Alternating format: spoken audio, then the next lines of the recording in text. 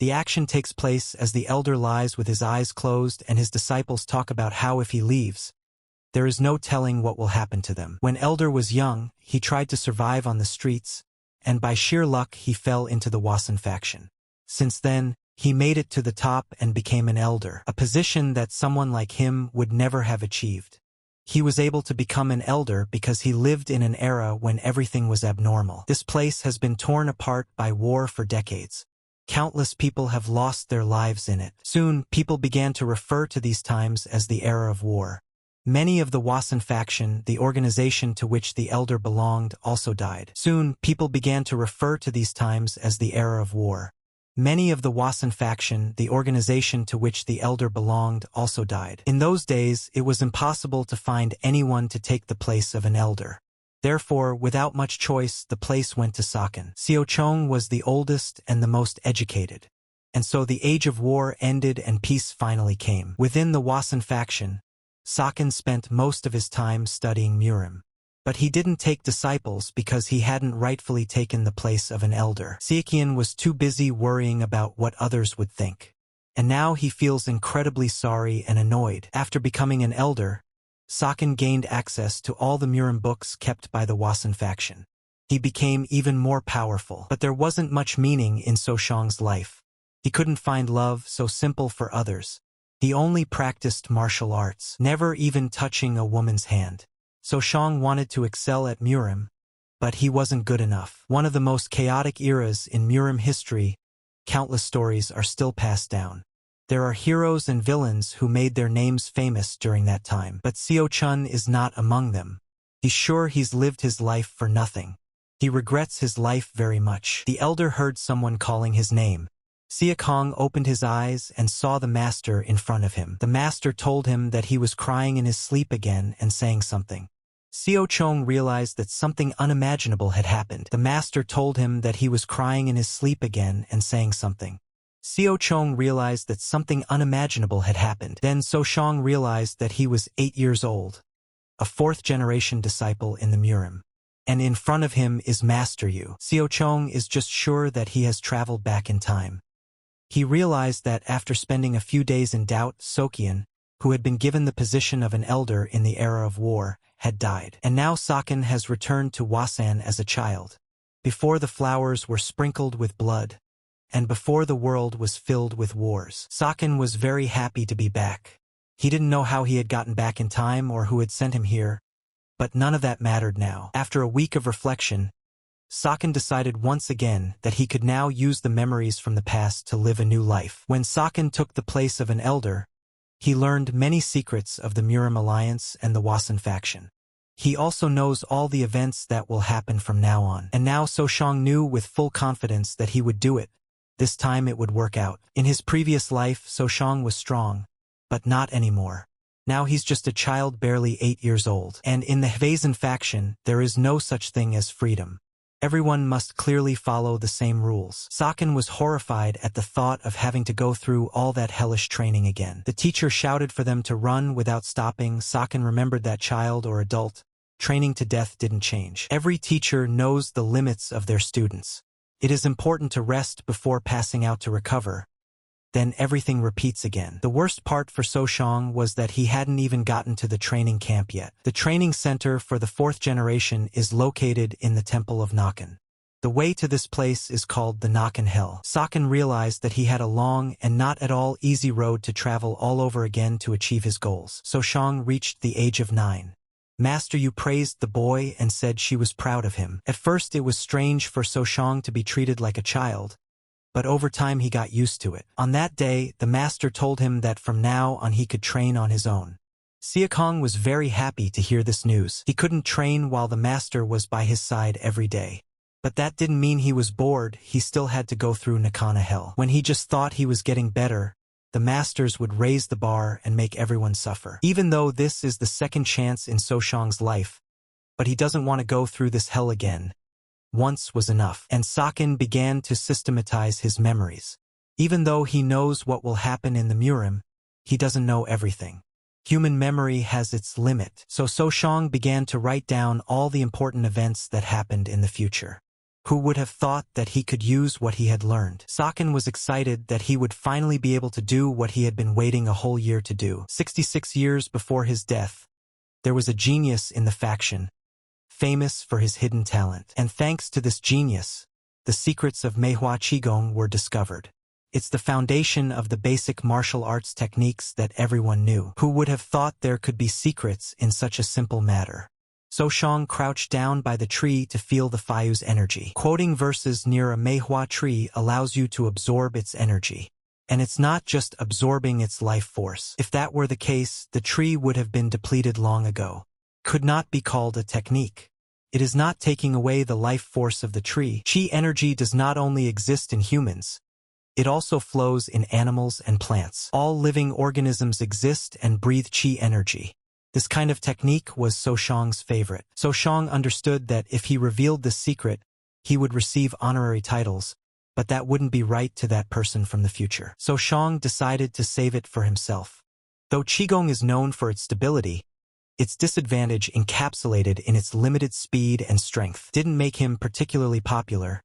But with the discovery of his secret, he was highly praised and recognized. With the discovery of the secret, the problems associated with speed and power disappeared. Saken realized that with this, he could surpass the others. Master wasn't around, so he decided to just do it. So Shang no longer had any reason to suppress the flow of Qigong. Using the technique, So Shang's Qigong that had a 5th level instantly grew to a 10th level. Xiao Chong was unable to push Qigong beyond its limit due to lack of training. But in time it would be. Chul, a 3rd-generation disciple, came up to So Shang. He said that he had heard that So Shang had reached the 5th level of Qigong. So Shang confirmed it. Chul said that he would now teach So Shang the techniques of Manhwa. The boy was overjoyed and thanked him. Soon Saken began his training. Chul was adamant that it was important to learn the basics of Wasan before engaging in sword battles. Therefore, he did not accept any complaints. Chul had noticed that usually students would whine about not being allowed to use a sword right away. But So Shang was different and liked it that way. One day So Shang was practicing Manhwa by the tree again.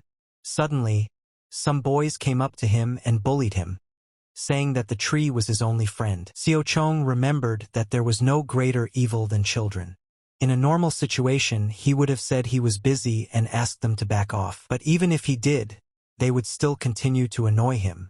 The world is full of hate. So Saken told them that he would interrupt this series of events by breaking the hatred, and ordered the wicked children to do what they intended. Saken said that he had learned the Manhwa technique to destroy hatred. The evil children did not expect this and did not understand what was wrong with this So Shang. Saken began to massacre each of them in turn, and was even able to use a Kanho kick. Upon hearing Saken call his punch a Kanho kick, the children started laughing at him and said it was just a regular kick. Then So Shang offered them a taste of his Manhwa technique. He began to beat the boys to a pulp. Suddenly after seeing this, one of the guys kneeled down in front of Saken and asked if he would like to be his secret friend. After all these events, Saken realized that he had gained 6 months of experience in just 1 month. So Shang developed internal energy at the age of 8. He spent a whole year accumulating Qigong energy. He mastered it in just 1 month. But So Shang realized that any knowledge was useless if the body didn't keep up with it. He couldn't risk harming the growing boy's body. So he made the decision not to be greedy. If his body would allow it, Xiao Chong would start practicing with the sword. But there was no other choice. He would have to go step by step to his goal. The very guy who wanted to be his secret friend approached Xiao Chong. Xiao Chun thought he had come back for more. But this fellow did not come alone, but brought his master. The master asked So Shang that he was the one who loved Manhwa. So Shang introduced himself and said that he was a 4th-generation disciple. The master replied that he was a person equal to his master Yu. The master said that he had heard that not long ago there had been a quarrel between him and his disciple. Saken asked what he meant. A guy started shouting and saying that he had told the master about the sneak attack that So Shang had carried out. So Shang began to say that it wasn't true, and that his student was harassing him as usual in training. The master was surprised and asked if he was really being harassed by his disciple. Siakong replied that yes, it was. The master then slapped So Shang and asked how dare he talk like that if he knew that his student wanted to be friends with him, because So Shang has no buddies. And he added that Saken should know his place, because instead of showing gratitude, he responded with violence. Also, the master said that he might have considered forgiveness if Saken had apologized, but made the decision that the guy needed to be punished. Seo Chong realized that he couldn't dodge, and even if he could, it would make things worse. He would have to be patient. Seo Chong couldn't let this affect his master. Suddenly opening his eyes, Seo Chong noticed his master Yu above him. She grabbed the guy's master by the arm and asked what he was allowing himself to do. The master replied to her that no explanation was needed because her student had been cruel. The boy gave in and said that So Shang was bad. The master also added that So Shang had disregarded kindness and acted like a coward by attacking his student, not to mention lying. Saken replied that it wasn't like that and he was practicing in seclusion. Master Yu said her student would never do such a thing, and she believes her child. He's not that kind of person. The master was angry at this answer, thinking that Yu was accusing him of lying. Yu replied that she only believed her child. The master took a pose to attack. Yu was surprised and asked if he was sure of what he was doing. The master stopped and said that he seemed to have gotten too excited. But children are children. The master asked to forget what had happened and said that he forgave So Shang. Master Yu started coughing. Seo Chong was very frightened and ran over to her to make sure she was all right. You said it was fine and she just overdid it. She should have been more careful, that's all. Seo Chun knew what was going on. After all, how could he forget what happened 5 years later when he would be 14? Master Yu would pass away because of his illness. Obsessed Blade Yu, it was a nickname given to her because she was always smiling. The master had always had talent in martial arts, but illness had weakened her. Although her abilities have not deteriorated, she experiences severe seizures when she makes sudden movements. With her skills, you could have become one of the Sword Wasan. But her condition didn't allow her to do so. Saken still couldn't forget the day his master fell to the ground from another seizure in front of him. Saken decided that there was no way he should lose his master this time. He would do anything to prevent that from happening. Seo Chong decided that there were two big things he had to do. Change the fate of Master Yu, who will pass away in 5 years, and first to reach the triple sublime mind. 300 years ago, there lived a legendary thief who became famous all over Murim. He was the triple sublime mind. He was active for a century after his first appearance, but apart from his notes nothing has been discovered. When he became inactive, the government announced to the public that he had been caught, but no one believed it. People discussed that the government had caught the triple sublime mind and thought it was nonsense. After all, neither the government nor the Murimians had found a single trace of him in the last century. But 6 years later, the legendary treasure trove will be discovered, and the world will be swept up in a storm. After this discovery, people will converge on the treasure site. It was enough to wreak havoc among the people, but it didn't cause any wars. Saken decided that, until then, he should clean the place out. After all, the treasure would allow him to gain wealth, which in turn would help him in the future. But the bad news is that there's no getting out of the Saken faction in the next 6 years. Even though 15 years old is almost an adult, but even that wouldn't give him enough freedom as an adult within the faction. Seo Chun began to think about what he should do. So Shang had achieved 2-year development in just half a month of work. Saken had known before that Zweigong was simply amazing. Seo Chong came to see his master Yu, but while he was knocking on the door, he heard Yu coughing. For now, he could only ask the doctor to examine her, but he had even rejected the requests of the Murim leaders and elders. Saken remembered something about being obsessed with rare books on medicine. Seo Chun had lost count of the number of times he had tried to bring the doctor there. If only he could get the medicine the doctor uses. But it's too expensive. And then So Shang realized that it didn't have to be a medicine, it could be a medicinal plant. These herbs can be used to both cure and enhance qi. And why didn't Seo Chong think of this before? The boy began to think that there must be newly discovered medicinal herbs. And then he remembered a fruit that would be found 20 years later. He has the power to turn an ordinary peasant into the greatest martial artist. Seo Chong hoped it would work. The fruit was found in a flooded cave north of where Saken was. The boy thought it would be easy to find because the one who found it had spread the word about its location to the world. So Shang despised himself for having only the treasure trove on his mind all this time. He decided that his mind should be more flexible. Saken came to visit the master again to inquire about her well-being. The boy knew he'd get his chance when Master attended the meeting in a week. The time came and Master Yu went to the meeting. She told Seo Chong that she would be back in 4 days. Saken decided to go after the fruit. It was not easy to get out of the faction through the various rat holes. However, he had succeeded. Seo Chong even suggested that he could get there in just a day. The path was difficult.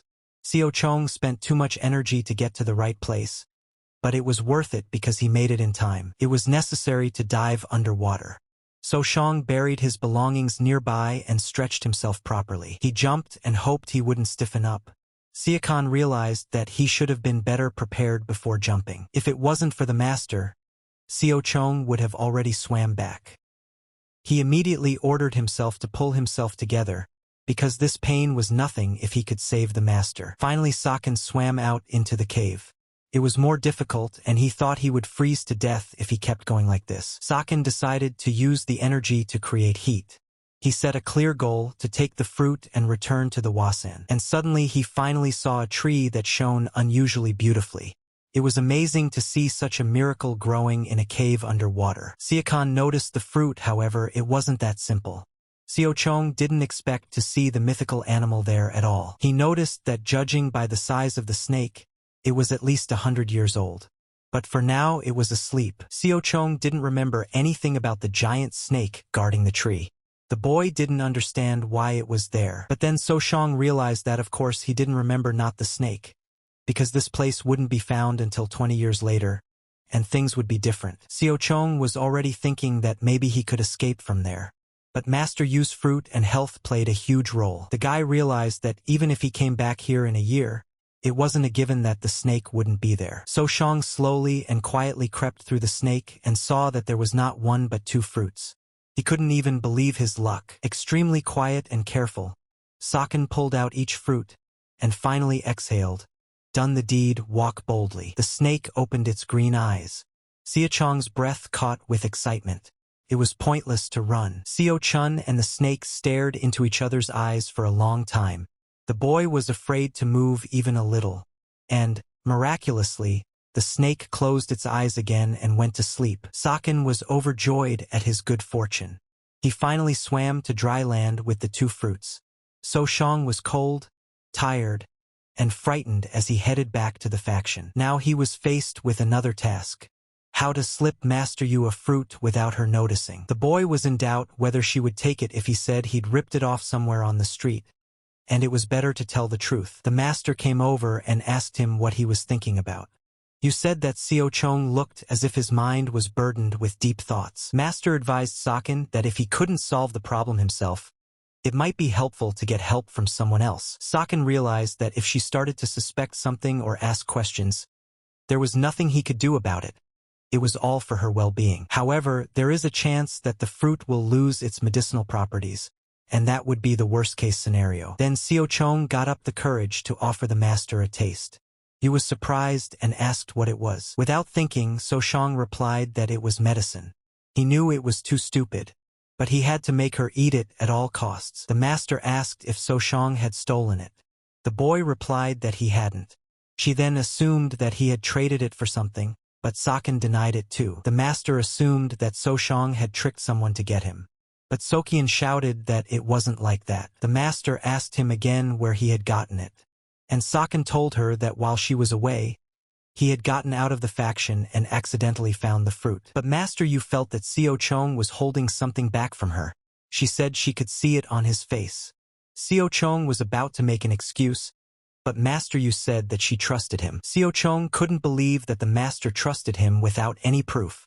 Yu replied that if the master didn't trust his disciple, then who to trust? And if she suspected Seo Chong of something, she would have started asking questions a long time ago. The boy was surprised. You said she didn't know what it was, but she noticed that from that day on, Seo Chong started acting more mature. He was trying his best to hide it. The master said that she understood that So Shang had a reason for that, and it was the same reason he brought her that fruit, so she believed him. Seo Chong thanked the master sincerely. Afterward, the master asked him to protect her while she took the fruit. Master Yu began to devour the fruit. She noticed that it went beyond any medicine she had tried. You didn't understand why her body wasn't listening. She thought that her body was failing. Master told herself that she couldn't leave this world and abandon Xiao Chong, because he was so young. At this time, So Shang was standing at the door and could not find a place to sit. Suddenly, the master came out and hugged Xiao Chong tightly. She said that he had saved her life. So Shang asked what had happened. Master replied that it seemed to be all about the life force chi. Life force chi, it is a special type of chi that people are born with. It is the purest source of chi that cannot be replenished. So if one is deprived of this chi, there is a possibility of dying or getting sick all the time. Master said that it was just her guess. But if you imagine chi as a bowl of water, then the master's problem was like a crack in that bowl. Master said that it was only natural that her body would be weakened due to training with unstable life force chi. The master couldn't imagine that the fruit would restore the destroyed chi power, whereas no medicine could. Xiao Chong replied that it didn't matter anymore. Xiao Chong realized that all that mattered was that the future had changed. With joy, the boy threw himself into Master Yu's arms. Master Yu apologized to the guy for making him worry, and said she had something for him. Unexpectedly, the master pulled out the very fruit from her pocket. Xiao Chun was surprised. The master said that she wanted him to eat it. Master asked not to say that So Shang wants her to have it just in case, because she knows her body is already fine. So Shang then asked her to eat another fruit to prove it. However, the master replied that he could use it more. Then during one of his practices, So Shang looked at the fruit and knew that now that the master's health had returned, he could cross it off the list. He suggested why not continue his workout after he ate this fruit and absorbed the surrounding energy. So Shang knew that with what he had achieved in his past life, he could have developed Manhwa Qigong any way he wanted. But he would end up drawing unnecessary attention to himself. That would lead to a restriction on his actions. So Shang decided to practice Qigong and hide from everyone by developing other techniques. He recalled the art of the purple blur. It was a technique that was only passed down to the supreme elders in the Wasan faction. But as an exception, 5 elders also learned the technique. Many were killed during the war. If a supreme elder died at that time, his disciple inherited the seat. Because of his young age, he did not yet have a disciple of his own. Keeping this in mind, the new elder considered the likelihood of his death and chose 5 elders under him to whom he passed on key knowledge. Unfortunately, the transmission of the purple blink was forbidden. With what was going on in the world, it was the only decision made. But peace had been restored and all the worst predictions had been put to rest. But there are difficult aspects to the art of purple blink. Even a practitioner of this art cannot fully realize it without reaching a certain limit. The purple mist technique is named for its color while in use. It is a power that can only be achieved by reaching one's limits. Until the user reaches a certain point, the full potential cannot be utilized. Therefore, So Shang decided that this was the perfect technique that he could study secretly. Xiao Chong realized that by the time everyone found out and started asking questions, the era of war would have already arrived. And when that happened, he could provide a good excuse. After So Shang ate the fruit, a month had already passed. Thanks to this, his body was able to absorb the energy around him without any problems. If you sum up all the chi absorbed, it would give 30 years. This made So Shang sad. His body was simply unable to fully absorb the fruit and its power. For his untrained and young body, it was simply too much. But Xiao Chong concentrated on channeling blood and qi. The master was proud that he had finally managed to absorb the fruit and put it to good use. She knew it had been very difficult, but she was genuinely glad. Master was surprised that So Shang managed to absorb half a year's supply of qi in just a couple of days. This fruit is incredible. So Shang was surprised that the master didn't notice that he was using Manhwa Qigong to speed up the process. The guy realized that the purple blink technique had been properly initiated. Now he would be able to advance to the next level. Master said that given his progress, she was thinking of toughening up his training, and suggested he start today. The master told me that she came up with these workouts while trying to cope with her terrible condition. You explained that at this moment Xiao Chong had 30 years of internal qi accumulated, and it was a huge amount. But it wasn't very good either. There is a saying in the Murim world about the body and qi. The balance is critical. The human body is much more fragile than people may think. And if there is an imbalance in that balance, the body will be damaged. Xiao Chong replied that he knew about it, But he immediately remembered that he couldn't say that he knew all the details. It might come back on him. Seo Chong decided that from this day forward, he would absorb everything Master Yu taught him. So Shang began his training. Master told him to use up his chi and then climb the wall. Saken remarked that it was a great way to train. The human body is like steel. It becomes stronger with each blow. But make one mistake and death awaits. Sia Kong began to tell the master that he was in too much pain. The master replied that it might be painful, but it was only pain and it would soon pass. She was sorry that she was subjecting So Shang to this pain, but she knew that if Saken didn't do it, he would get lazy. Seo Chun shouted that it was okay, and a little laziness wouldn't hurt him. But the master replied through tears that she couldn't let him become lazy when his future was at stake, and she asked him to forgive her. Saken replied that he was fine, but asked him to find a way to help him, and promised that he wouldn't get lazy. Master replied that it's okay if So Shang hates her, so we need to keep it up, and she has faith in him. A few months later, Master Yu was already praising So Shang for doing well and the rock climbing was over. All this time, all So Shang could think about was that he hated rocks and asked the master to stop encouraging him because he was sick of rocks. So Shang realized that after training, he had grown up and reached a high level of Manhwa Qigong. Unexpectedly, Master Yu came up and called out to him. Saken went with the master and she informed him that she would be teaching him the art of sword wielding from today. Saken was glad that the time had finally come. Master said that she would now demonstrate the sword art that So Shang would use. The master told him that it was Manhwa sword Qigong. So Shang was upset, since he already knew that. Seo Chong noticed that the master had come close to his limit. He remembered that the master had passed away just before this moment. Saken thought that the master lacked insight, and what if she helped her because the master deserved to reach the highest point. Siakan decided that he would do it. If the master couldn't go beyond her limits because she lacked insight, Saken would just help her. Master Yu didn't understand how Seo Chong had made such progress. A year ago, it was obvious to her that he was unusual, but who would have thought that he would become like this? Master thought he was a genius. But of course Seo Chun wasn't. He was just using what he already knew. But from the master's point of view, her disciple would be a genius, and with his skills, he could enter the Lotus Squad. So Shang asked the master to show him a different sword technique than Manhwa sword Qigong. He also said that he did not question the master's teachings in the slightest, but he would like to see a demonstration of true swordsmanship. Master Yu said that she understood and would show him 14 the art of Manhwa Qigong sword wielding. But before doing so, she asked Seo Chong if he knew anything about this technique. So Shang replied that 14 art is a technique of the Wasan faction derived from their 24 art.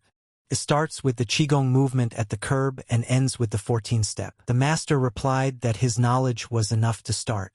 Seo Chong noticed that for the first 9 seconds, the master held perfectly, but from 10 onwards, she began to have difficulties. She seemed to lack not insight but skill. The master finished and said that it was 14 sword arts, and added that his foolish master wasn't skilled enough to execute it perfectly. Saken began to shout that it wasn't true, and her swordsmanship would not leave even the greatest masters indifferent. And Saken said that her unworthy student had not seen her technique properly. He asked the master to show her again, but only slower. The master replied that if she could do it, she knew that it was much more difficult to perform this technique in slow motion. Although the 14 Manhwa Qigong techniques were powerful, they required more concentration. Saken saw that the imbalance of the 5 elements, due to the fact that the master had eaten the fruit, her water chi was much stronger than the others. The fruit saved the master, but made it difficult for her to advance to the next stage. The imbalance of the 5 elements, this is just the beginning of the next step. Master Yu is diligent and hardworking. It is said that her excessive persistence is the reason for her limiting limits. Some people were annoyed by her serious approach to business. No one understood what Master Yu's secret was. It's all about relaxation. Sometimes you just need to get away from everything, as Master Yu was advised by Seo Chong. The master replied that they had lived to the point where So Shang was now teaching her, and thanked the boy. At this time, the imperial palace was discussing the fact that Master Yu had done this. Not only had she healed her body, but she had also become stronger. Then there was a proposal to test the Master Yu. The future changed again and applied new colors. Master Yu received an assignment. It's been a long time since she received an assignment. Siakong was getting worried, but the master reassured him, since even though her body was cured, she was still not given some great mission. Master also said that she had enrolled Soshong for the Lotus Association exam, and told him to be ready. Master was confident that Siochong would do well, and told him not to feel that he had a heavy burden on him.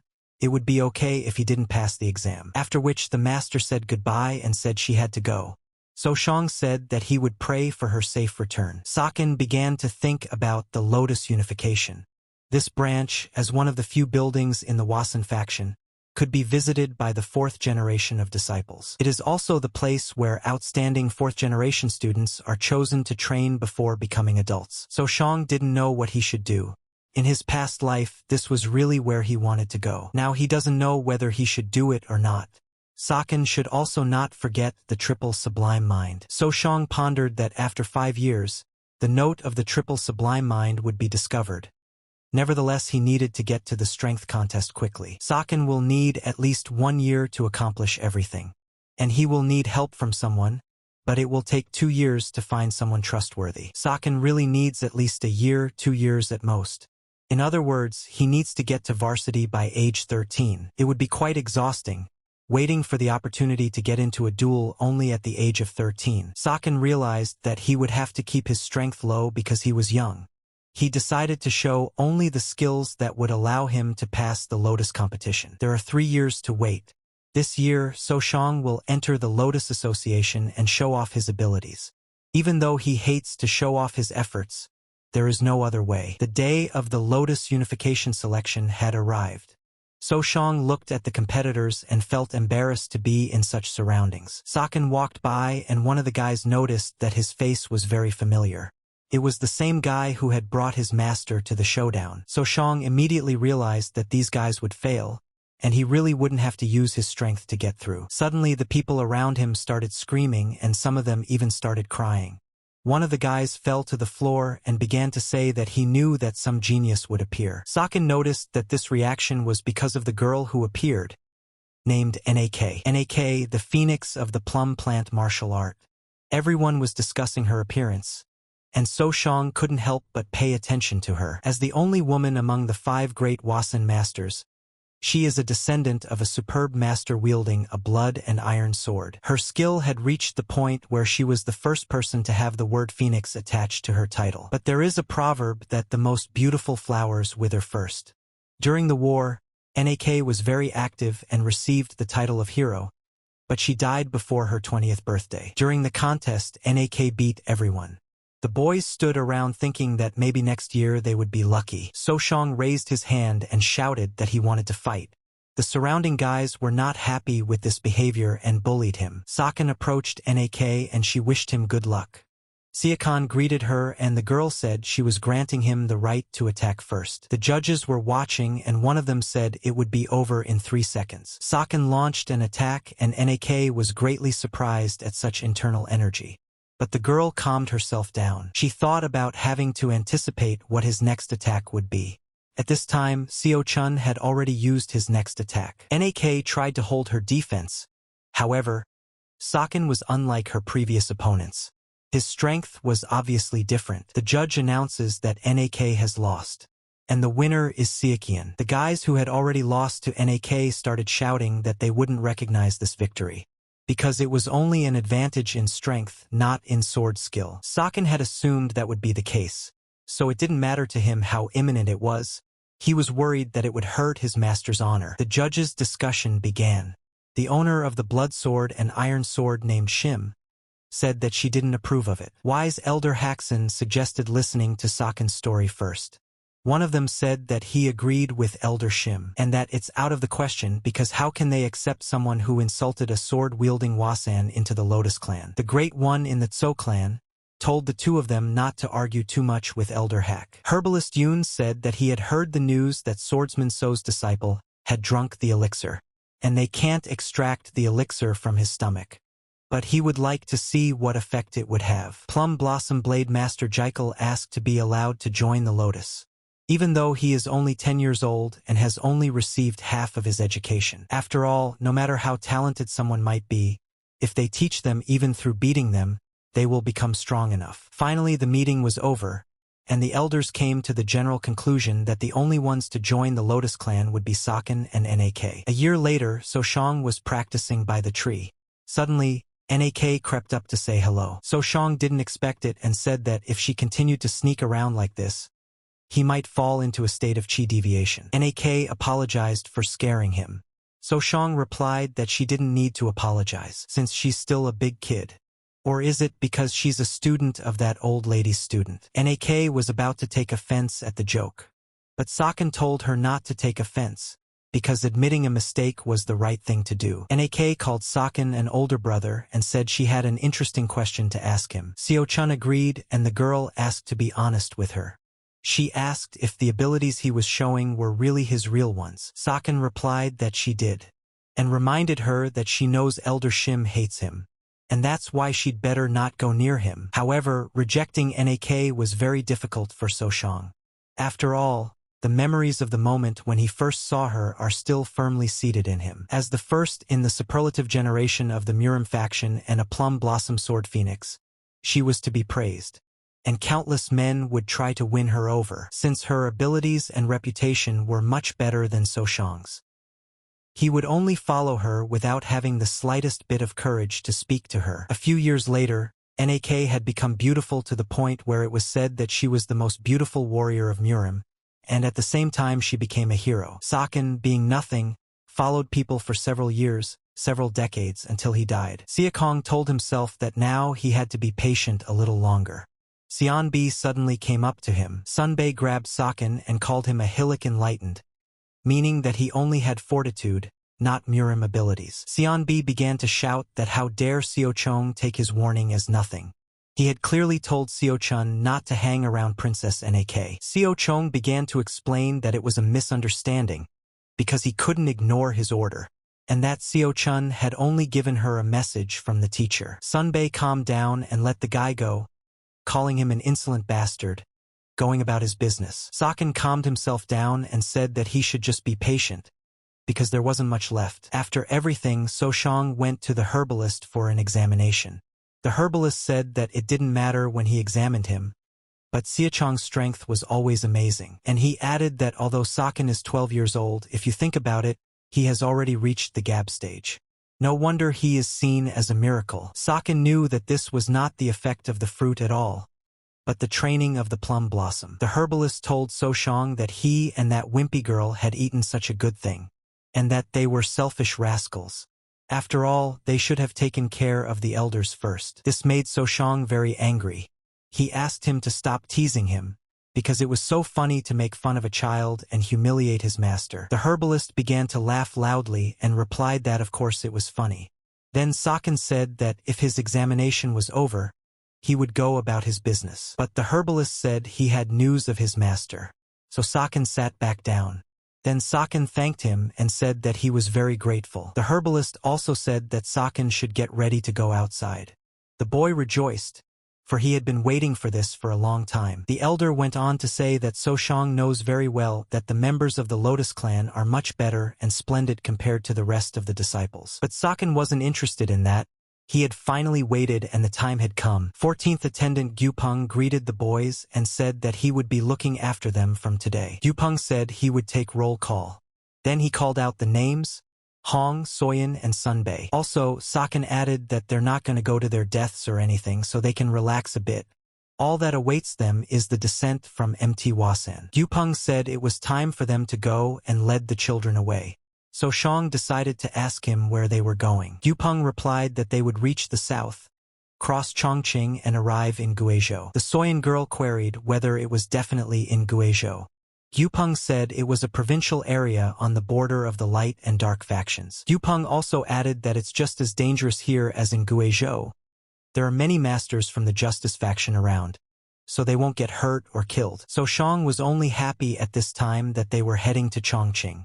He thought of the treasury of the Triple Sublime Mind. In all directions, Chongqing has been the center of influence of the Justice faction.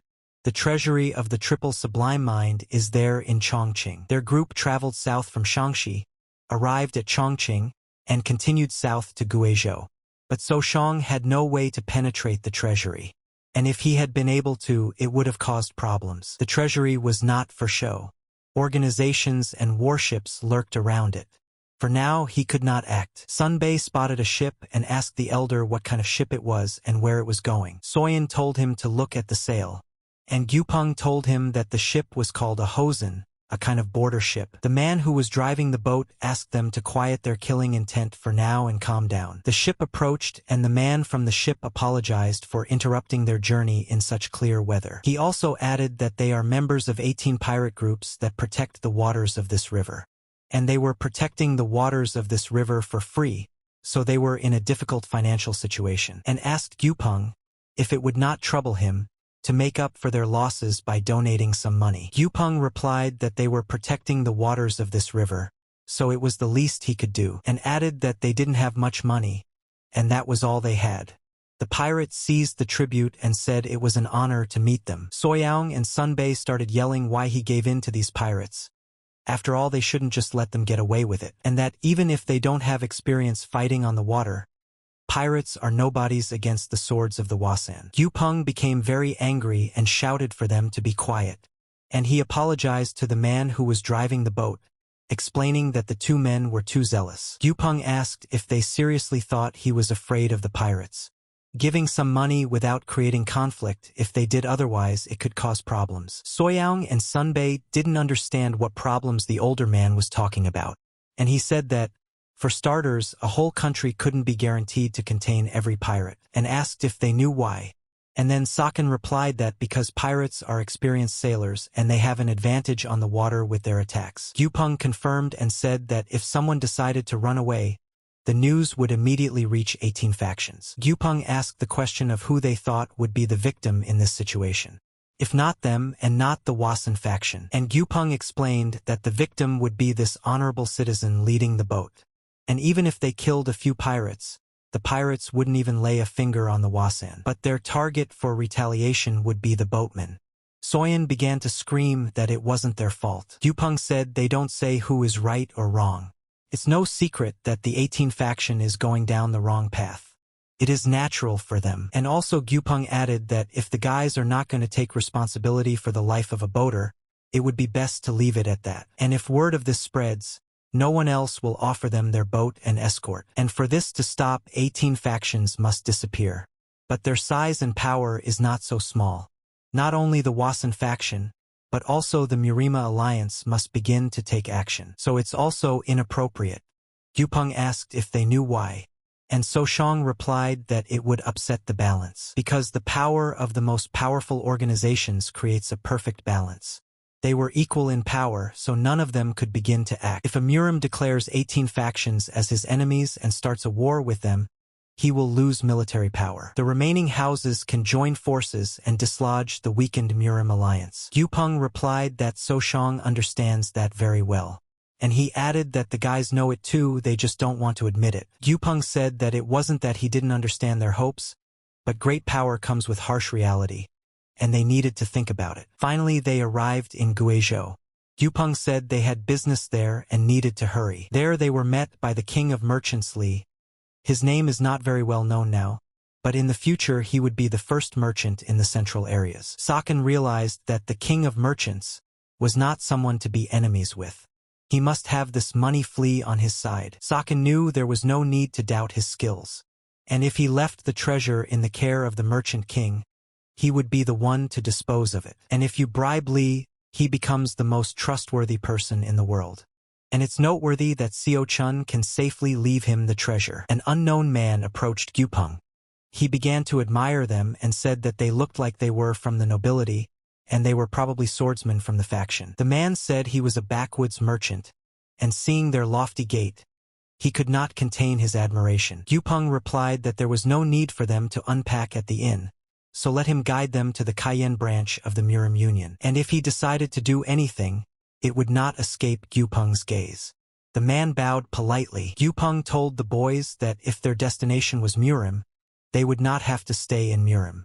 And if there was nothing else in sight, they would be accommodated there. A merchant from the hinterland was surprised that they were providing accommodation in Murima, So he asked Gyupeng what his name was. Gyupeng gave his name and said that the man was very enterprising. The merchant thought that Gyupeng was a big shot. The merchant could not stop and said to himself that he had some extraordinary premonition, for these were disciples from the great Wasan. Sunbei couldn't stand it and told the merchant to be quiet because he had already lost all shame. Gyupeng asked Sunbei what his manners were. After all, he is a faction resident and should be neat. The merchant apologized and said that he seemed to have caused some embarrassment, and he should make up for it in the future, and asked me to follow him. The merchant led them to the Kayan office and told them they were there. He quickly went about his business. They were met by the Cayenne branch manager, Shin.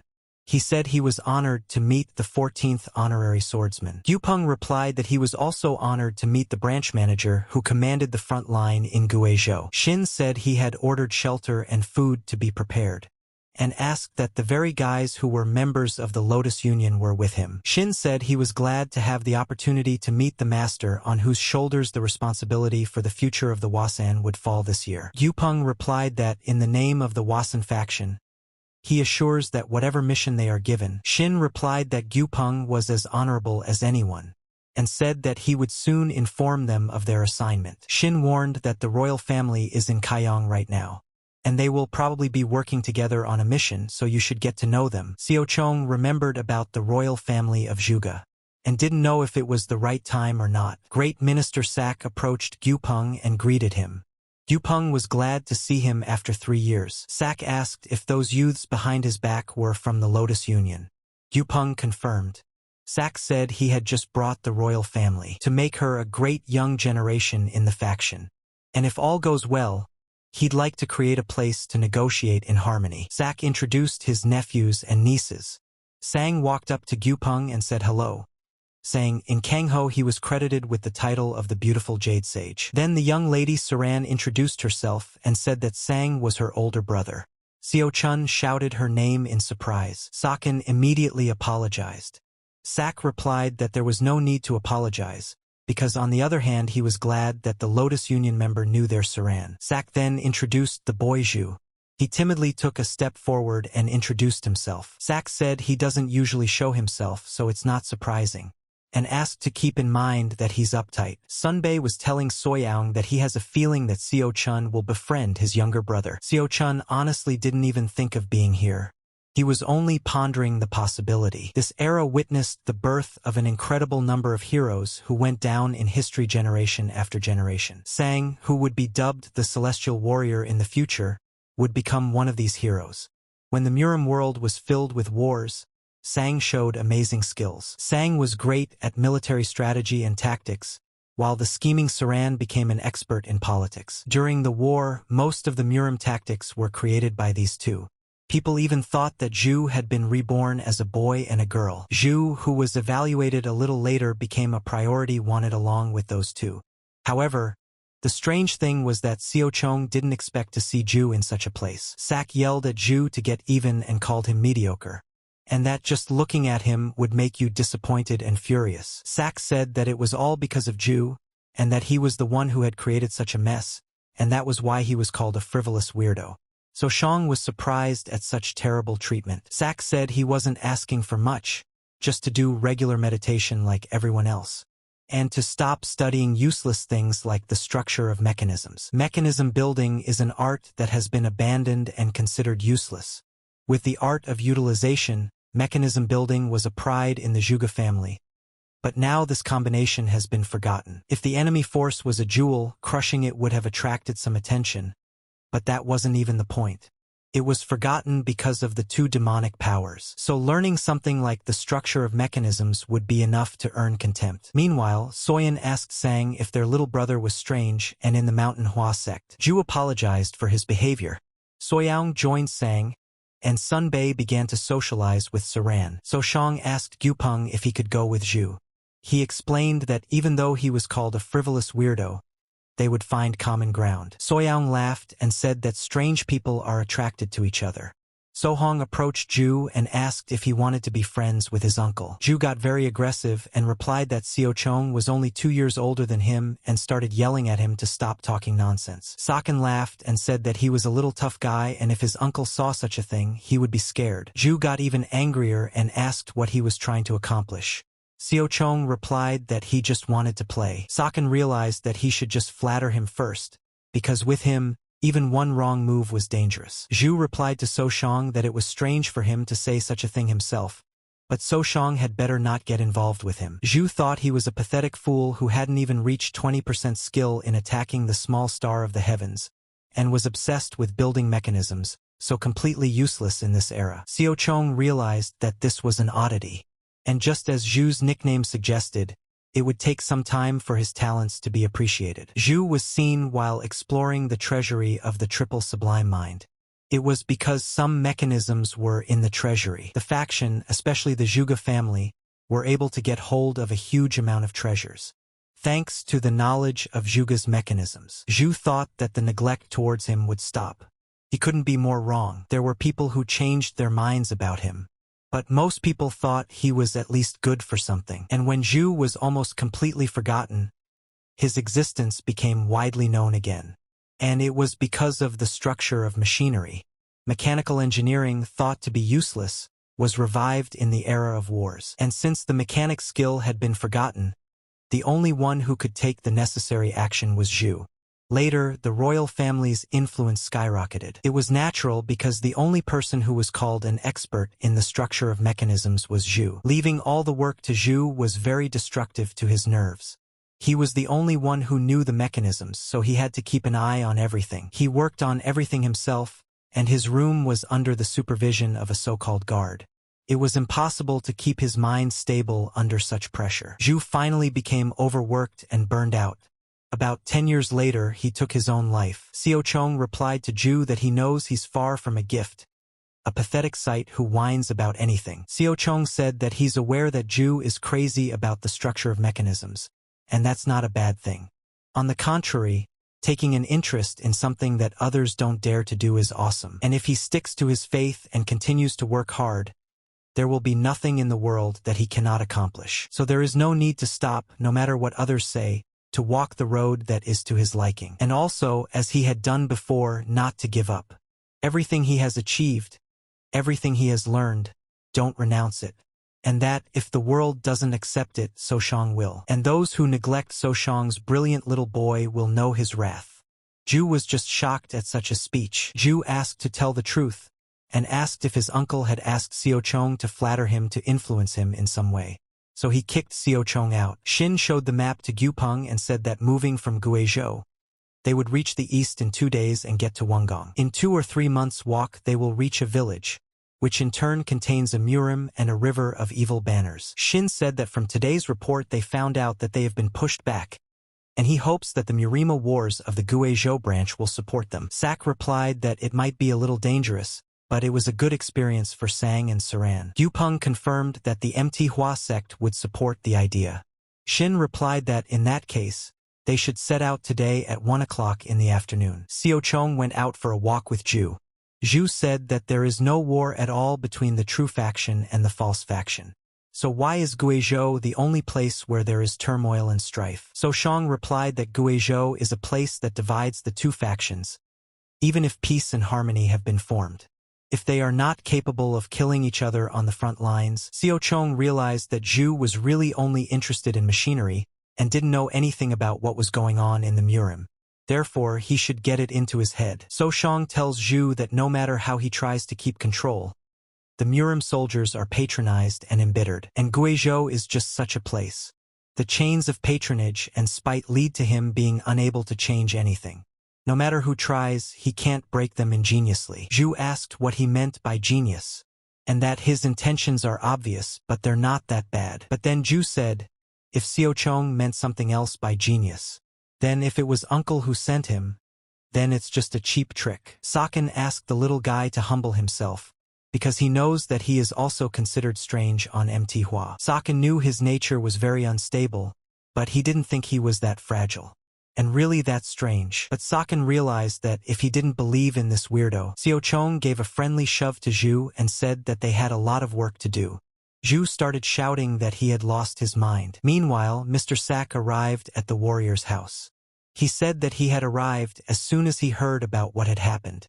He asked for a more detailed explanation. One of them said the River of Evil is 600, the Murima Alliance is 400. And they have 3 Supreme Masters but no Supreme Masters. Sak said that the first thing they would do was to find out the progress of the battle and decide. But he was interrupted by a military man who ran into the tent and shouted that he had an urgent message. Sak asked what the matter was, and the warrior told him that news had come that a trio of rabid dogs had been sighted in the battle against the River of Evil. Yupeng said that no matter how one looks at it, they can't relax. So he will leave Sunbei and Soyan for 2 warriors. So Shang wondered why only the 2 of them. Yupeng replied that he had forgotten to tell him in advance, and that he really wanted to take him with him, but he thought it would be too difficult to bring 3 Cayenne warriors. So he has no choice but to leave him, the youngest, here. Saken was saddened, but he agreed and wished them a safe journey and that he would pray for their well-being. Yupeng appeared on the battlefield. Vin rejoiced when he saw the 14th swordsman accompanying him. Sak was also glad that these dogs were nothing against him. Saran asked Sang what was happening to him. He replied that for some reason there were too few of them. Sang approached Uncle Sak and said that he thought they were trapped, because there are 100 to 150 men in the enemy unit. Sak replied that he didn't have much experience in the military yet, so they were probably just wrong. Sak told him he better look ahead because these are the last lives of the River of Evil. Suddenly one of the warriors looked through his binoculars and was horrified. He began to shout that they were advancing on the city while they were in the field. Some of the warriors did not know what to do. Some wanted to flee because they did not know what would happen to the women and children. No one had any idea that they would be trapped. Meanwhile, Saken looked off into the distance and said that there were about 100 of them. But there must be a master there. Saken realized that they only had 1 first-class warrior. He hoped that those geniuses probably realized that it was a trap. Saken waited for reinforcements to undoubtedly be sent. We just have to hold out until then. He also noticed that Zhu had disappeared from his sight. He figured the kid had hidden away after hearing about the trouble. It was for the best. Saken gathered his strength and told himself that it was time to begin. At that time, the enemies had already breached the gate. One of the enemies burst in and started shouting for them to come out because he is Puck. And upon learning about him too, even the children stopped crying. He suddenly noticed So Shang standing in front of him. Park didn't realize who the kid was standing in front of him. Seo Chun replied that he didn't need to know who he was because he was going to die soon anyway. Park laughed at that. Park then asked Sokian if he was really going to fight all of them alone. Seo Chong replied that he was not alone. Puck replied that he was even a little excited that he was so confident. Saken replied that he would punish him with his sword for underestimating them. The fight began. Another of the enemies asked So Shang what makes him so confident, and attacked the guy. Saken did not expect it, for he was always behind. The enemy asked if he had wet his pants from fear, but Saken pulled himself together and realized that now it was his turn to go forward. So he started to hold his defenses. So Shang began to apply the Manhwa Qigong technique, the butterfly dance, and also the overthrow of sensual beauty. Saken was able to defeat one by one. He also used the plum blossom technique. Park was watching this and he became enraged, shouting and asking So Shang who he was.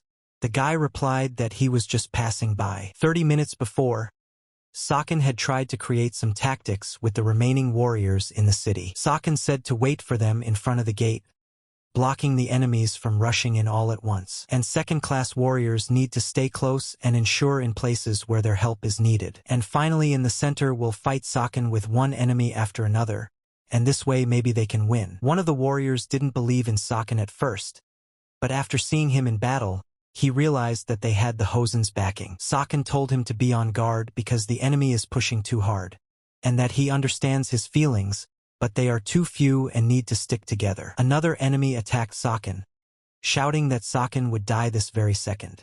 However, the guy managed to apply defense in time. The enemy began to laugh, that it was not the faction of the Hosen that was clamoring for honor that was kicking. Saken answered him. At first he was a convinced swordsman, But having been to war, he changed his mind. Saken defeated him. One of the enemies began to shout that 30 warriors had already fallen. Pak heard this and became angry. He ordered him to think positively. After all, if they fought hard against 30 men, they must be exhausted. Pak realized that he couldn't back down any longer. Maybe ordinary people could, but since he was responsible for all of this, he would definitely be persecuted. Pak shouted to his warriors that whoever killed this boy would be reported to the senior officer and gifted with gold. Hearing the word gold, the enemies became even more furious and with frenzied eyes saw So-shang's prey before them. Saken realized that this was now a real ambush. Just as suddenly, 1,000 arrows appeared in the sky. The enemies couldn't understand where they were even coming from. Zhu at this time was standing with a bamboo crossbow in his hands and was happy with his success. So-shang realized that this was definitely what the Tang clan of Sichuan had used during the war. And being men of honor, they were embarrassed to use Zhu's invention because it's a killing device. So they sold it to the Tang clan. Xiao-chong admired his little boy. He knew that Zhu would definitely become an outstanding person in the future. Xiao-chong shouted to Zhu that it's a great job and no doubt he's a genius. So he needs to help his big brother and they will do it together. Zhu didn't blurt out much praise and replied to So-shang that he was talking nonsense again. Puck at this time shouted to his dogs to charge in and destroy everyone in their path. Despite his age, Saken fought honorably and protected the women and children who relied on him. The guy noticed that his warrior spirits were down and they were exhausted, so he decided to cheer them up. He shouted that he was Saken of the Hosen faction, and he was asking for support from the glorious warriors. The warriors realized he was still a child, but they believed in him and shouted for everyone to follow young Master So-shang. Park didn't understand what this guy was doing. He was sure it was a bluff, since Xiao-chong had fought without rest and was surely exhausted. Xiao-chong replied that under normal circumstances that would be the case, but not in his case. Something like this wouldn't even make him sweat. Saken began to advance on their horde and Puck's dogs began to run away. Park didn't expect that and started running away. Sukong managed to grab him in time and told him that Park wasn't going anywhere. He wanted the details of the operation from him. Park began to shout that he didn't know much and asked to be released.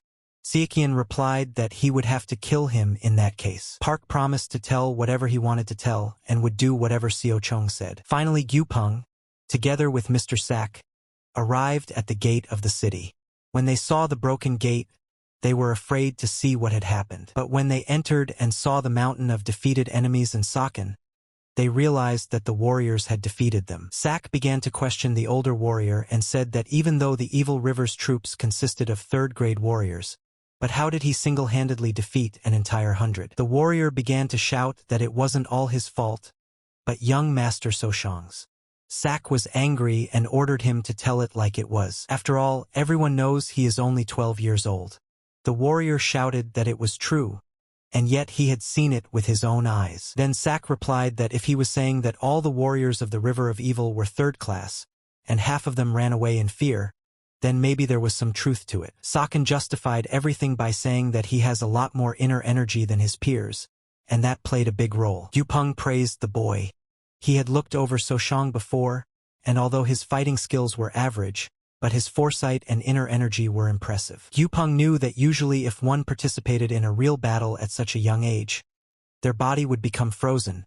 So-shang on the other hand fought calmly and led the warriors. Gyupeng truly believed that young So-shang would become a key figure in the future. Sak decided to celebrate the victory and they had a feast, in gratitude for the labors shown by his faction friends. Xianbi walked up to So-shang and said that he was now in a completely different light.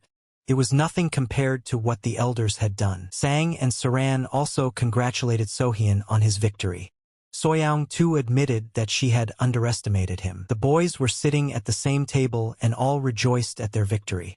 However, only little Zhu was absent. Zhu was sitting alone at the door of the hall where the feast was being held. Suddenly, So-shang opened the door. Zhu asked what he wanted, and then Zhu asked Xiao-chong to keep it a secret that he was using a bamboo crossbow, because using a concealed weapon in such a prestigious faction is humiliating. Xiao-chong replied that, to be honest, they had won because of the little genius, and if he hadn't been there, Siekian would be dead. But Saken added that it's unfortunate they have to keep it a secret, But at least Saken acknowledged Zhu and asked him to cheer up. Zhu thanked him and said that the great man was not him, but So Shang. So Shang laughed and said that he had finally realized the greatness of his older brother. And he added that he need not be envious as he was lucky enough to consume the miracle cure. And if Zhu takes it, he will be equal to him. Zhu was surprised and asked what the miracle medicine was. Xiao Chong replied that yes, the martial artist has a complicated fate. But no matter how difficult it is, the medicine simplifies everything and solves any problem. Zhu replied that if the world was like that, there would be plenty of martial artists. So Shang then asked what he would say if his older brother got him the medicine. Then Zhu replied that if it was true, he would not only be his younger brother, but also his subordinate.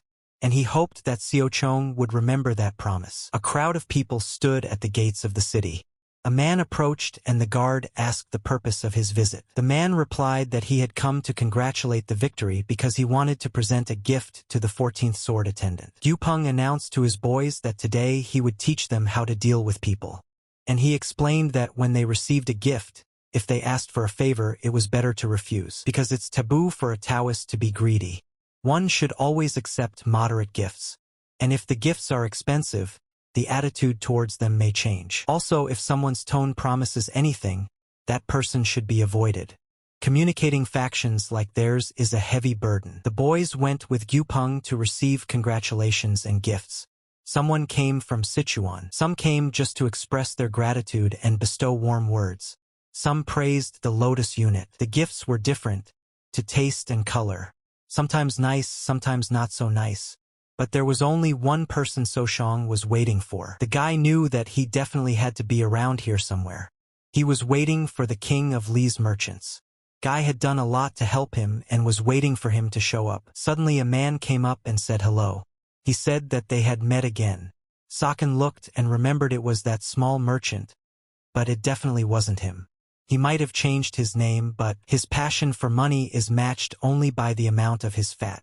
It is also his great pride that, even if it were necessary for him to confront the union of the Murim, he would not retreat. So Shang realized that he wouldn't act like an ordinary merchant and didn't possess an average physique. Saken decided that when it was over, he should be sure to check the visitor's book. The merchant told Yupeng that he had heard the news and marveled, and that, usually when talking about sword masters, the Hosen faction rises above everything. Yupeng replied that he had already talked to too many people, so he was declining.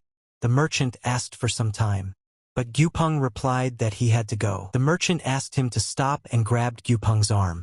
The guards grabbed him.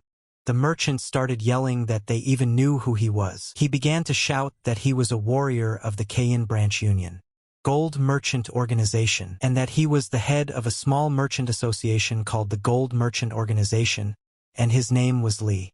It was as if it hit Xiao Chong. Merchant Li went home upset, but So Shang stopped him and said hello.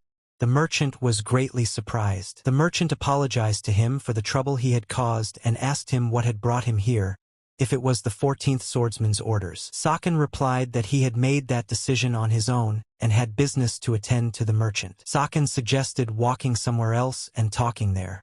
The merchant agreed. Li sensed that there was something to it, and it smelled like money. So he gladly followed the boy. So Shang suggested that we skip the pointless talk and get down to business. He asked the merchant to speak freely. Saken said that deals were usually based on trust and manners. The guy clearly understood that if he needed his help in the future, it would be better to establish an equal relationship. The merchant asked what Saken meant by business. The boy replied that he was interested in the business he proposed. Li replied that honestly, even he didn't think there was anything special about a petty merchant like him. And he doesn't understand why Xiao Chong trusted him, and added, besides, apparently Saken had come there without putting the 14th sword attendant and the rest of the Lotus squad members on notice. So Shang said that he had an interesting proposal. The merchant was very interested, but Saken also added that he would like to know about his business first. The merchant of course agreed. Li said he calls it a business to make it sound bigger, but it's really nothing special. They sell the most popular product, rice, but the whole point is that Li wants to sell rice as military provisions. Then So Shang said that it turns out he needs a chance to become a war merchant. Saken asked if he needed financial support.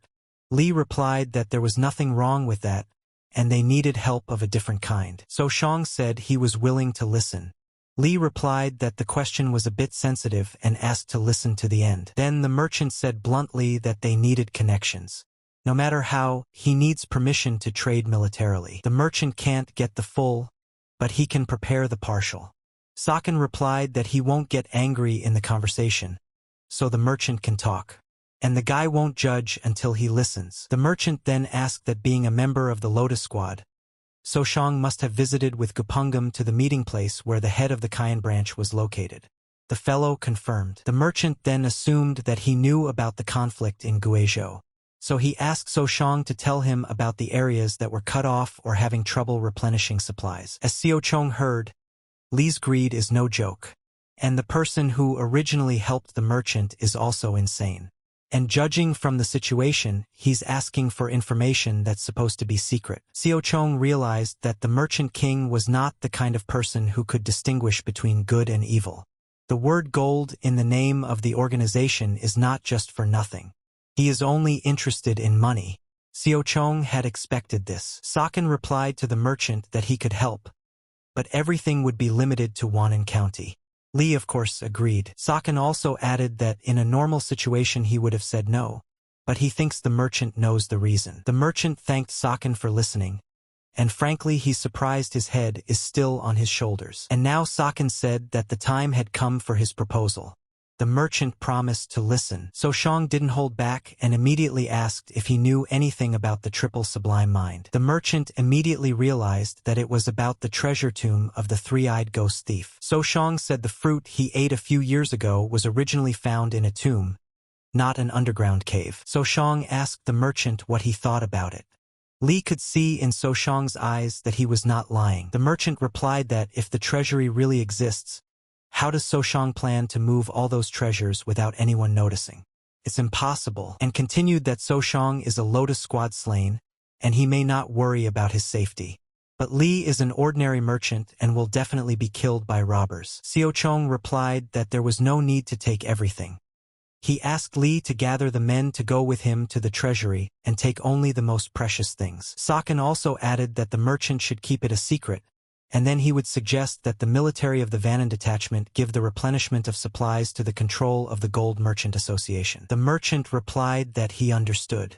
He asked if the treasury really existed, why Saken trusted him with it. So Shang could not tell that he knew the future. So he replied that simply no one else would believe his story. And Saken also reported that he didn't have much time and would leave tomorrow or the day after tomorrow. The merchant promised that he would do so. The merchant realized that if it was real, it was a serious matter. And even if it wasn't the treasury of a three-eyed ghost thief, getting the upper hand in Vannan's military trade was worth it. So Shang and the merchant made a deal. The next day, Gupeng told his men that they were to return to Hosen tomorrow, so they had to get ready. Soyan ran up to Gupeng and asked that weren't they going to go see the Shaolin Temple, the mutant faction, or the Murima branch. So Shang hoped the petty one would agree. But Gupeng replied that he too wanted to show them as much as he could. But as it was, it would be difficult. Sunbei began to say that the squad's first outing into the world served to sightsee and gain experience, and it shouldn't be dangerous like this. Gupeng replied that fortunately they were not hurt.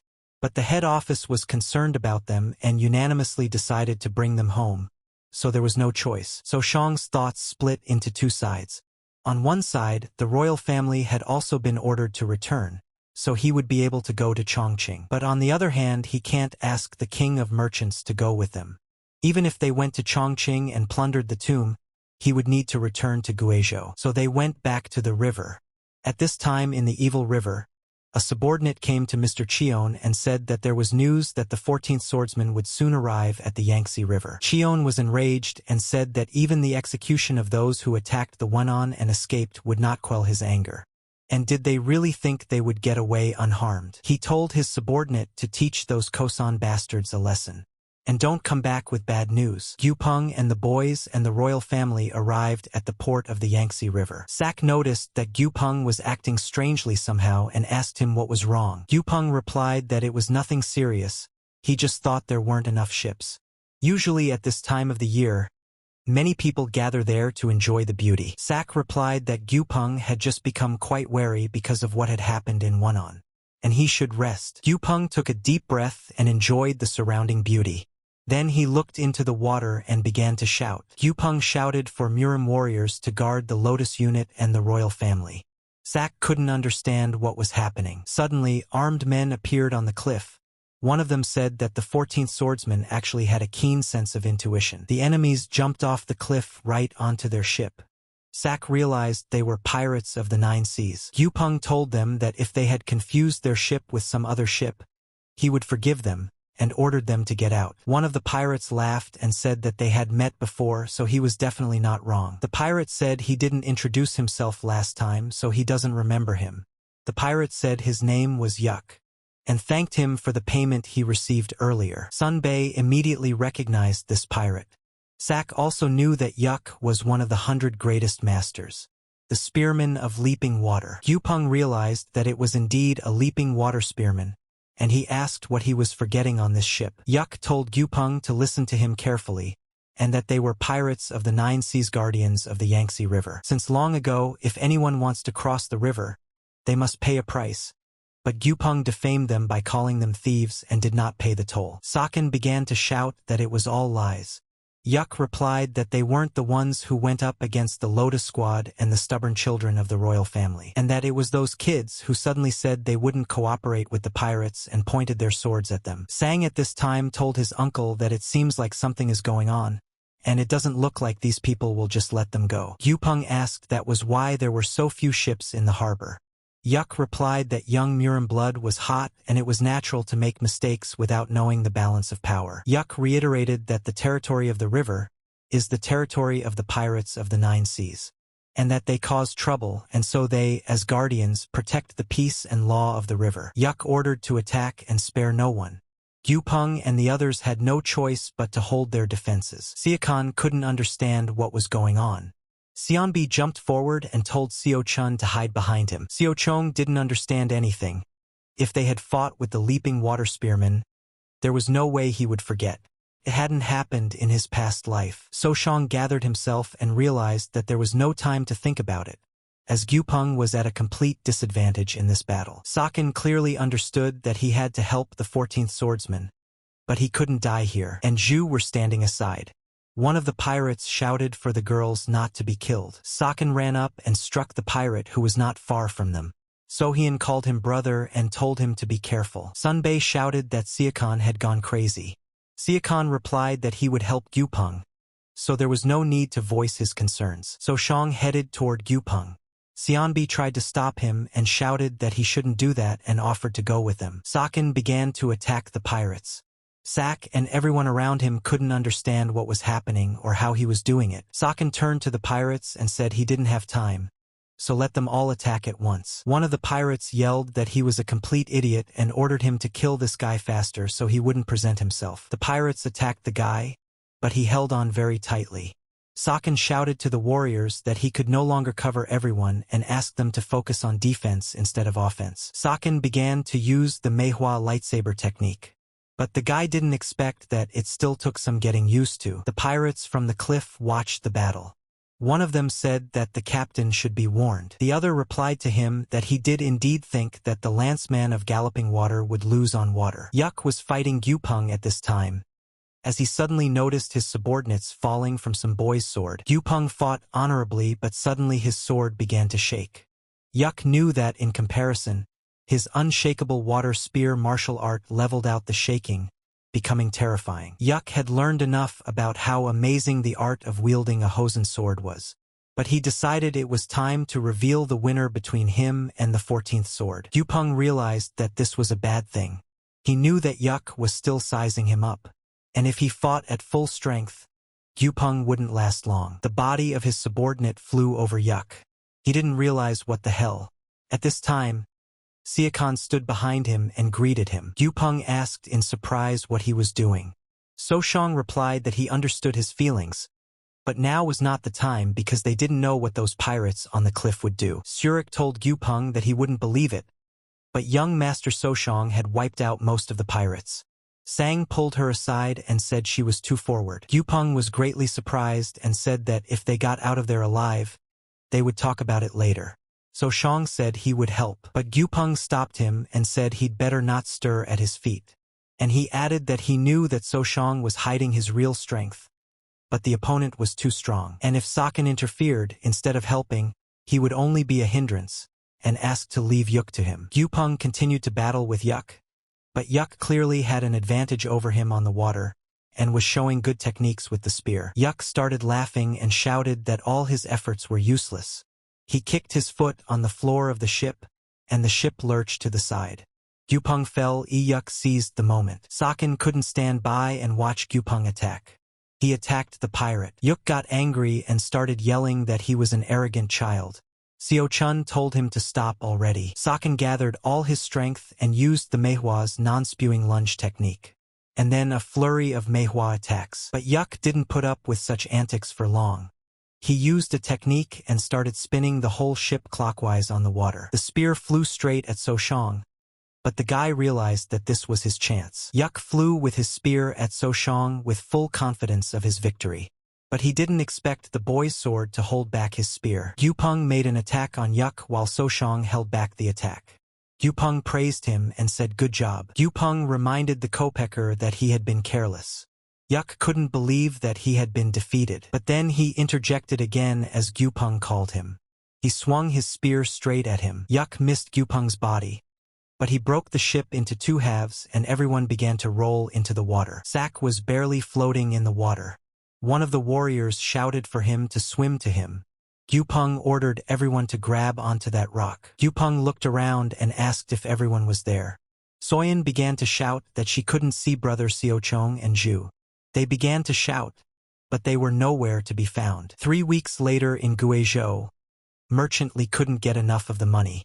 He walked around with them in his arms, kissing them and saying he loved them to death. He knew he owed a great debt to Mr. Seochong. If it weren't for him, he'd still be licking someone's ass. The merchant wanted to pay him back, but Seokong was no longer in the world, so he could not do so. Li began to cry and said that if Seochong could be reborn, he would give him the silver coins. But he quickly came to his senses and began to say that silver coins are a bit too much. And Seokong is no longer in this world. And how could a dead man use the money? So he decided to just pray. He had almost forgotten Seokong's name for prayer. A subordinate walked in and said that a martial arts master wanted to meet with him. Li asked if he looked rich. The subordinate replied that he looked absolutely beggarly. Li then asked if he was saying that he was a member of some known associations. The one replied that he was a wanderer. Then the merchant replied to send him away. Someone knocked on the door and asked if he could come in. But as soon as he saw the man who entered, his eyes went wide. The merchant hadn't looked so frightened in a long time. Unexpectedly for the merchant, So Shang entered the room. He asked Li why he had such an unhealthy complexion and if he was ready to plunder the tomb. Li began to shout that it was a ghost. Seochong laughed and replied that you shouldn't bury people before their time. Little Zhu also appeared in front of the merchant. Li began to shout that they were two ghosts and that they should leave him alone as he would not give a penny. Saken slammed his fist against the wall and ordered the merchant to shut up because he was not dead and was standing alive in front of him. Then Li began to say that the Murim had told him that they had died.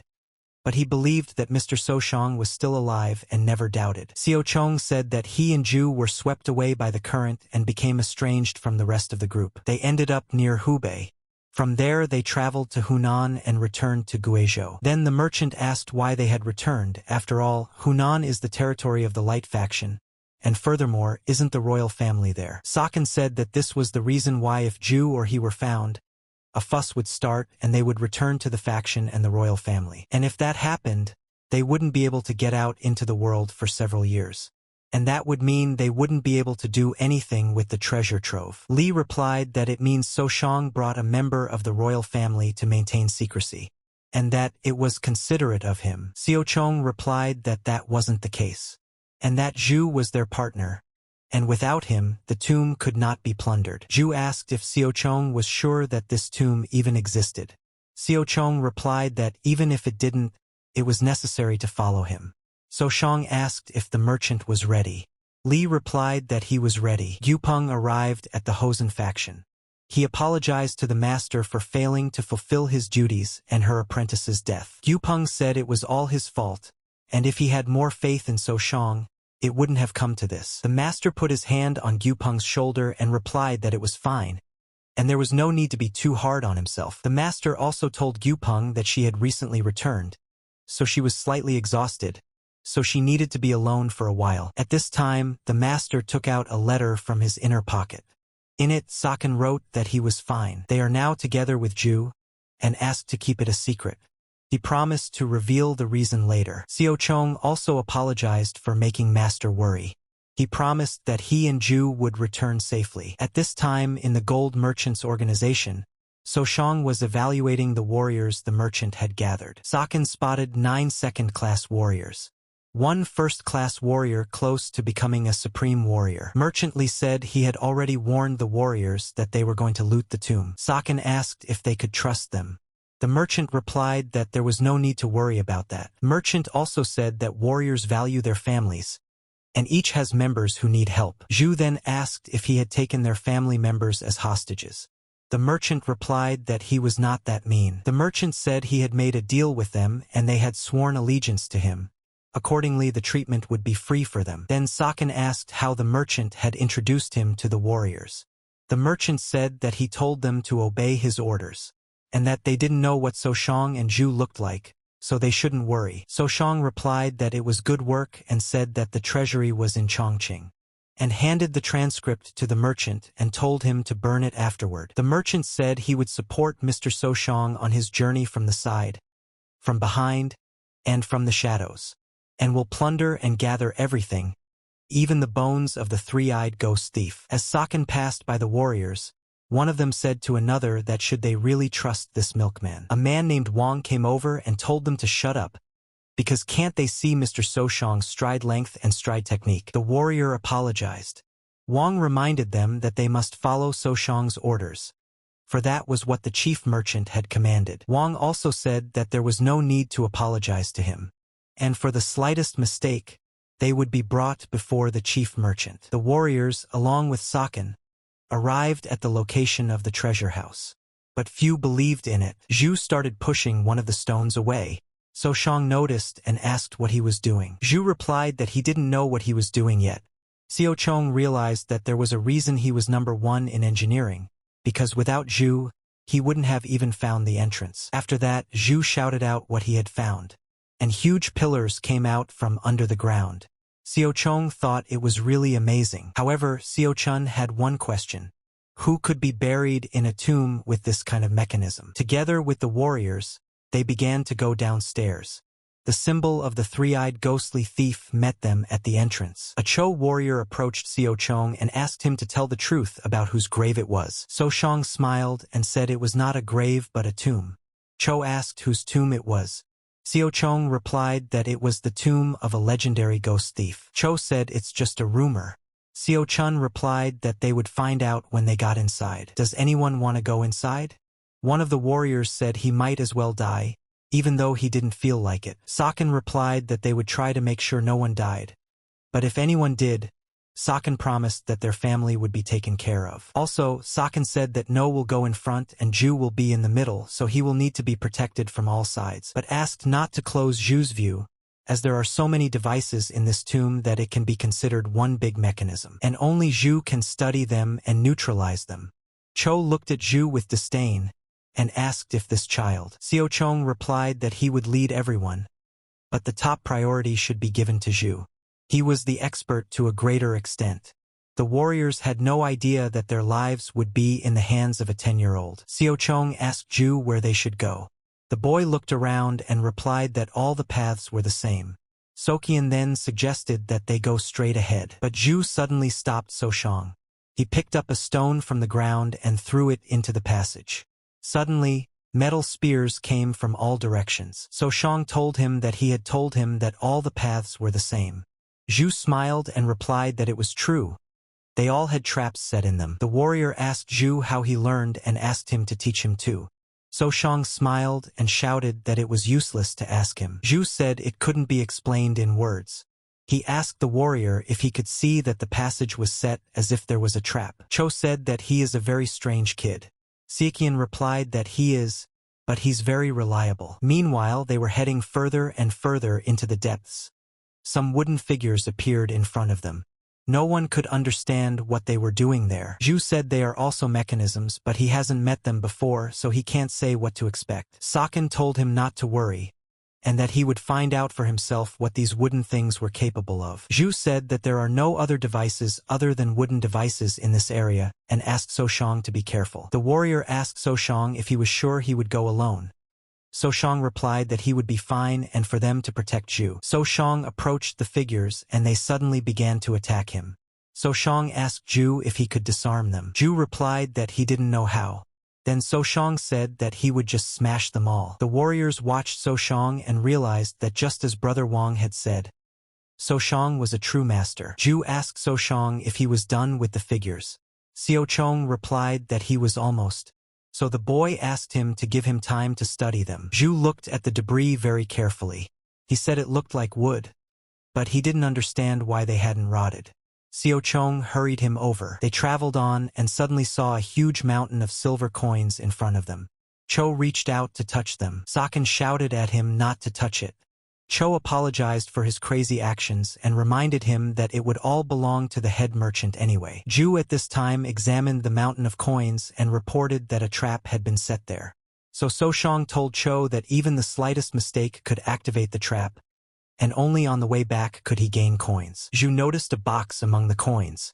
He took it out and opened it, and there were 3 pearls in it. Saken reminded the warriors not to be greedy, and if he returned in one piece, they would be rewarded appropriately, and that they should not think they could escape Saken's gaze. Meanwhile, the girl that Saken liked was practicing with her master. The master told her that her skills hadn't deteriorated, but they hadn't improved either, all because of that fool. The girl replied that he was not a fool. Master said she was right, for to think he was hiding his powers, he's an amazing kid, and also added that it doesn't make any sense anymore, because that amazing Soshang is dead anyway. The master said she was not so cruel as to prevent her from grieving, but she could not let her cry forever. Soshang was defending himself from the monster that attacked him. It was completely iron and had glowing eyes. Cho yelled, "What is wrong with this kid if he can't do anything about this trap?" Ju shouted that this isn't mechanical devices. This is sorcery. The team approached an entire squad of Iron Knights, and as soon as they approached, the Iron Ones opened their glittering eyes. Soshang had heard that the 3-eyed ghost thief had stolen from other places besides Zhongyang. But who would have thought that he had stolen the sorcery of the southern barbarians? Cho told Soshang to stop because he wasn't afraid of the wooden figures moving due to mechanisms, but he is afraid of these things moving due to sorcery. Seochong and Cho fought off the Iron Ones, but they rebelled and attacked again. Then Seochong realized that they needed to cut off all their body parts. The warriors tried to realize this, however it was easier said than done. Then Soshang ordered everyone to simply defend themselves. Cho watched Seokyun fighting. He said that if possible, he would like to learn a couple of moves from Soshang. Soshang had done away with all the Iron Ones. The warriors asked how much chi energy he had. Seochong replied that it was enough. During the battle, Saken ripped off one Iron One with some kind of chain that reeked of sorcery. He decided it was better to take it with him than to leave it there. However, it was Ju who noticed it. Ju said that if Seochong took things like that, he would be cursed. Seochong replied that they were already cursed for plundering this tomb. The squad decided to rest for a while and grab a bite to eat. Saken had a slightly unexpected thought. How the hell was this place built? Creating lots of mechanical devices and traps would of course require money, but the hardest part would be keeping everything secret. Cho said that there is a saying that if you have enough money, you can raise a dead man. With the luck of the 3-eyed thief, it was no wonder he managed to keep everything a secret. Ju thought for a moment. Cho stroked Ju's head and said that the 3-eyed man's wealth would be enough to buy all of Guizhou. Suddenly, Ju said that he had a question. He asked what had happened to the warriors that they had gone to such a dangerous place. Saken told his brother that it was rude to ask such a thing. One of the warriors replied that it was all right because he was just a child, and the warrior said that when he was young and immature, he did not want to inherit his father's arable land, and so he ran away from home. Later, he began to wander the world, and eventually became a hero of the first class. And by the time he got back to his village, an epidemic was raging and it was devastated. Zhu apologized. The warrior replied that everything was fine, since luckily his mother survived and he was not orphaned.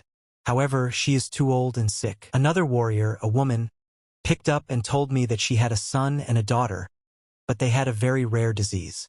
Her husband was also weak, so it's because of his blood, so she needs a lot of money. The next warrior picked up on it too and said that everyone has similar stories. He has a sister and her leg is injured and it is his duty to take care of her. Another of the warriors said that his beloved had been sold to a man with terrible sexual proclivities. He was looking for her because he was afraid she was dead. So the warrior cut off his dignity, took his beloved and fled.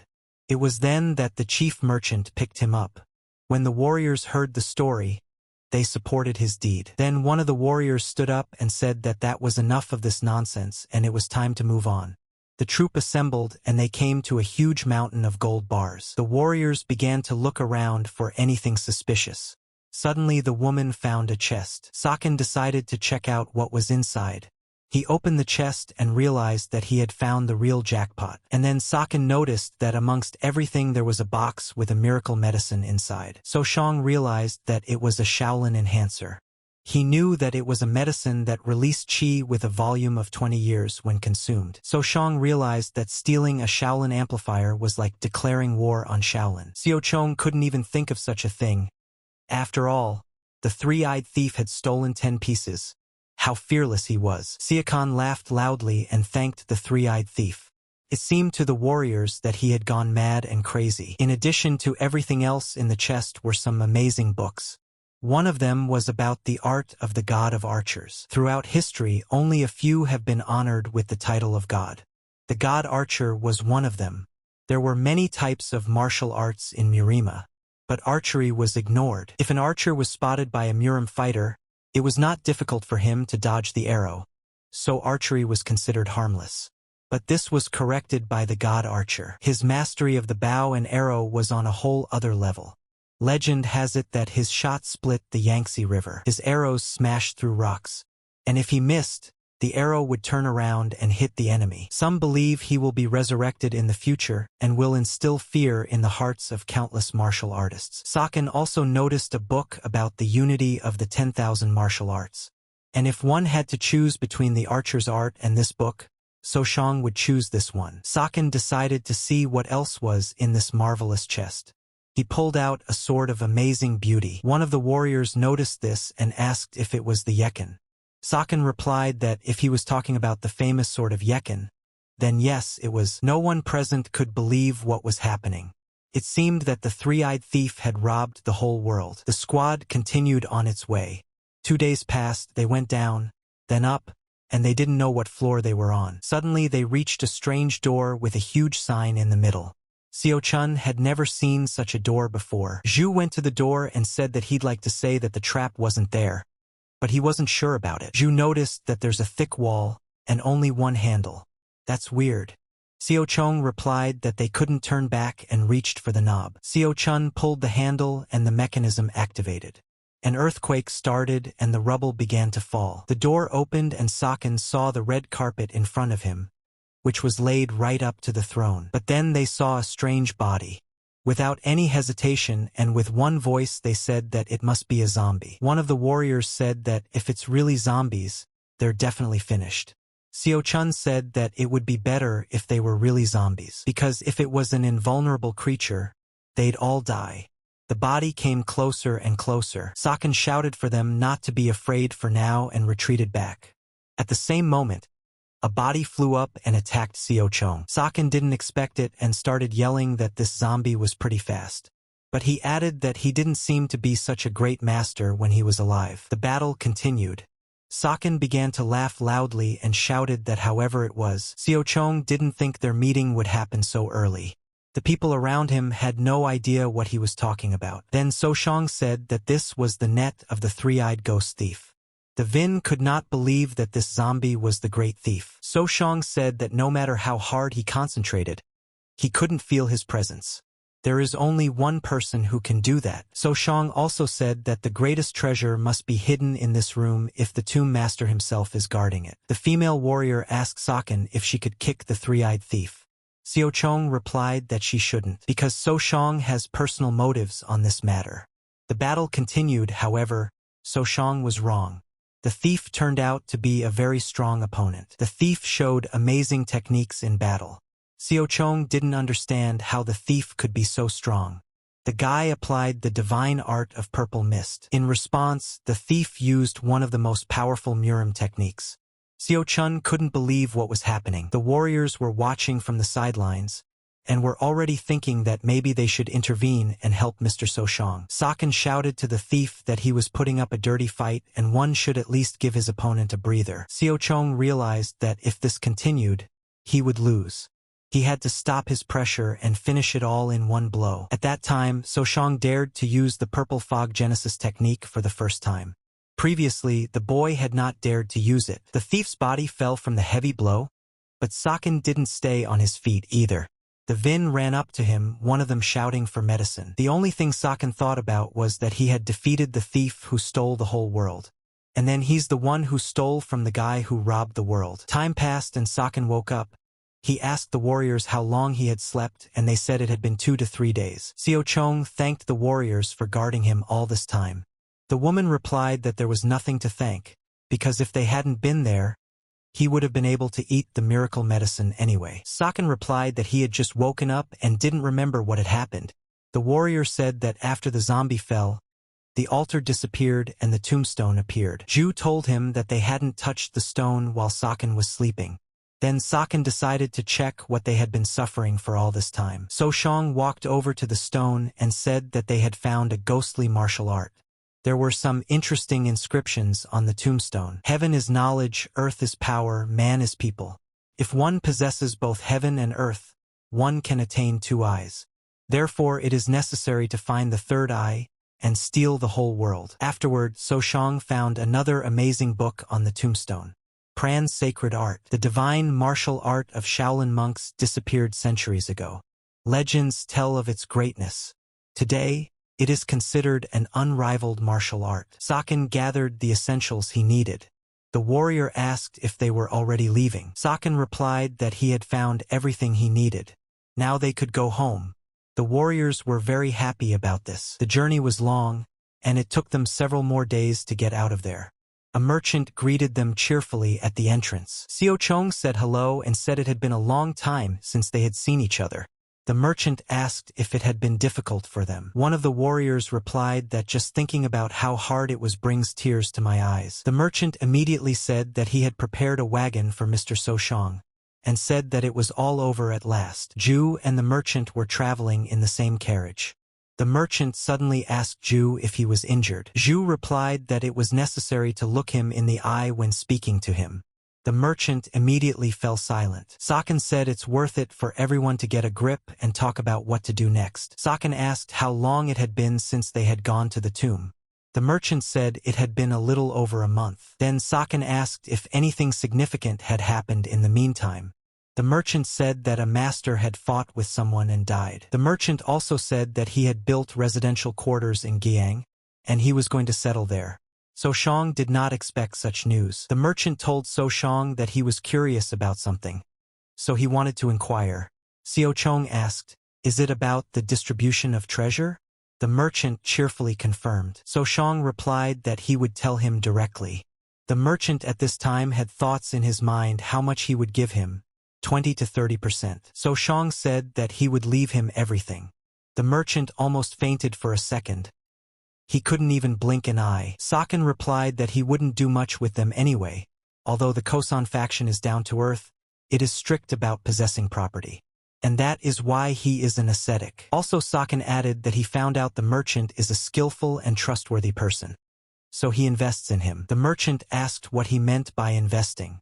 Saken asked that wouldn't he be able to make more money without money, and told him to use that money and increase the capital. Saken said that in exchange, his requests should be prioritized and the merchant should help him, and added that the same was true of Zhu, and said that originally the merchant should receive 2 shares, Zhu 3 and Saken 5. Zhu told Shang that if he would help him with his teachings or his family when they had a difficult situation. Chong looked sternly at the merchant and asked what he had to say to that. The merchant stood there for a second with his mouth open. The merchant then rushed to Saken and said that he was ready to kiss his feet in gratitude, promising that he would fulfill all his demands. Their cart arrived in Guiyang, and then Shang remembered something. He decided to tell the merchant about it. Chong handed the merchant a roll with the coordinates of where the tomb of the three-eyed ghost thief was located. He told the merchant to spread rumors that there was treasure there. It wasn't that Saken didn't trust the warriors that were there with him, but before they told the wrong person, it would be best to tell everyone about her. A few days later, the rumors were all over the place. One man told another if he had heard about the treasury. The man replied that he didn't believe it. Others said it was worth going to check it out. Some said this nonsense was back in vogue. There are as many people as there are opinions. The Kana were discussing the fact that the crest of the three-eyed ghost thief was found inside the treasury. Rumors reached the Murima Alliance as well. It was ordered to immediately gather the Union of Elders to solve the problem with the treasury. Even the River of Evil already knew that the tomb was filled to the top with gold and silver coins. There was talk in the River of Evil that the Murima Alliance had recently sent a search party there. And the demonic forces are just watching at the moment. The head of the River of Evil ordered a letter to be sent to the Murima Alliance. He suggested that they must be waiting for him to propose a truce. The head realized that very painful events could happen, but if the tomb was real, he couldn't give it to the Light Faction dogs. The Murim search party met up with the ZL River unit at the tomb. They searched the tomb and looked for an entrance. The Murim warrior reminded his own that the Murim had made a truce with the bastards of the River of Evil. And if there is a battle, the quest will be over and they will be punished. Although it was unpleasant and unbearable for the Murim warriors, they only had to endure. Zhu wondered to Chong why he couldn't go back to his family. So Shang explained that the search had just begun. And if he showed up, the royal family would take him away immediately. So Shang told Zhu to just keep digesting the Shaolin enhancer he ate. Chong knew that because of the intricacy of the labyrinth and the endless traps, it would take time to plunder the tomb.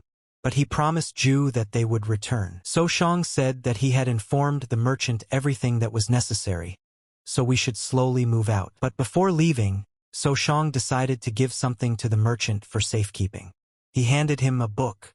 The merchant asked what it was. Saken said that these were valuable books he had found in the tomb, and told him to give it to the warriors who were with him in the tomb. Shang said that you shouldn't copy these books as they are first-class martial arts.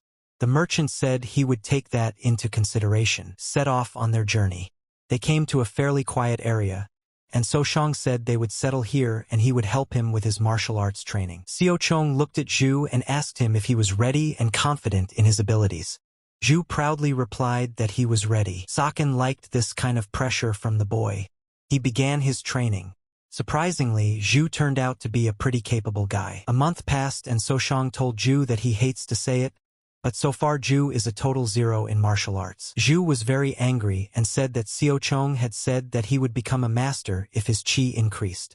He called Shang a liar. Shang replied that usually when you eat an amplifier you become a master.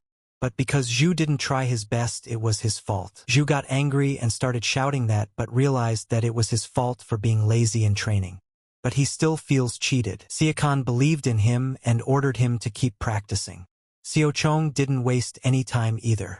He had mastered the divine purple mist art by 40%. He had just started practicing the purple mist sword. Chong told himself to be more patient, and he didn't have to be afraid like before that he would be caught. Saken had mastered the art of wielding the 14-plum petal sword, and it was time to move on to 24 petals. Shang lasted 15 seconds. It was time for the 16th second. The falling petals are like rain. It was incredibly difficult.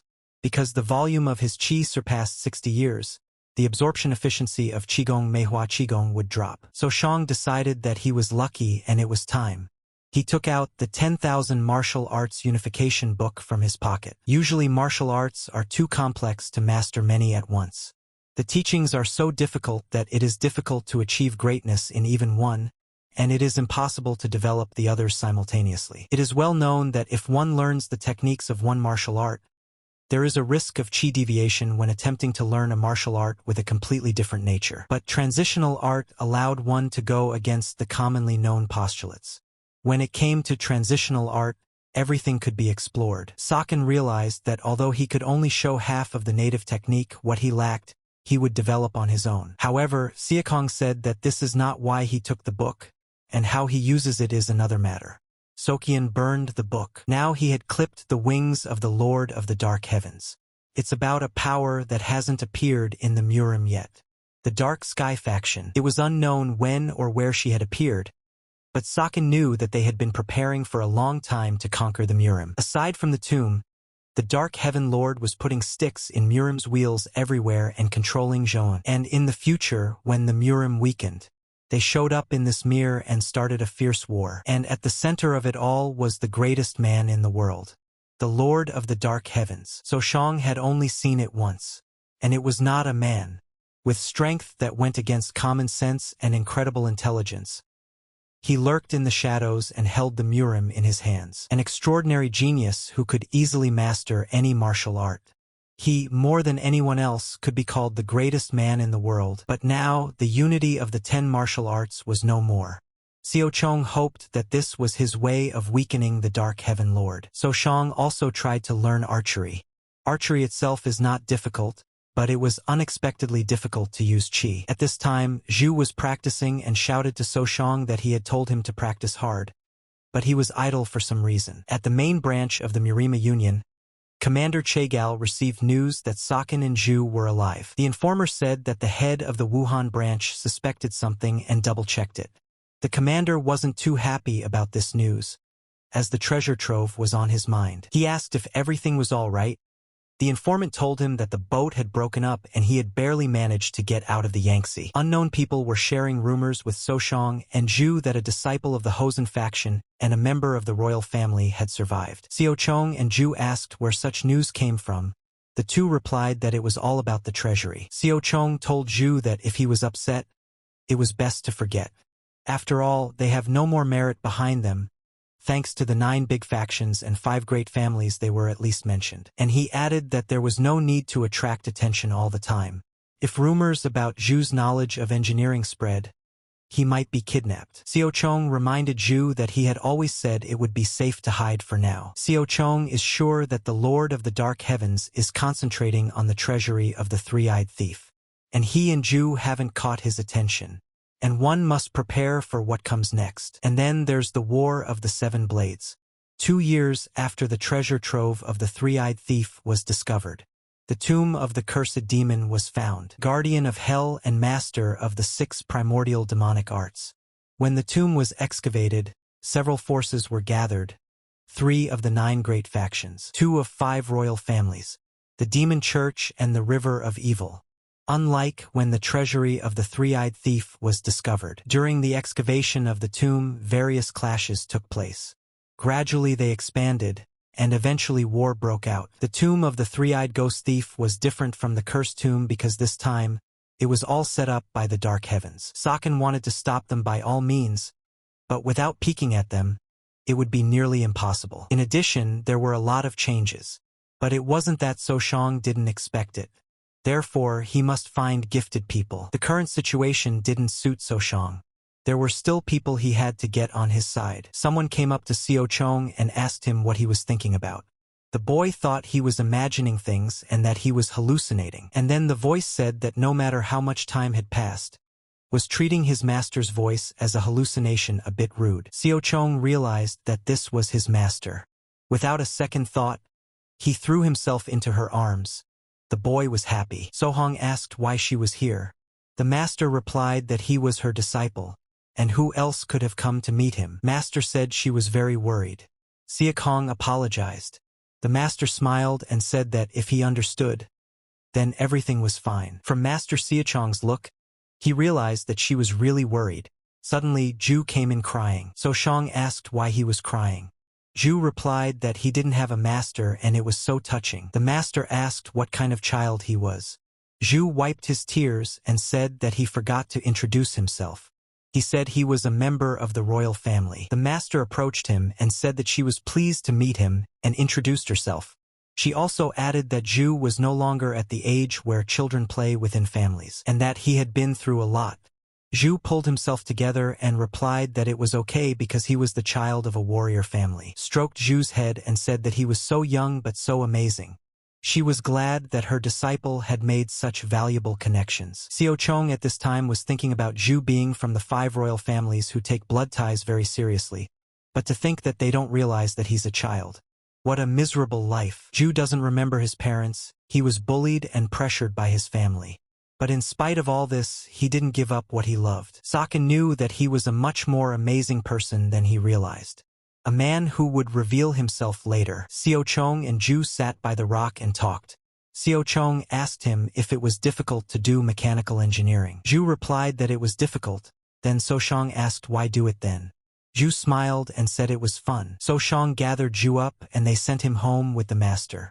Zhu said goodbye and said that they would see each other again. After they saw baby Zhu off, the master began to wonder what Shang had been doing all this time. Xiao Chong replied that it was the same as master already knew. Master smiled and said that there was definitely something more there. Xiao Kong asked how she realized it. The master replied that from his letter, it was not hard to realize that there was something hidden there. The master asked what had happened. Then Shang said that he was the first person to discover the treasury. The master was surprised and asked, which meant he managed to survive the Yangtze and then somehow managed to get into the treasury. Shang asked what was wrong. The master replied that she was a little worried that greed might cloud his mind. Saken replied that he knew very well the teachings of the Hosen faction and that greed leads to destruction. He said that he had also given a few things to a merchant to help the poor. The master replied that it was wonderful and asked what he meant by a few things. Saken replied that if it was a matter of speaking, Shang showed the Shaolin amplifiers to master. The master was dumbfounded by what he saw and was speechless. Saken asked her to take one before they returned to the Kosan. And he himself could easily absorb 2. Xiao Chong wanted to give the master everything, but he knew that too much was bad too. And they don't know what the side effects will be if too much is consumed. Saken said he would take the blame. But the master said it was neither his nor hers, so we should give it to the Hosen faction. Master said that if he stole them from the treasury, then it meant they were stolen from the Shaolin temple, and that they don't know the owners of the other stuff and can't do anything about it. But they need to return these amplifiers to their rightful owner. Shang was adamantly disagreeing with the master. She asked if all the amplifiers were in the box. The guy replied that the merchant had 4 more pills. Master would really like to go back to Guizhou, pick up the rest and go to Shaolin Temple, but she is not at liberty to do so. The master said they were 2 days from the village where the older and younger comrades were waiting for them, and they needed to meet them as soon as possible. The master expressed her gratitude to Shang for worrying about her, but reminded her that there was a law of duty in their country, and especially things like the Shaolin amplifier whose origins are clear. Shang replied that he understood. Xiao Chong and the master reached the place where their comrades were waiting for them. After a hard journey, they decided to have a snack together. The master ate a little and said she was tired and would go rest. Saken wished her a good rest. One of the guys approached Saken and said that now they could talk without worrying about anything. He began to tell Saken that it was time to tell them everything that had happened to the pirates of the 9 seas. Saken supposed that such a thing was possible. One of the guys asked the owner of the place to bring them drinks and snacks. So the guys began to interrogate Xiao Chong. Saken told the whole story about the pirates, the kopecker, and so on. The boy replied that it was a completely different feeling to hear such a thing directly from a participant in the events. The guy said that means Sakon's abilities are superior to Zhang Hong and Zhang Soen. Another guy said that honestly he hadn't paid attention to Shang until now and thought he was just lucky, but now he apologized for it. Suddenly the door of the establishment opened and a woman burst in. She was screaming loudly and asking for help. The owner of the establishment asked her what had happened. The woman said that while she was doing laundry by the creek, martial artists appeared and began to rampage. The guys heard this, they didn't understand how this could be in mutant faction territory. Suddenly a master came down. She told the woman that she was a follower of Hosanna and could not ignore the injustice, and asked her to tell her everything. The woman couldn't say 2 words. Then the master said that they would check for themselves and asked them to follow her. The woman replied that they should follow her. The master told one of the guys that it was a trap. She didn't make eye contact with the master. And besides that, if it was a martial artist, she wouldn't be able to escape. The guy asked if the master would go after her. She replied that she had said she couldn't ignore the injustice. And maybe the woman had been threatened. The boys agreed, and said they would go to accompany the master. They followed the woman. The woman led them into the forest, and just as the master had suspected, it was a trap. The leader of the bandits was holding the woman's child hostage. The leader turned to Soshang and said he had personally traveled to Hubei to meet with him. Saken didn't understand how they had gotten there so quickly. Recognizing that he was there, the master obviously recognized who he was. Saken asked her who the man was. The master replied that his name was Eop, also known as the long-armed monkey. The master had fought him when she was on a Murim Union mission. But that time he was foolish and didn't follow through. This was another unexpected event for Soshang. Oop heard this and began to shout that then the master had fooled him with her silly smile, and he was distracted. And suddenly he attacked the master. A fight broke out. One of the guys was yelling that the river was evil cowardly bastards. Suddenly he noticed that Saken was missing and started yelling where he had disappeared to. Saken shouted that he was here and not to worry about him. He asked to hold on a little longer and he would be here soon. Saken led the pirates farther into the forest. They told him that although he was in the Lotus Troop, he was only a child. Saken replied that the master was worried about him, so he wouldn't play with them for long. The pirates didn't expect this from an ordinary kid.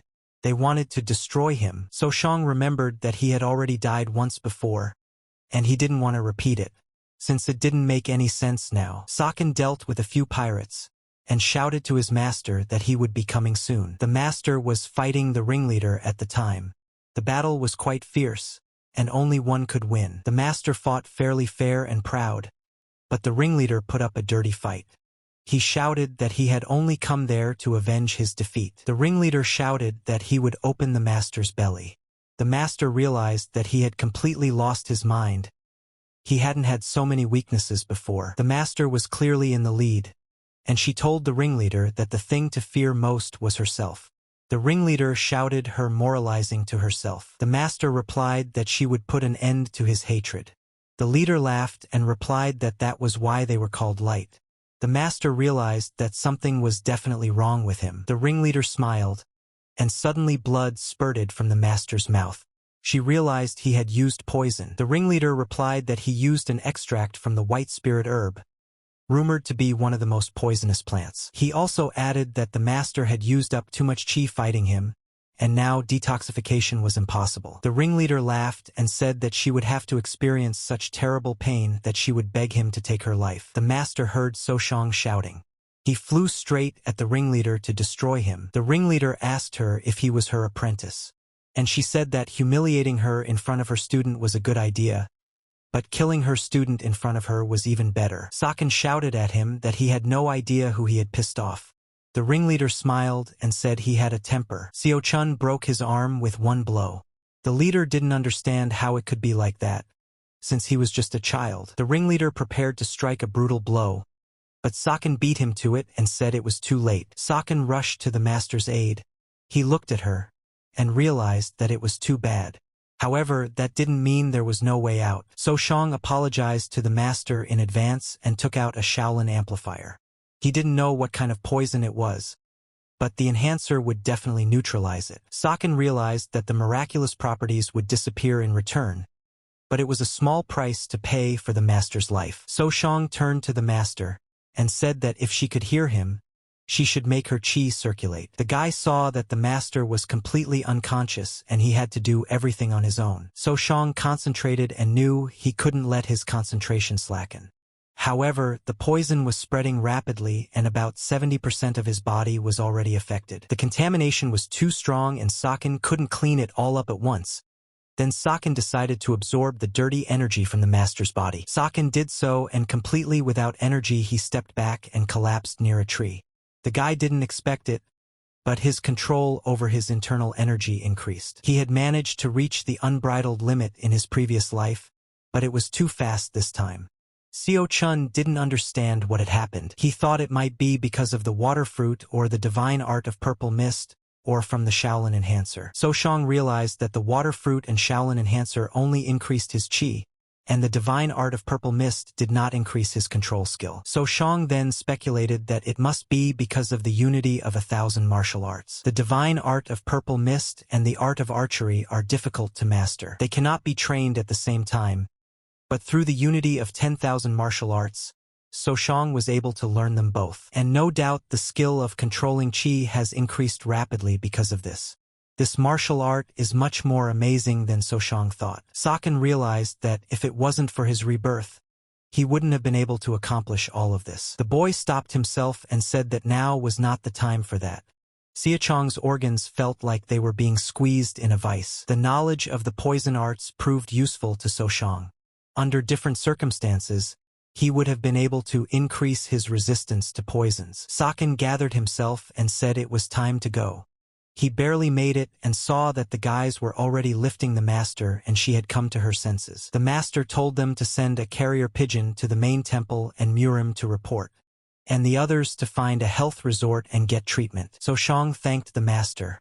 She replied that it was not appropriate to thank someone who passed off his disciples' merits as his own. Saken began to shout that he had come up when the ringleader was already exhausted, and he had only come to the ready. And then the master asked what she should do, for she had consumed a Shaolin enhancer that she had to return. Then So Shang asked if he could, as an unworthy disciple, ask his master a question and tell him what was on his mind. So Shang said that she had already consumed the enhancer and there was nothing that could be done about it. Even explaining it to the Shaolin Temple wouldn't work, and added that she didn't use it on purpose, so there's no need to worry. Xiao Chun is sure that even a Buddha would have told her not to blame herself. So Shang said that if she told the truth, it could damage the relationship between the Hosen faction and the Shaolin Temple. At all costs, this could not be allowed to happen, so it was best to let it go. Master accepted this and said that she understood.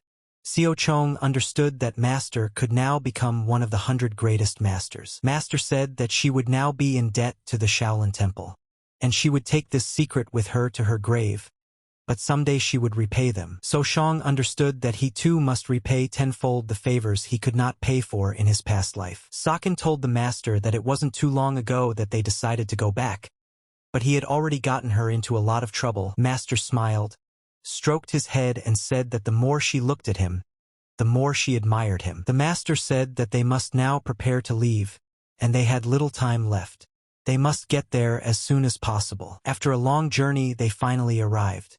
Xiqian had no sooner arrived than Xianbi and Soyang came rushing up to him and threw their arms around him. They began to ask him how he had managed to survive. They were interested in all the details. Suddenly, the same Saran appeared in front of So Shang. She too threw herself into his arms. The girl cried and said that she was very worried. Before, Saken couldn't have dreamed of such a thing. During this time, various people visited the tomb to enrich themselves. However, they were not prepared for the traps. Losing one by one, the squad couldn't realize how many more traps were set in this treasure trove. One of them said it was no wonder that all the treasures the thief had collected during his life were stored there. But he honestly didn't think the exploration would take this long. It had been a whole year. Saken knew it would take a long time without Zhu, but he never thought it would take a whole year. In a previous life it took a year to do it all, but to think now only half of it has been scouted. Saken met with the piercing swordsman. Saken called him a savior and said that it had been a long time since they had seen each other. So Shang replied that he had become a supreme master and there was no need to be embarrassed. He asked him to say whatever he wanted. The swordsman said it was all thanks to him. Saken noticed that the chief merchant wasn't with him this time, and asked if there were any problems. The swordsman replied that he only brought good news and asked not to worry. He said that some low-class villains had attacked without knowing all the details. And on top of that, the rivalry of merchants. Xiao Chong replied that because of the treasury, the masters are restricted in their movements. There are no threatening situations at this time. So he told the swordsman that they should develop an organization, hire troops, and prepare for the end of the exploration. The swordsman replied that he understood. He admired Saken for being only a boy, but his strength and intelligence were amazing. It was announced that the exploration of the treasury was complete, and the two elders departed. This meant that Soshang had a year to train. Xiaochong continued to study the divine art of purple mist. The boy had already mastered it by 60%. Soshang then moved on to the second form, the rain petal fan. The main thing was for Soshang to take his time. He practiced as hard as he could, but the direction of the cut wasn't accurate. The flower petals didn't even fall off from the impact of the purple mist. Xiaochong considered it a failure. He realized that it was because the purple mist divine art and the secret sword art were too complicated. And if he continued, he might throw up. Saken knew that it was not without reason that these martial arts were only available to the greatest geniuses of the Hosen. But he wondered what kind of monster the Lord of the Dark Heavens was back then. Saken was angry that he had lived until he was 77 years old and had barely reached the unlimited limit by suffering. And they were learning by having fun. Life is so unfair. The guy told himself that a mediocre person like him should spend his life practicing. There's no other choice. Saken decided to pack up and move on to the divine art of archery. His target was a shot of 400 meters. The guy didn't hit the target, but it was already good that he hit at least a leaf. Xiaochun didn't stop. Suddenly Saran ran up to him and asked him what he was doing. The boy frowned at her and replied that he was breathing. After that, Soshang laughed.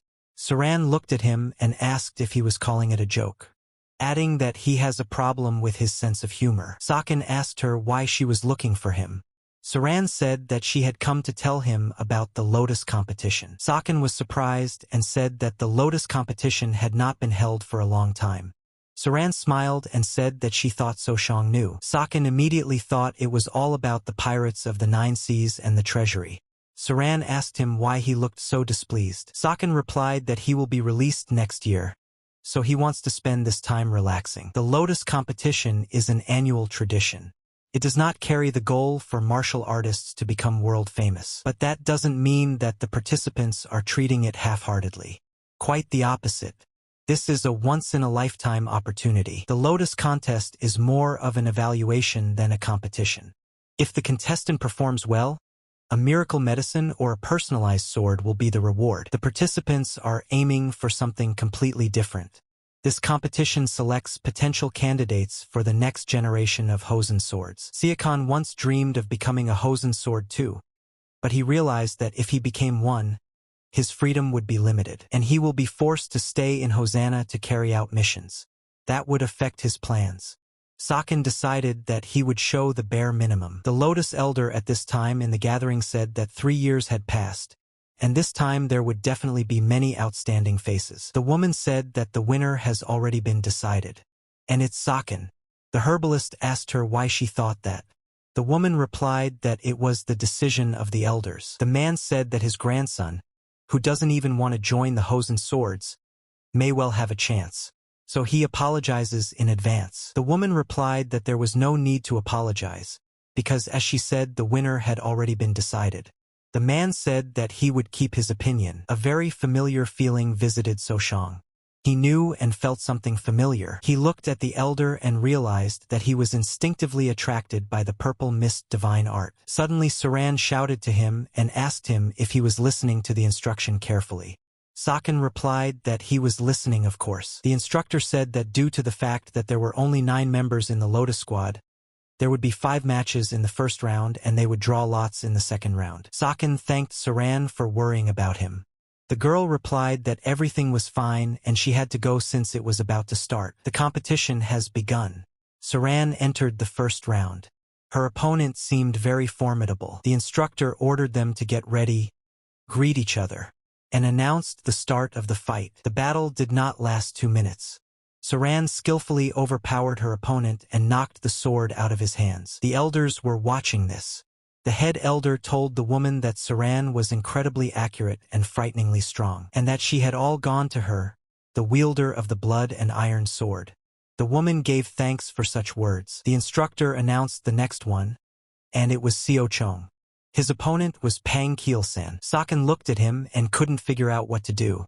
At this time, the man shouted to Saken that he was stunned at the sight of his grandson, and it was quite justified. Soshang didn't want to stand out, but he realized that if he recklessly lost, his departure would be delayed as he would be considered weak. Therefore, one must win by holding back one's strength. But so far the boy didn't understand how to do it. And then Pan said that he would let him throw the first punch. Seo Chun was angry. Pan was the grandson of the great Cho Muyang. Like Saran's, his talent was recognized at a young age, and he was immediately accepted. However, unlike Saran, he has a nasty temper. Sakan didn't like it very much. Being a genius, he had no shortage of praise. Even Zhang, known for his strictness, was never hard on him, and that's why he grew up to be an arrogant light faction fighter. Pan told Seo Chong that he heard what happened to him 2 years ago, but he thinks it was a bit exaggerated, adding that any martial artist should be able to display their skills in any circumstance, on land or on a boat. Only weaklings can't do that. Also, Pan said that So Shang is actually clueless, and if he didn't put his best foot forward, how else would So Shang have managed to beat one of the greatest masters? He added that that was why Sister Saran had taken pity on him. He asked her to stop burdening her and get away from her. Sakan was already on edge. Pan told him not to worry, for he was his brother and he would be merciful to him. And suddenly Pan laughed and asked how he would feel if he couldn't land a blow on his little brother. The elders watched this. One of the elders asked Cho if he thought his grandson's manners were a little inappropriate. Cho replied that he was still young and might not understand that. Besides, wasn't he worried about his older brother's honor? And added that he's still so young, that's why he acts like that. But he has a kind character and it's worth just looking at how caring he is. Pan at this time told So Shang that despite his reverence, So Shang did not even pretend to listen to him. And he leaves him no choice but to destroy him in front of Saran. Pan prepared to strike and shouted for Sakan to get ready as he would squeeze out all the tears, snot, and other fluids he had in him. Pan began to apply the technique. The instructor was puzzled how the 5 steps of Qigong could be 80% mastered at the age of 12. Those watching also realized that it was not without reason that Cho treasures his grandson. He looks quite arrogant, but he is very good at martial arts. Seo Chong realized that Pan liked to show off.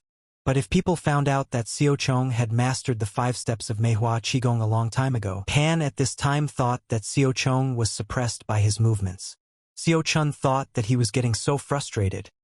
It wouldn't come out well if he just knocked him out. Therefore, So Shang decided that everything should look like he was experiencing difficulties. Pan at this time decided to end everything with the flowery scattered spirit technique. Cho watched his grandson and marveled. He even cried out that this was just the way he should do it. Pan shouted that it would end now.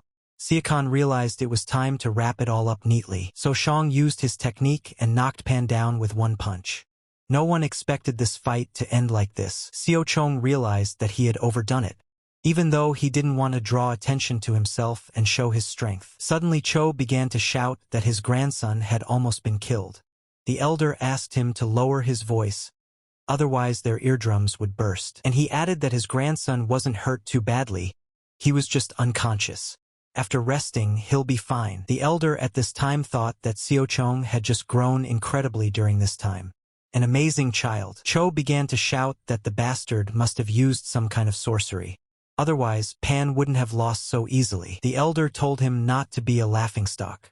And does he really think the guy managed to fool the 10 thrones of the high heavens? And he added that he understands how much Cho adores his grandson, but he must remember that love can spoil his student, and he must teach him that he is his own worst enemy. But the elder also said that in one fell swoop, that's certainly amazing, and they should keep an eye on that child. Sakan shouted that he was surrendering. Suran was standing in front of him at this time, and the fight was about to begin. Suran interrogated him about what he said. Sakan shouted again that he was surrendering. The girl couldn't understand what was happening. The instructor told him to explain himself. So Shang said that to repel Pan's attack, he used qi on most of his body. He has developed some minor internal injuries.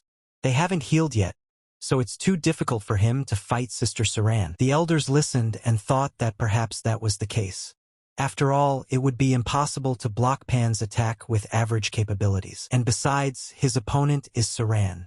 In that condition, he wouldn't be able to fight. One of the elders said he wasn't happy about it. The herbalist was angry that Sakan appeared in a different light in front of him after the incident with the pirates of the 9 seas. But although his skills are quite good, he lacks courage. The herbalist was angry and said to himself that Sakan was boasting about his qi. But just look at what just happened. The head elder was pondering about something at this time. He thought he was rather imagining something. Saken went to his chambers when suddenly someone told him that a good job had been done. Then Xiao Chong saw his master. So Shang apologized to the master.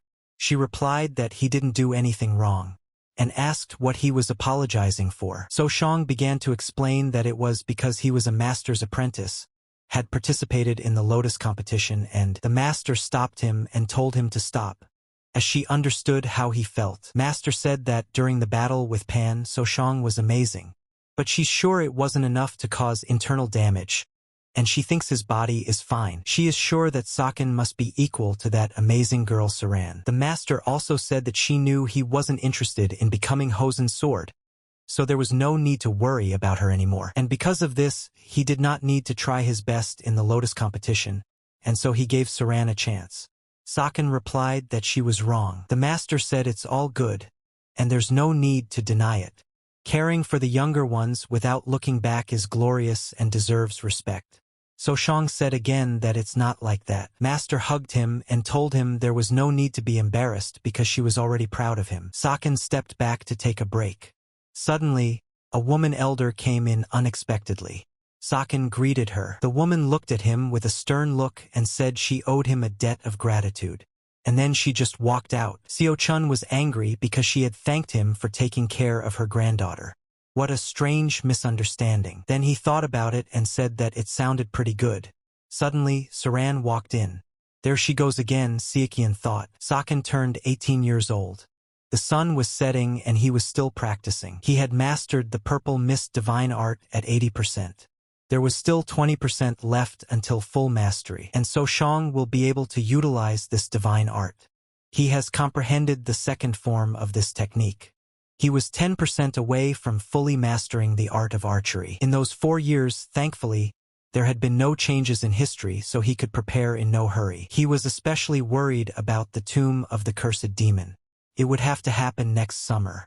6 months to go. The War of the Seven Blades, spawned by the tomb of a cursed demon. Saken was sure that nothing would go the way they wanted it to. Suddenly Saran ran up to him and asked what was wrong. Saken replied that everything was fine, and he said that he saw her and forgot himself in admiration of her beauty. The girl got angry and asked him if he was not embarrassed to say such things. Saken replied that she was so cute when she was embarrassed and trying to kill him with her cuteness, and asked why she came. The girl replied that the master was looking for him. Siakong was surprised and didn't understand why the master needed him. Saken came in. Master said that she was happy to see him and that he had already turned 18, and she had something to tell him. The master asked him not to worry, and said that they had talked about him at the elders' meeting yesterday. Xiao Chun was actually looking forward to it. Master said that, to be honest, she had a hard time choosing whether to send him alone or not. Xiao Chong was thinking at this time, just wish they would send him off without any chaperone. He didn't need that at all. The master said that the elders calmed her down and told her that it was pointless worrying. So Shang exhaled. Master said that she would finally be able to see her apprentice leave the Kosan. It was quite exciting for her. She apologized to him for not being there last time. Siakong said she shouldn't have, since she was on a mission last time. Xiao Chong said that someone outstanding in martial arts was needed then. Master smiled and said that he had a good tongue. Master could barely hold back her tears. She walked over to So Shang, put her hand on his head and wished him a happy journey. Xiao Chong thanked the teacher and said he would come back. He too felt a kind of longing in his heart. In his past life, when it was time to depart, he went to war. So this is his first journey to become a saint. Saken knew that the War of the Seven Blades would begin next year. Saran came up to him to say goodbye. Saken said they would see each other in a year. He didn't think he would be able to keep his word to his little sister Saran, since the future is very harsh. The cook prepared a dish for So Shang to take on the road and wished him a happy journey. The boy found it very touching, and then Saken remembered that he needed money for the journey to become a saint. Saken had taken the money and now he had 6 months left until the tomb of the cursed demon was discovered. If he has to face the Dark Heaven Lord, it will be difficult to survive without special skills. Siakon needs even more strength for that. He needed 3 things: Sichuan Divine Flame Carp, Yunnan Seven-Horned Serpent, Tibetan thousand-year-old snow ginseng. Soshang decided that the first would be the carp of eternal fire. He set out on his journey and came to the gold merchant's branch. The man behind the reception desk said there were no rooms available for travelers right now and to look for more. Soshang introduced himself and said he was from the gold merchant organization. The man immediately stood up and said that they had been waiting for him, and that he was the manager of this place. The gold merchant organization now conducts business not only in Guizhou, but also frequently visits all the branches in the light and dark factions. Saken thought that the head merchant was making life easier for many people. He told the manager that he didn't need food or alcohol, just some bath water. Soshang noticed that the manager was worried about something and asked what was wrong.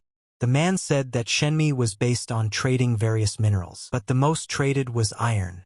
Their branch favors iron and salt trade, but for the last few months, Chongqing bandits are expanding their territories, and now they're targeting the southern villages, and they've been robbed under the pretext of transit fees. The manager said the chief merchant asked him to ask Soshang for a favor, but not to put him in a difficult position. Soshang asked where exactly the bandits of the Nine Mountains had appeared. The manager said near the Sichuan border. Soshang told the man that he could escort him across the Sichuan border. They could avoid the threat from the bandits of the Nine Mountains. The manager thanked him. The time had come and they prepared to set off. The assistant stewards couldn't believe that Soshang was the master. But how could he be lying on top of a shaking wagon? One of the drivers told the other that no matter what he looked like, he was still an adept of the Kosan faction. The other replied that he knew adepts were amazing, but he didn't understand why the chief merchant told them to treat him with the utmost respect. Perhaps he was patronizing the apprentice of someone with whom the chief merchant was very close. The driver said he usually used flattery on someone he needed something from, but in any case they would soon cross the border with Sichuan. Soshang shouted for everyone to stop immediately. The driver said he would go check. Saken ordered the warriors to follow the wagon and stay put. The drivers were shocked. Saken went deeper into the forest. The bandits said it was amazing that he spotted them before they were ambushed. He must have very good instincts. The driver noticed the engraving on the clothes of all the bandits. They were the same bandits of the Nine Mountains. One of the bandits told Saken to introduce himself. Saken gave his name. The bandit replied that he was young and arrogant, and he is most likely from the 9 great factions or the 5 great royal families. Saken replied that he was from the Hosen. The bandit replied that the swordsman from Hosen was a worthy opponent. He asked if anyone else wanted to introduce themselves. Saken said that he alone would be enough to crush them. The bandit laughed and said that if he was a Hosen adept, then he was at least a first-class warrior. But what did he hope to do against all of them? The driver began to say that there were too many of them. Soshang asked him not to panic. Saken tells the bandit that he's talking too much, and he can tell from his experience that they're needed for the course of the story, but they definitely don't look like strong bandits. The bandit got angry and said he was talking nonsense. Siakong looked at him and said he would start. Saken flew up to him and destroyed him. At first glance, Saken determined that most of them were third-class warriors. The rest would pass for second-class. Third graders about 30, second graders 5 or thereabouts. Soshang promised the bandits that everything would happen quickly. One of the bandits ordered his own to go on the attack, because even though he's a master, the bandits began to attack Saken. The driver watched from the side and shouted to Soshang to be careful. However, a little over a minute passed, and Saken dotted the field with the bodies of bandits. The driver couldn't believe his eyes. Soshang said it was easier than he thought. The remaining bandits fled from there to avoid the fate of their fellow bandits. Soshang noticed that the bandits had forgotten a cylinder. He picked it up and decided to see what was in it later. Soshang ordered the driver that they should set off ahead and go their own way towards Sichuan. He would make sure that the bandits would not pursue them. The driver asked what that meant. Saken replied that it was too long to explain, so one should just obey without objection. Saken followed the escaped bandits and saw a number of people much larger than he expected. Xiaochong decided to use the concentration of solar chi to burn the mountain and settle the matter with them. Suddenly Soshang noticed an arrow flying at him. He realized that he had been spotted. Saken realized that it was all about the scouts who were standing on the towers. He fired arrows at them. He had 6 arrows left. The guy knew he had to hurry. Seo Chong decided to kill the man who looked like the ringleader first. The guy was sure there were people trapped in there. He fired an arrow at him. The bandits realized they were under attack and went on alert. The bandits looked in all directions and could not understand where the attack was coming from. Then they noticed Saken on the tower. The fleeing bandits recognized So Shang. The order came to get rid of that archer immediately. Saken destroyed one by one. He ran out of arrows and came down from the tower to deal with the rest. The battle began and Saken killed many bandits. Suddenly, some of them begged So Shang to spare them. Saken asked why he should spare them. The bandits promised to do anything. They began to shout that they would reform. Saken laughed and said he would check it in the next life. The fellow tied them up with a rope and took one of them to show him where the captured men were. The bandit brought him in. Saken entered and the people began to scream. The guy said that he was a Hosen adept and had come to save them. Saken set them free, and the old man thanked him for doing it for them. The boy replied that he was not worth thanking. Saken told the old man that he had seen a vault near the prison and there must be money there. He asked the old man to use it for the needs of his village. The old man replied that they could not do that to their savior. Saken smiled and said that it was all right. For being an ascetic, he would be punished for greed. The people cried and began to thank him. They asked him to at least tell them his name. Saken gave his name and said that he was a Hosanna adept. So Shang thought about how good it felt to be free. Having reached the unlimited limit, he wouldn't have to hide anymore. Meanwhile, back in Sichuan, news of So Shang has reached the Tang clan. The boy is still unaware of what's going on there. So Shang said goodbye to the people he had saved and said he had to go. He thought about the divine flame carp and that it contained a huge amount of qi. Saken knew that if he absorbed it, he wouldn't be able to internalize it properly. And the slightest mistake could cause internal damage. If Seo Chong could get his hands on the 1,000-year-old snow ginseng, it would be his first choice. But Seo Chong would freeze to death before he even found it. So Shang decided that he needed a remedy that he could take along with the divine flame carp. And the Tang clan would provide it for him. Siakan arrived at the Tang clan, and he was met there by the poisonous phoenix Tang Hai. Seo Chong was shocked when he saw her. 5 dragons and 3 phoenixes. In the martial arts world, the dragon and phoenix prefixes to the title have more meaning. This select 7 represent the elite of the elite among young talent. In their 20s and 30s, they have outstanding performance. In social standing, beauty, martial arts, Saken knew that if he hadn't been a disciple of the Smiling Blade Hosen, it would have been difficult to meet her. In his past life, he hadn't had the chance to see her. It was their first meeting. He couldn't understand why the young ascetic was looking at her so thoughtfully. She told Saken that she had heard that Hosen ascetics were only aroused by swords, but looking at him she thought that wasn't true. Siekian didn't know where to turn from his embarrassment. The girl apologized and said that she had no bones in her mouth and that the joke was too rude. Hai added that when guys see her for the first time, they say she has a pretty name and stare at her with eyes full of desire.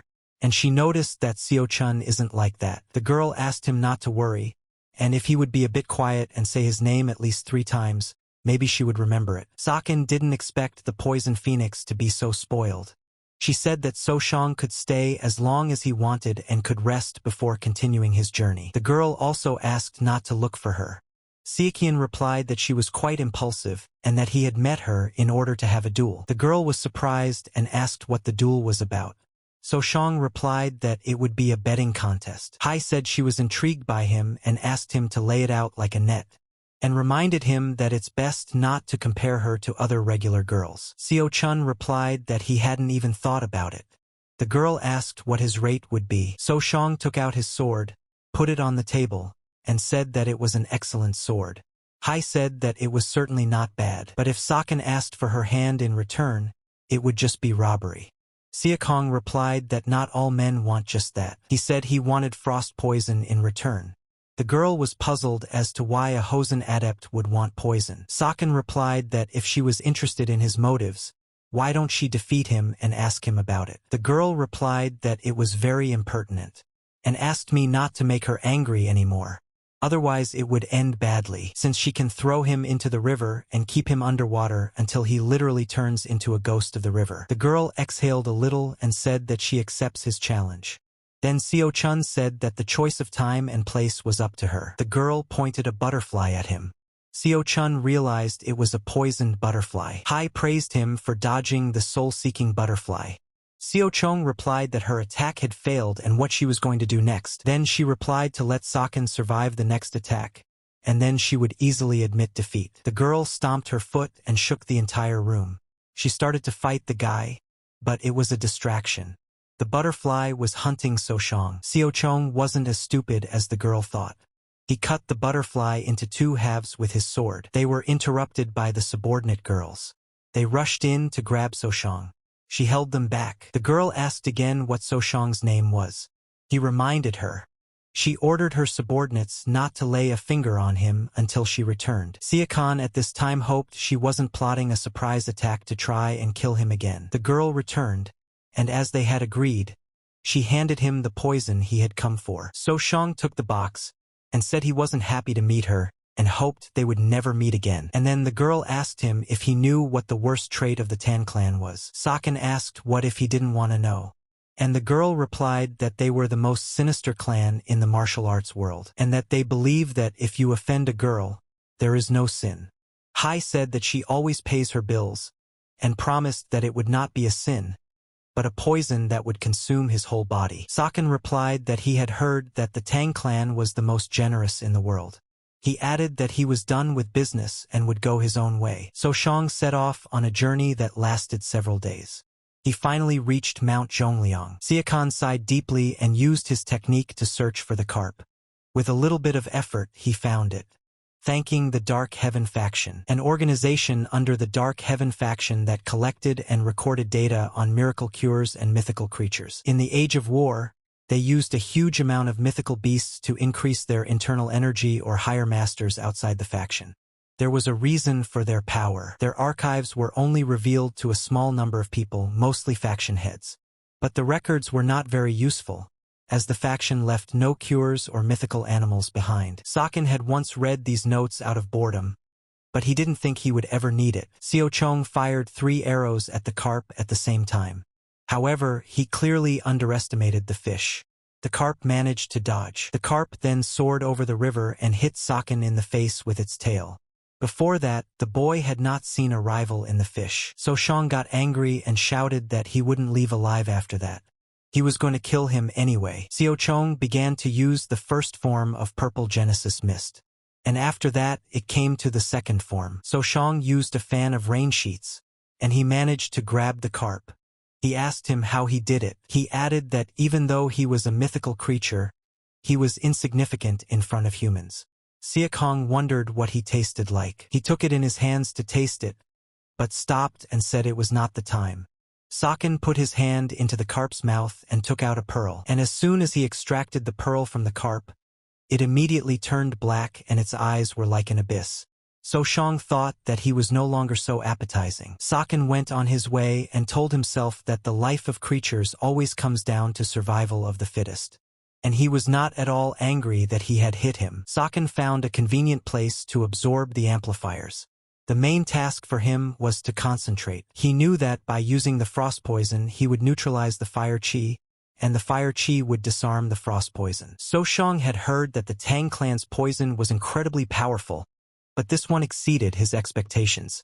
His body was covered in red spots and sweat. Seo-chun noticed that the volume of his chi had increased for 5 years, as well as immunity to all kinds of poisons and resistance to heat and cold. Seo-chun protected his body, and using the fire chi of the divine flame kripa and the freezing energy of the poison, he increased his resistance to heat and cold. In the process, the chi used doesn't regenerate, so while ineffective, Seo-chun had only wasted it. He wasn't quite sure about the immunity to poisons, but the resistance to heat and cold had increased. Although Seo-chun didn't use chi, the heat didn't affect his body. Saken was proud of himself because at 18 years old, to have immunity to poisons and resistance to heat and cold, it was indeed a success. The 7-horned serpent, and Saken was already in anticipation. So he set off again. But it turned out that unknown people were following on Seo-chun's heels. They came to the place where the boy had just been and found a carp killed. They also noticed the scratches from the sword.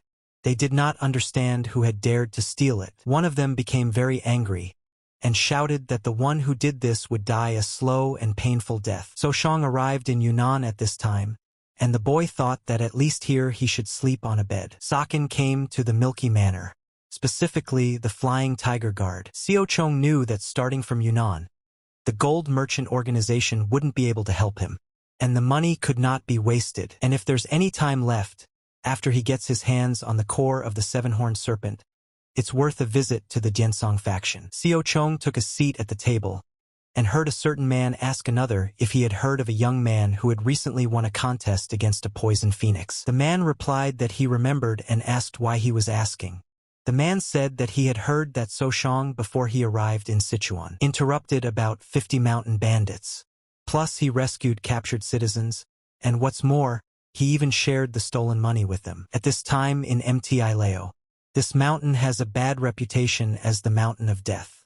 One reason, the wild environment, but mostly because of the poisonous fortune. The most dangerous area on the mountain is the Valley of Poisonous Blood. The entrance is filled with all kinds of poisons, and inside there's a lot of toxins. Even a poison master from the Tang clan wouldn't be able to return after setting foot there. It's so dangerous that the government has named the Valley a Forbidden Zone. At this time, an unknown man came to a place he had only heard of. He told his charges that if any of them wanted to turn around, it was not too late and he would not punish. The troop shouted no way, and the moment he received them, they swore allegiance to him. The man replied that if it wasn't for their help, no one would be there anymore, and he is grateful to them. They decided to continue on their way. It was getting hot. One of the warriors told the Lord that they would soon arrive at the area of poisonous insects. The master shouted for everyone to get ready for battle. Poisonous insects began to attack them. He also shouted to the warriors not to be careless in the hope of a quick rescue, and that they would attack as soon as the warriors fell. They must not let themselves be bitten. Sakin at this time continued on his way and was bitten by an insect. He killed it on his shoulder and shouted that they had already gotten it. The guy couldn't take it anymore, grabbed his sword and started waving it around, telling them to fuck off. Sakin got rid of the annoying ones and decided to see if he could find any more poisonous plants. Suddenly, So Shang heard people shouting. He didn't even realize where people could be coming from nearby. Sakin thought for a moment and assumed that if it was the Dark Heaven faction. The boy decided that it was worth checking. The Lord was fighting a huge insect. He was about to overpower it, but the monster wounded him. The squad could no longer fight these insects, and began shouting and calling for someone to help. The Lord began to shout to the troop to leave him and run away. Suddenly someone chopped the insect's limb into pieces. Sakin recognized it as the great mantis from the Illustrated Records department. He told the master that when mantises mate, the female kills the male, and added that they choose those who are easier to rip off the head. Also, Sakin said that the gentleman thought he was going to die, but the sexual ritual drove him into a frenzy. Sakin had heard that the mantis had a nerve in its head that suppressed unnecessary force so that it would not traumatize the body. If you cut off his head, you cut the nerve as well, unlocking all the power of freedom of movement. Also, Sakin told the Lord that therefore in the future, if he mantis, you should chop its body. Sakin overpowered the praying mantis and said he hoped the lady was screaming for help and he would have come and saved her and become a hero. Sakin drew his sword and began to destroy all the surrounding frenzied poisonous insects. The master asked So Shang who he was. Sakin looked at him and told him his name, and after a second, So Shang added that he was from Hosen. The man was surprised and said that he was Tang from the Diansong faction. Xiao Chong didn't expect that the seventh master of the Diansong faction was standing in front of him. He didn't understand why a person like him was from the Diansong faction. So Shang apologized for his tactlessness as he didn't know he was the seventh master and behaved rudely. Tang replied that there was no need to apologize since he was his savior. He added that he was embarrassed to ask for it, but he would like So Shang to escort them to safety. Sakin replied that while passing there, he met a suitable cave where he could rest. Tang said that he owed him his life. Sakin smiled and said that he had only done what he had to do. Tang took his hand and said that as an adept of the Light faction, he understood that helping others was the right thing to do, but not always easy. This is the valley of poisoned blood, and it's hard to even take care of oneself there. So Tang once again expressed his gratitude. Xiao Chong looked at him and thought he looked like he had stepped off the pages of a book. Tang's entire squad also expressed their gratitude. Tang noticed that So Shang was on his way to becoming a saint. He asked why he had come all the way to the Valley of Poisoned Blood. Saken replied that he had come there to increase his strength and develop a defense against all sorts of poisons. Then Tang said that if So Shang was going to leave the valley, could he ask for a favor? So Shang asked what exactly it was about. Tang said they would like So Shang to help them catch a mythical animal called the seven-horned serpent. Saken was greatly surprised.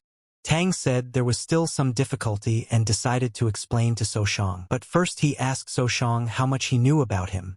Saken hesitated and answered nothing. Tang says it's okay. Since he is the youngest of the Diansong faction, it's not surprising that So Shang doesn't know. Tang revealed that he was a disciple of the faction head and also the son of the owner of the Milky Manor. Xiao Chong was surprised. Tan continued and said that, as you know, their faction is in Yunnan, a disputed area near Tibet. Because of the war, the Diansong faction had material difficulties that desperately needed a solution. That's when the owner of the Milky Manor, Tan's father, came to them and offered them a deal. In exchange for solving the financial problems, the owner's son was to become the apprentice of the faction head. The Milky Mansion desired the martial arts and faction defense. Even though the mansion has a monopoly, they remain merchants who have no power to defend themselves. Tang said that the Diansong faction accepted the deal, but with 3 caveats. First, only one person could become the disciple of the faction head. Secondly, they forbade teaching the martial art of Diansong to others, even members of the Milky Mansion. And third, to be as restrained as possible. Saken realized that, simply put, they had gotten money and sold a superior martial art. Tang said that the other 6 faction masters also knew this. And compared to his brothers, he was just lucky enough to become a disciple of the head. And then Tang said that, as it was, he wanted his brothers to recognize him as a faction warrior. So he came to the valley to catch a 7-horned serpent. Suddenly Tang said he was so absent-minded. He asked So Shang to help him catch the 7-horned snake, but he forgot to tell him something. Tang said that in the past, before the Poison Blood Valley became forbidden, warriors from his faction had come there. In those days they told of having met a serpent that had 7 horns and was immune to any attack. So Shang didn't realize that did the Diansong faction also know about the 7-horned serpent. Tang said that he was asking So Shang for help and he would never forget his kindness and vowed that he would repay him one day. So Shang agreed. Tang repeated that the deeper they went, the more difficult it would be. It will become full of poisonous bugs. And the 7-horned serpent is an incredibly strong mythical beast. Saken laughed and asked what didn't he say? That the horns were the only part that couldn't be hit. And he said it would be all right and they had plenty of people. They set out on their journey. Saken ate poisonous plants on the way. Tan wondered if the Hosen ascetics ate poisonous plants. Tang asked So Shang why he chose poisonous grass. Saken replied that it is said that masters of poisons poison themselves to increase their resistance to them. That is why he does so. And then So Shang said that this was not the time to do this as it had become restless. Tang said he couldn't see any of those countless poisonous bugs. A serpent burst through the rocks.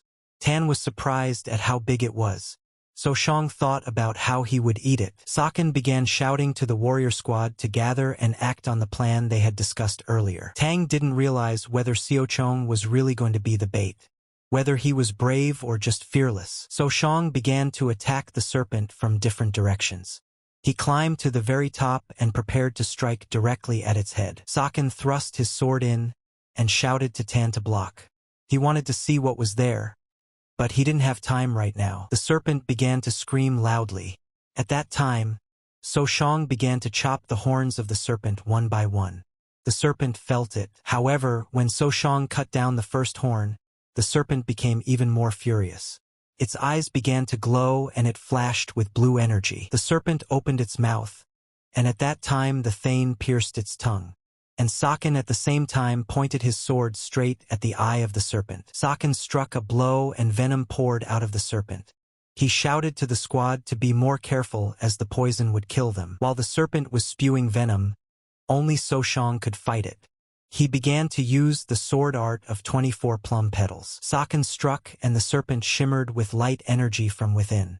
The boy managed to overpower it. Soshang gathered a couple poison horns from the ground and packed it to himself as a valuable gift. Saken told Tan that he hoped they wouldn't stab him in the back, being one of the 7 faction masters.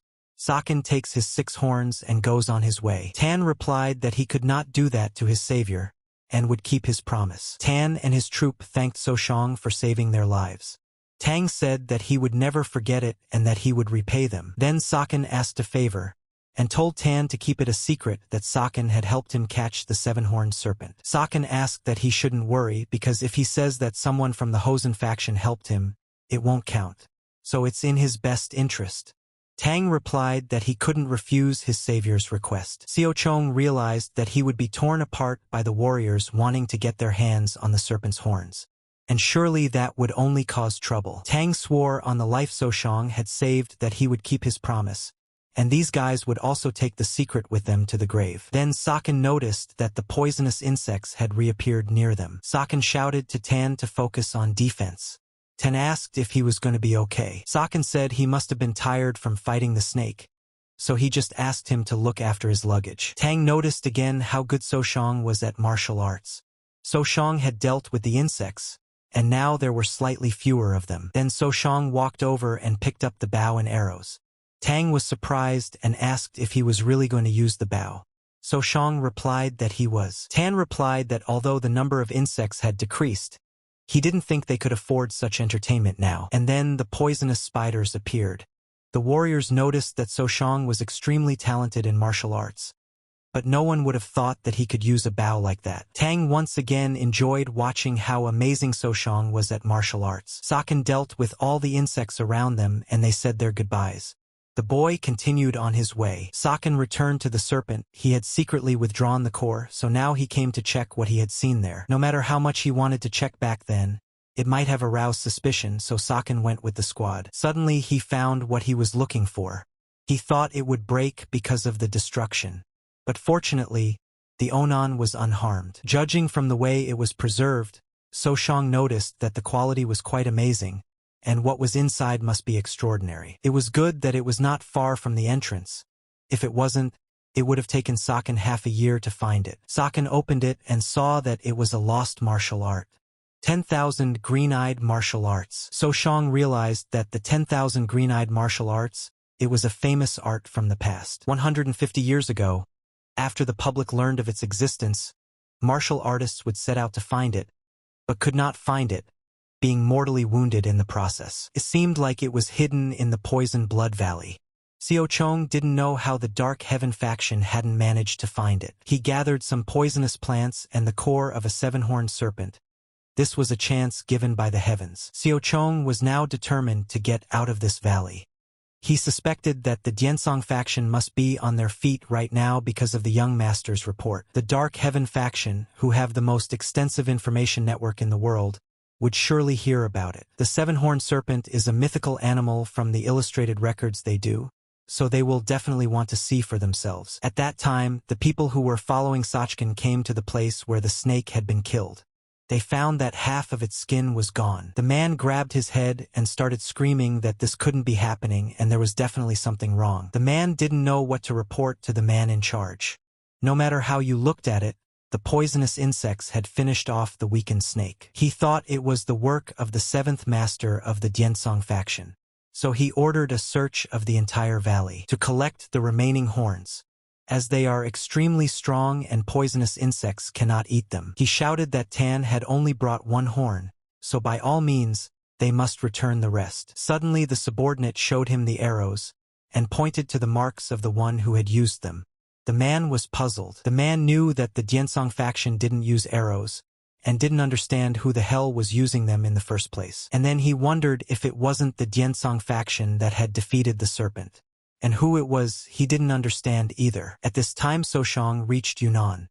He knew that the gold merchant organization must be hiding and doing business somewhere there. Saken entered one of the establishments, and the man behind the reception desk immediately recognized that it was Saken from the gold merchant organization. The man said they were waiting for him. Saken thanked him for his concern.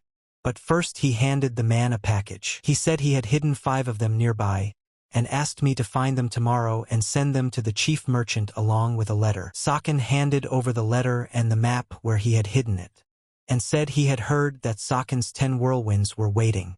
He asked to show it only to them, and have them move these things. So Shang said they were very valuable and asked to be careful. The man promised to do everything. Then So Shang said he would go meditate. So Shang started with the 10,000 green-eyed poison arts. He managed to get his hands on the core of the 7-horned serpent and the ancient teachings. So Shang considered himself lucky. Xiao Chong decided that he should eat the core, and thanks to the energy of the core, he would increase the mastery of the 10,000 green-eyed martial artists. Saken had already gone from 10% to 20%. After mastering 20%, the number of poisons he was immune to would increase from 100 to 1,000. So Shang didn't know if it directly affected his body condition, but he used most of the core energy. As expected, the consumption was substantial, but the core chi energy still remained. And Xiao Chong now didn't know what to do with it. By increasing his chi, he could reach an unlimited limit. On the other hand, he could follow the path of bodily transformation. So Shang was incredibly tormented by the thought, unlimited limit or bodily transformation. Then So Shang decided to focus on reaching the unlimited limit first. He knew about the existence of the 1,000-year snow ginseng, so after the unlimited limit, he would engage in bodily transformation. Saken sank into meditation and felt an incredibly familiar feeling. His thoughts were telling him to follow the stream. Saken walked over to the tree and woke up. He could no longer feel the energy of the 7-horned serpent. The increase in chi only took 2 minutes, but something had definitely changed. Saken didn't realize yet. He tasted his strength and realized that he now had an unlimited limit. However, So Shang didn't understand why it was blue and not purple. He was able to reach the unlimited limit, but that didn't mean that divine arts or other martial arts had improved. Saken gathered himself and went downstairs from his room. He asked the manager how many days he had been in the room. He replied that it had been 3 days, and he was already freaking out, thinking something was wrong. Saken apologized for the inconvenience and asked what about the horns. The manager replied that they had collected them all by noon on the 2nd day. So Shang said good job and he's off to Shirsang, and he'll stop by again on his return. So Shang continued on his way. As he approached the mountain, he asked himself if this was the greatness of nature. Only at such moments did he realize his insignificance, so he decided it was time to climb. It is said that 1,000-year-old ginseng grows on the top of a mountain covered with numerous bodies of the dead. Saken set off on his journey. Halfway to the top, bodies began to appear one after another. He didn't understand why they were going there. Saken realized that someone else was climbing the great snow-capped mountain, and that was not good news. Unexpectedly, So Shang noticed the body. He knew he shouldn't do that, and he would get in trouble just by looking at his clothes. But he had no idea that it would turn out to be a llama from the Padala Palace. The man thanked So Shang for saving his life. A group of martial artists outside of Zhongyuan practice unarmed martial arts. They reside in a temple in the Xijing region. They were called llamas because they came from different factions and have different views. However, they have a very controversial moral code. Their goals are based on bad intentions. This is especially true of the llamas from the Padala Palace. They are so aggressive that they have tried to attack Zhongyuan several times. Then So Shang suggested that the monk go his own way. But the monk stopped him and asked him why he was in a hurry. The monk said that he could not just let So Shang go without repaying him. So Shang replied that there was no need to repay him. The monk asked if So Shang would mind if they climbed the mountain together. Saken asked him if he was even listening to what he was telling him. The monk asked if this was his first ascent of the mountain, and he said that if he took an old sad monk with him, he would show him the way. So Shang didn't know what to do. He saw that the old man was weaker than him. The monk said his destination was not far from the summit and he could accompany him. The monk said that in the past llamas from the palace had climbed the mountain and he had memories and a map. Saken asked if he would accompany him, where he would take him. The monk replied that if he followed to the summit, he would be slightly below this place. The men who had followed So Shang arrived at their leader's house. He asked them why they had come empty-handed, and where is the carp of eternal fire. and the seven-horned serpent, for its horns could be used to make 7 beautiful swords. And with the help of poison, he would be able to lure an elder from the 9 great factions to his side. He asked the man that, being his faithful follower, if he was not ashamed to be trembling with fear right now. The man fell to his knees and began to apologize. The head ordered him to stop and gave him a judgmental look. He told his subordinate that but had made an invaluable contribution to their cause. He was skillful and useful, but his men were not, and said that the price of their lives was not worth a maggot. The subordinate agreed with his head. And then the head said that he really hoped he would not disappoint him. During the Yuan dynasty, Lamaism was the state religion. There is no need to describe how powerful and influential it was. The problem was that the lamas tried to have even more power and only sowed destruction all around.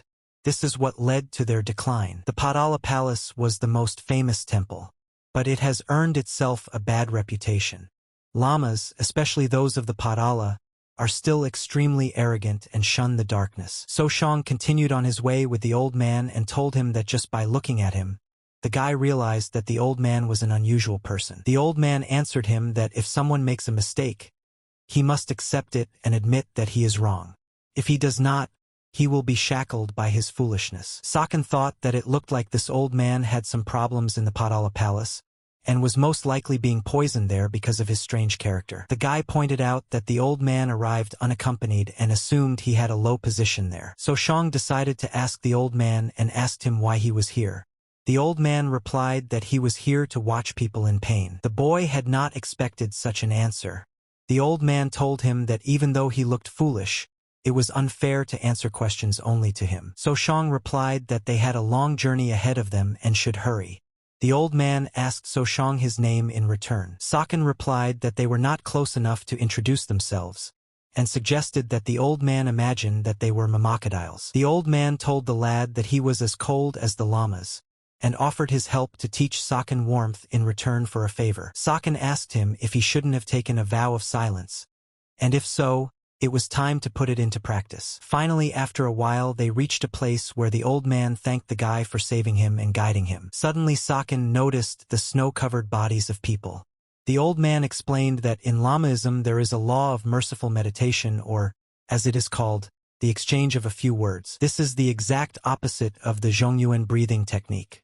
There you must inhale positive energy and exhale negative energy. The old man also added that Tungjin allows you to inhale pain, which is negative energy, and exhale happiness, which is positive energy. It allows other people to be healthy, and healthy people make anyone healthier. The old man said that the snow-covered mountain is also called the Mountain of Death. It is full of suffering, resentment, and regret. The old man explained to So Shang that he had come there to experience it. He said he would wait for the boy at that spot and showed him the way. Saken put the events together in his mind and realized that the old man was Tsongkhapa, a Tibetan religious leader and preacher. The boy went his way, and the old man assumed a meditation posture. Suddenly someone started calling his name from behind. The old man replied that he seemed to have visitors from the Jaluga. He asked them why they were looking for this old monk Tsongkhapa. The leader smiled and asked the old man if the cold had given him brain freeze, or if he had gone mad, deciding to die after he had comprehended the Buddha's teachings. Tsongkhapa rose to his feet and asked not to bury him prematurely, for he was still in his right mind, and even though he was old, there was still a fire burning in him. The chief looked angrily at the old man and said that this place would be his grave. He asked him why he had renounced the teaching. Tsongkhapa began to cry out that Lamaism itself is wrong, and having wallowed in the 3 poisons, Lamaism no longer discerns what is right and what is wrong. Darkness enveloped him. The old man turned to the ringleader in rank and called him the 5th elder of the Sakya school, and asked him how he could not see that the decay had begun when the Kapshi became the Karmapa of the Yuan dynasty. The old man had repeatedly witnessed students of Lamaism saying that the doctrine states that once one has a child, one must take celibacy.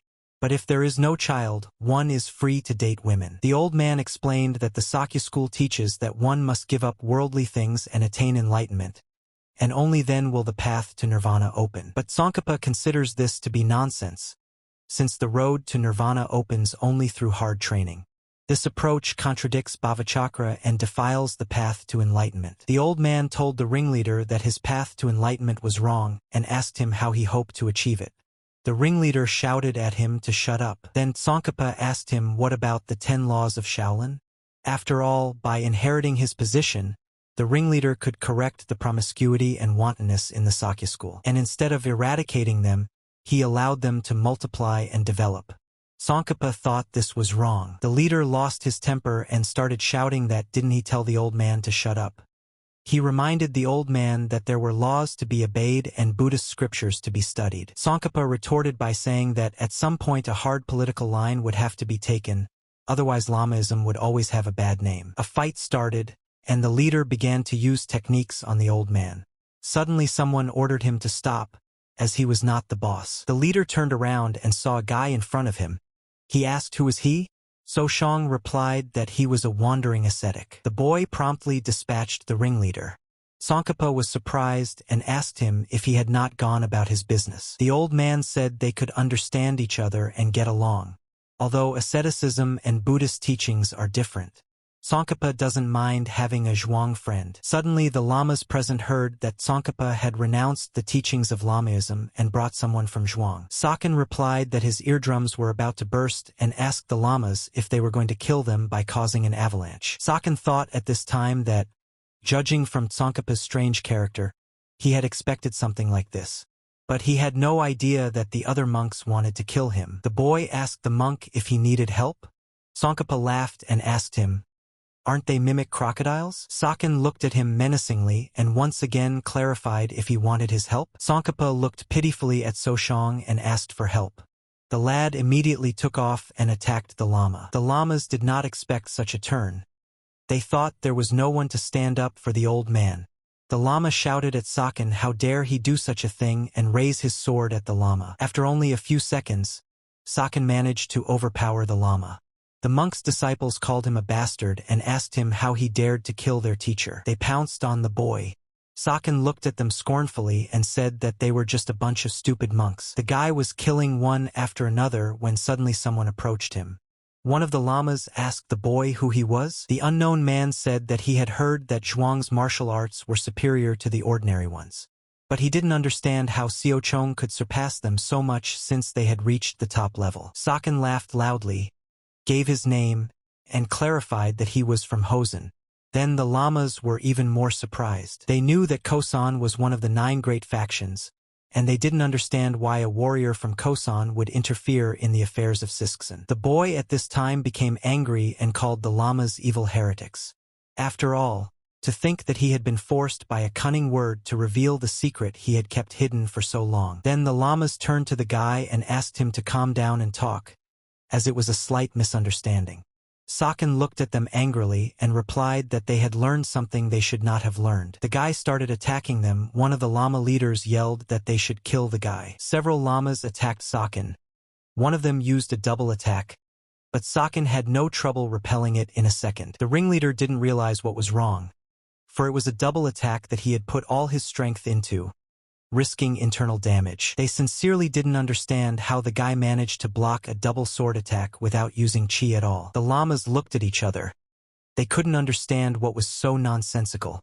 How could Soshang be a sword master at this age? After a few seconds, Saken overpowered each one.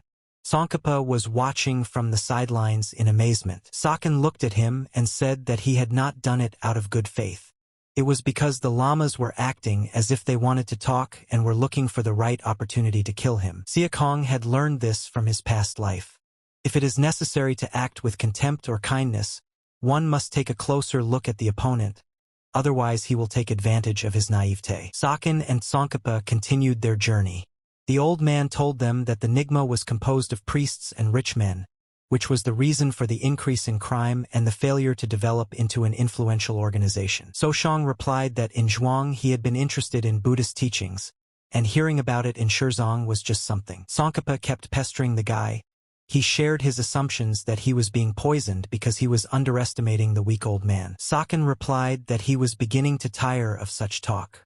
Tsongkhapa smiled and promised to stop fooling around and start being serious. But suddenly the old man turned to the boy and asked who he was.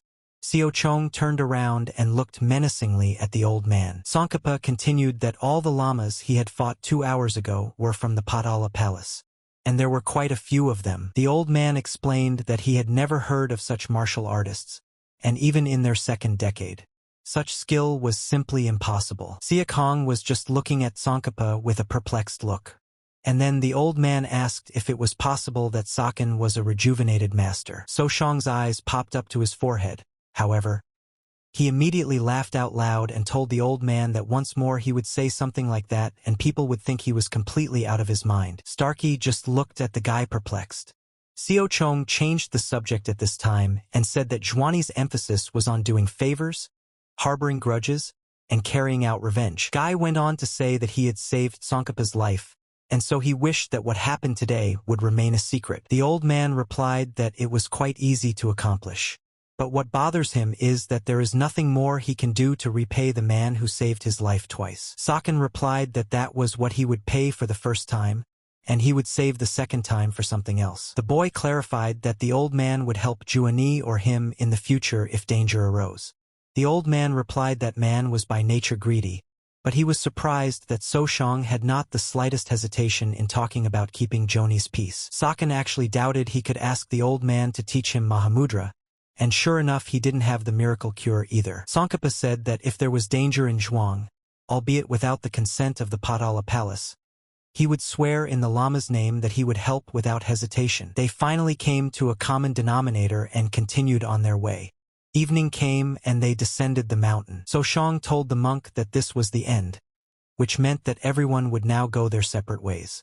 They wished each other a safe journey, and the old man asked the boy to keep himself safe. Saken and the old man separated. On the way down, Saken tried to remember the name Tsongkhapa. It was very familiar to him. Not counting Zhuang and the other three, he didn't know much about the powerful factions. Seo Chong hoped that saving this monk shouldn't have changed the future. The boy continued on his way, found a rather cozy cave and decided to get some refreshments. He thought about the fact that he had to use so many miraculous remedies. Soon he would be called the King of Medicine. Seo Chun realized how cool it was to know the future. He swallowed the miracle medicine and then it began. Saken applied techniques to pump up his skill with this means. He realized that there was no need to rush as it was fraught. If he made the slightest mistake, his chi would be affected. So Shang began a bodily transformation. He felt as if his bones were breaking from the inside out. He realized that if he lost his concentration, it could end badly. He would curl up in a ball and disappear into a nameless cave. Siakan had never imagined that changing his body would be so tiring and painful. Nothing could distract him from such pain. The boy moved on to the second stage, the unity of mind and soul. He realized that no matter how much he restrained his mind and spirit, this world was not nirvana, so it would appear squalid. The energy of the 1,000-year ginseng would make the toxins accumulated between the mind and spirit disappear. Seo Chong could feel the strength leaving his body. The third stage has come, complete regeneration. After that, the final stage of bodily transformation. And then instantaneous healing from any illnesses and injuries. At last it was over. Saken burst out of the cave like a ray of sunshine through the branches of the trees. His body is perfect. The boy immediately decided to evaluate himself. He took the sword in his hands and looked at his reflection. He realized that the bodily transformation didn't make him more beautiful or anything else. He didn't understand if it took special magic to do that. The guy realized that this was a harsh reality, but decided to be content with what he had. He expected it, but his chi didn't increase at all. Seo Chong decided that it was time to return to Zhuang. There are 6 martial arts that should never be studied. They are called the 6 great demonic arts or the 6 forbidden arts. All of them are so powerful and horrible that it's hard to decide which one is the worst. However, if we look at the ones that have only recently come to light, the greatest forbidden book of martial arts would be the skill manuscript of the cursed demon Lao. In the Kunlun Mountains, the head of the Kunlun faction named San received information about the tomb of the cursed demons. San realized that if the cursed martial art revived again, it was scary to imagine what would happen. He decided that by all means they must prevent it from happening. The Kunlun faction went to find out if the rumors were true, about the tomb of the cursed demon. When the begging faction and the 9 great factions began their investigation, rumors spread even faster. The cursed demon was an enemy of Murim and had fought against his greatest masters of the time. He not only managed to get away alive, he managed to win. He didn't care that he was considered an enemy by the whole world. What mattered was that it meant being the strongest. In the demon temple, rumors of a cursed demon's tomb had reached the temple. The leader didn't know about the 6 forbidden arts, but when the cursed demon was alive, he collected manuscripts of demonic arts. The ringleader didn't know if the tomb of the cursed demon was real, but he decided to investigate it. Meanwhile, in the river of evil, the leaders are at a loss to understand where the tomb of the cursed demon came from, for not much time has passed since the treasury of the 3-eyed ghostly thief was discovered. At the council, they decided that they had no choice but to go see for themselves. They couldn't just send the Kunlun faction. Aside from the involvement of the River of Evil and the Demon Temple, there were more factions involved this time than when the treasure trove of the 3-eyed ghost thief was discovered. The Kunlun faction alone could not solve the situation. They decided that they couldn't act rashly. And if it's a trap, it would be a bad idea to gather the strongest factions in one place while events unfold in another. They decided that they needed to carefully consider who would stay where they were and who would go to the tomb of the cursed demon. One of the leaders of the begging faction shouted that they would go. He was asked that hadn't the begging faction and the 9 great factions gotten their hands on the untold riches from the treasury. Arguments began, some shouting that if they showed up again, they would get all the treasures for themselves. The leader of the 5 Blades faction shouted that they would take care of it. The begging faction and Kunlun of the 9 great factions, the 5 evil blades, the Sunsen faction, the Hansen faction, the Namkan noble family, and the 5 great noble families. 2 demonic forces, the Demon Temple and the River of Evil, are also headed there. The conditions leading up to the 7 Blades War are in place. But Saken was determined that the future would not repeat itself. He would have liked to stop the war before it started, but now he's forced to fight. He doesn't know who might turn out to be a spy for the Dark Heaven faction. Saken decided that the first thing he would do would be to destroy the cursed demon's tomb and try to minimize the damage caused by the war. Killing the Dark Heaven Lord's minions would just be a bonus. At this time, the unknown men were standing guard. One asked the other how long they would be there. He replied that it would be until the Light faction, the 2 demonic forces, or another powerful faction arrived. One told the other to focus on his mission and realize its importance. And one should not forget the situation in which the head of the Illustrated Records finds himself. Then an arrow suddenly flew into him. The other immediately began to shout that they were being attacked, but his throat was immediately cut. This is Seokian's case. These people were people from the faction from the Dark Heavens. Seo Chong didn't know that they had such keen senses. Others wouldn't have noticed. Immediately, the others came running to help. Seokian killed one after another. Finally, there were 7 of them left. The guy even joked that it was only a coincidence, but their name 7-Star Squad fit perfectly right now. The leader immediately ordered So Shang to be taken alive. He specified that they could cut off his arms and legs but take him alive. The ringleader turned to the guy and told him that if he surrendered alive and told everything he knew, they would kill him painlessly. Saken asked him who is he to make such decisions. He reminded him that there are 7 goons like Chanchu and Chongxiang above him. The guy continued that if the ringleader decides on his own, they will punish him. The ringleader became furious and asked how did he know those names? And who was he anyway? Siakong replied that he was just a traveling warrior. He immediately went on the attack. Siakong quickly dealt with him and concluded that people are so tight at all times. Another opponent attacked him from the back. Saken appreciated his rather good attack and even appreciated his poisonous palm. And after a second, he overpowered him. The guy raised his weapon and realized that this was the triple fury of the 10,000 green-eyed poison arts. Saken glanced at the remaining people and told them that their sight brought back memories. The guy knew that these were the soldiers of the 7-Star Division from the Dark Heaven faction. The Dark Heaven faction had many branches besides the Illustrious Records branch. The 7-Star branch had the most people. They specialized in everything related to martial arts, and every single one of them was a first-class warrior. The 7-Star Division only accepted the best. At that time, Seo Chong was not equal to the other Hosen faction masters, let alone the 7-Star Division. In hindsight, this situation was unimaginable. So Shang told the ward warriors that they were his past and now his present and his future. The guy straightened everyone out and decided it was time to head back. He realized that because of the prominence of the sword art of wielding the 24 plum petal sword, there would be trouble if he left a trail behind him. It was good that there was a pit that was at the very entrance, intended as a trap. That's where So Shang dumped the bodies. Xiao Chong was going to break the traps anyway. But maybe he should have brought Zhu with him. Now he would have to check the traps blind. He went straight to work and set off with a bullet, hoping to avoid all the traps. So Shang was on his way to the tomb of the cursed demon. Meanwhile, in Tianjin, they were discussing problems. They talked about the 7-star branch not making contact, and even with the delay, it's taking too long. One of those present said that they were no doubt dead. Then Alcade, the same star in the constellation of the Great Bear, said he would go to check. At this time, So Shang kept his way. He touched one of the walls and completely forgot that Yangji was flowing there. He thought it would come in handy under certain circumstances. In the meantime, he went to the lowest floor. There were quite a few traps in his path, but Saken was much stronger than he thought he was. He kept wondering why the cursed demon's tomb had such poor defenses, but it turns out he was the one who was too strong. The guy continued on his way, and he seemed to have arrived at the spot. He was greeted by a path with glowing lanterns. He could see a warehouse with weapons and a mountain of treasure. He decided to take a closer look at it all. Saken began to rake through the pile of weapons and knew that there was definitely what he was looking for in there. The boy shrieked with joy. He had finally found the Gojin sword.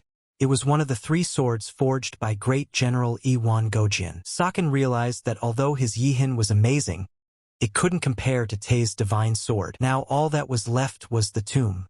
Suddenly, So Shang noticed a red cushion with a book on it in front of him. The guy immediately realized that it was a 9 fierce martial art. He asked himself the question, with the unity of 10,000 martial arts, So Shang would be irresistible. However, he immediately closed the book and ordered himself to forget about it. The 9 fierce martial art is as old as the 6 great martial arts. It is a forbidden book whose purpose was unknown even to the author himself. It was created in Zhuang during the Xia dynasty. It is not a collection of martial arts techniques. Later, when the Xia dynasty began to decline, the trace of the 9 fierce essence was lost. After countless years, a sage accidentally discovered a copy of it, partially translated it, and gained its power. It was a technique that drew its power from the underworld. That's where it gets its name. It was a technique that drew its power from the underworld. He gains the tremendous strength and regenerative abilities of the greatest demon from the underworld. But it only has a temporary effect. In less than a month, the body of the one who uses it is completely transformed. Transformation is not quite the right word. It would be more accurate to say that the very nature of man changes. The person is given strength, but begins to resemble a demon. Finally, in the last stage of transformation, the person turns completely into a demon. Humanity is slowly disappearing. It is like using dark martial arts. Eventually, the practitioner ceases to be human. Saken made the decision that he should just forget about it and only take away the most important things, gathered everything he needed and set off.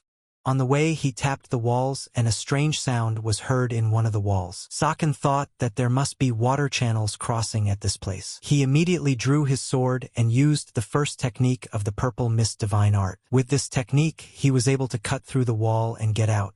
However, the tomb was left in a very unattractive state. Supreme Master Hanzana arrived at the tomb with his men. He could not understand what had happened there. He asked his subordinates if this was definitely the place and if they were not deceiving him.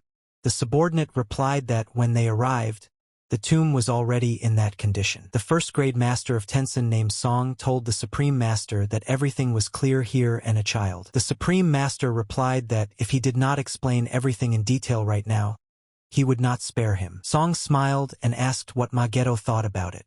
The man looked at him and replied that he wasn't here to answer his questions, and he said to only talk to him if he had something to discuss. Otherwise he'll cut his tongue out. Behind their backs was another man present. After what he had seen, he went to report to his ringleader what had happened. When he arrived and told the news, the ringleader immediately hit him with such force that his forehead shattered. He explained to the ringleader that they had stationed some soldiers from the 7-star squad at the tomb, and 2 days before the researcher arrived they had lost contact with them. He also revealed that he had sent Quan to scout the situation.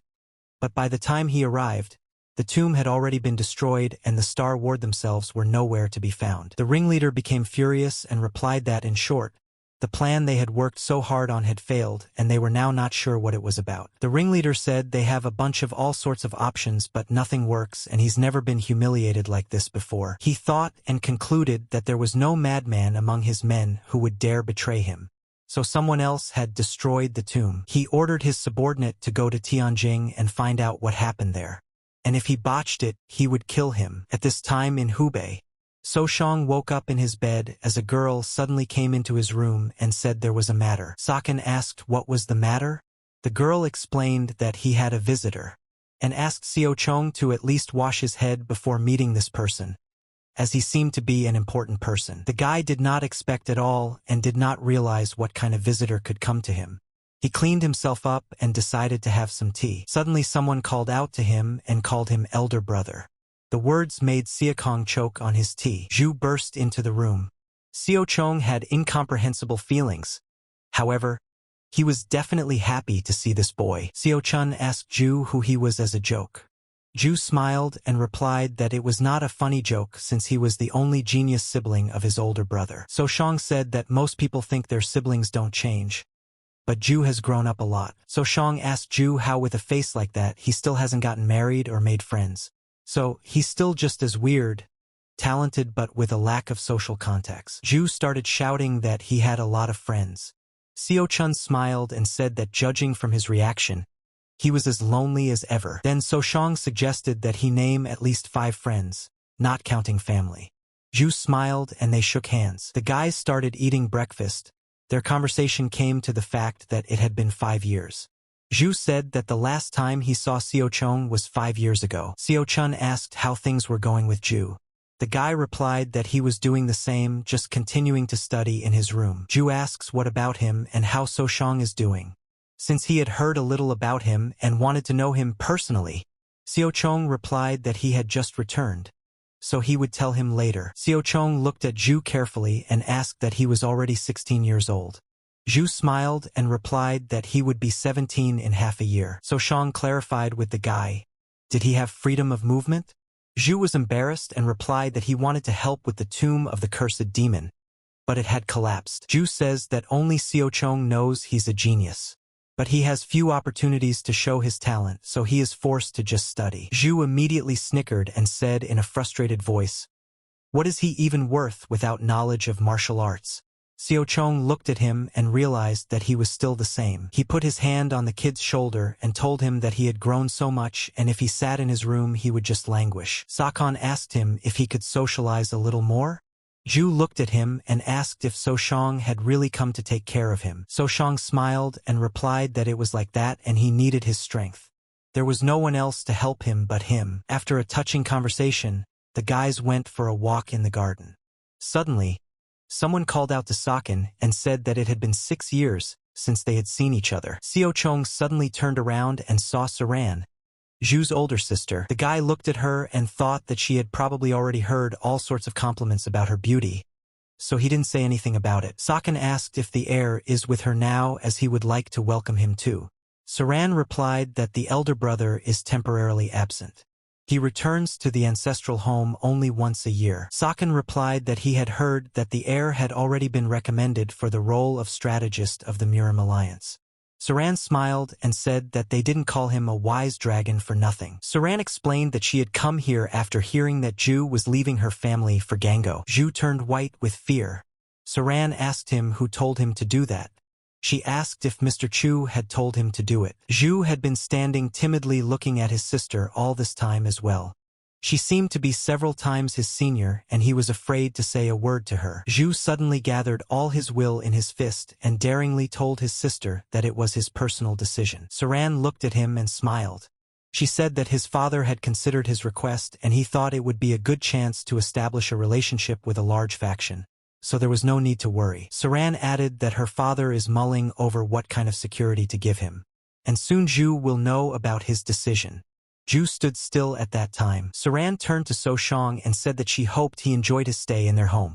Seo Chun smiled sweetly. Seo Chong explained to Ju that even if his family didn't like him very much, blood is thicker than water. They must be worried about him, and so Sokyeon thought someone would definitely come to see Ju. Moreover, Sakan didn't know why, but he was sure that this person would turn out to be either Saran or Sang. Neither of them recognized the boy's genius, but they were trying to protect him. So Shang patted Ju on the shoulder and said that now that everything was decided, it was time to pack. And suddenly one of the subordinates told Ju that she would never have thought that he would decide to go to Gango, since she assumed that Ju would live his whole life as a recluse. She also told the kid that she was really worried about him. Ju looked at her and offered to go with him. The girl thought that idea was not a good idea. She explained that her family lives nearby, and besides, she doesn't like mecha blood. After talking to his subordinate, Ju approached his sister and thanked her for believing in him. Saran asked him not to hesitate to ask for help from the family if anything happens on the way. In case of anything, she asked Ju to send a letter to the Murim and his elder brother would reply immediately. Saran also handed her brother a book in which she described what to watch out for in Gango. She asked her brother to read it when he had time. The girl went up to Siakong and said that she trusted her brother to him. She then went to her room, but Siakong called out to her. Sakan told her that shaping was done by placing either natural or man-made structures into a certain model in advance, and asked the girl if that was true or not. Also, Sakan said that in the case of war, there are a lot of variables, so the formation can be disrupted before realization. And if that happens, the enemy may not have a chance to affect the formation. Saran asked what he meant by that. Sakan said, wouldn't the formations become more convenient if they threw something at their enemy and activated it? So Shang left Saran alone, and the boys set off. Ju asked Sakan where they were going. So Shang replied that they were going to Shandong. Ju asked why they were going there. Did they have some business with the Huangfu clan or the Tongshan faction? So Shang smiled and replied that they were heading there to meet an old friend and Ju should remember him. Ju thought for a while and replied that is it really that merchant Li? Seo Chong smiled and replied that he was right. Ju said that he had heard a lot about his company and the clan, and he was so proud that some of the money invested was his. So Shang said that Li's personality may be suspicious, but his talent is unquestionable. So Shang also told Ju that from now on, Shandong will be his second home. Along with Siakong and Ju, the chaperone from the boy's father also traveled. He was thinking that he might be lazy, but of all the people he could choose to guard Ju, it was a real cruelty. So Shang turned around and addressed the attendant by name. He asked Mr. Yang why he looked so bad. Yang replied that it was all right. So Shang told him that he might regret it, but he needn't worry as he would thank him many times in the future. Ian was thinking at this time that if he knew he was in for such punishment, he would have worked much harder. Siakong thought that now everything would begin for real. In his head, he made a real plan. He decided that he would gather his forces in Jihan, Shandong, and oppose the Dark Heaven faction. It's not a bad place strategically. Lots of untouched resources like mines, arable land, and seafood. And Pachur makes it a good place for trade. Seo Chong realized that he needed to reflect on the possible future events and be the first to make a move. Meanwhile, the boys had almost arrived at the place. Merchant Li was thinking that money is something that moves continuously. Instead of using money for self-satisfaction, it is much better to use it to get more money. Someone told the merchant that his laugh was still the same. Li turned around and saw So Shang in front of him. He immediately rushed towards him with a warm embrace. So Shang looked at him carefully and realized that so much time had passed. And to think, Li was already the king of merchants. The guy told the merchant to raise his head, as they wouldn't be able to talk if he was staring at the floor. Li explained that he was just trying to show his respect, and he told Seo Chun that he hadn't changed a bit over the years. Ju at this time stood and scrutinized the merchant. He couldn't understand what such miraculous remedies Li was eating that he had turned from a skinny skeleton into such a chubby man. Sakan suggested at this time that they move on to the main topic. He told the merchant that they would soon need weapons. The merchant shared his observations with Sakan. He said that he assumes that war is coming, and he feels that a cure will be needed. The merchant offered his help. Ju didn't understand if Seo Chong was going to believe Li so easily. Li explained that he could smell money, and his sense of smell has never let him down before.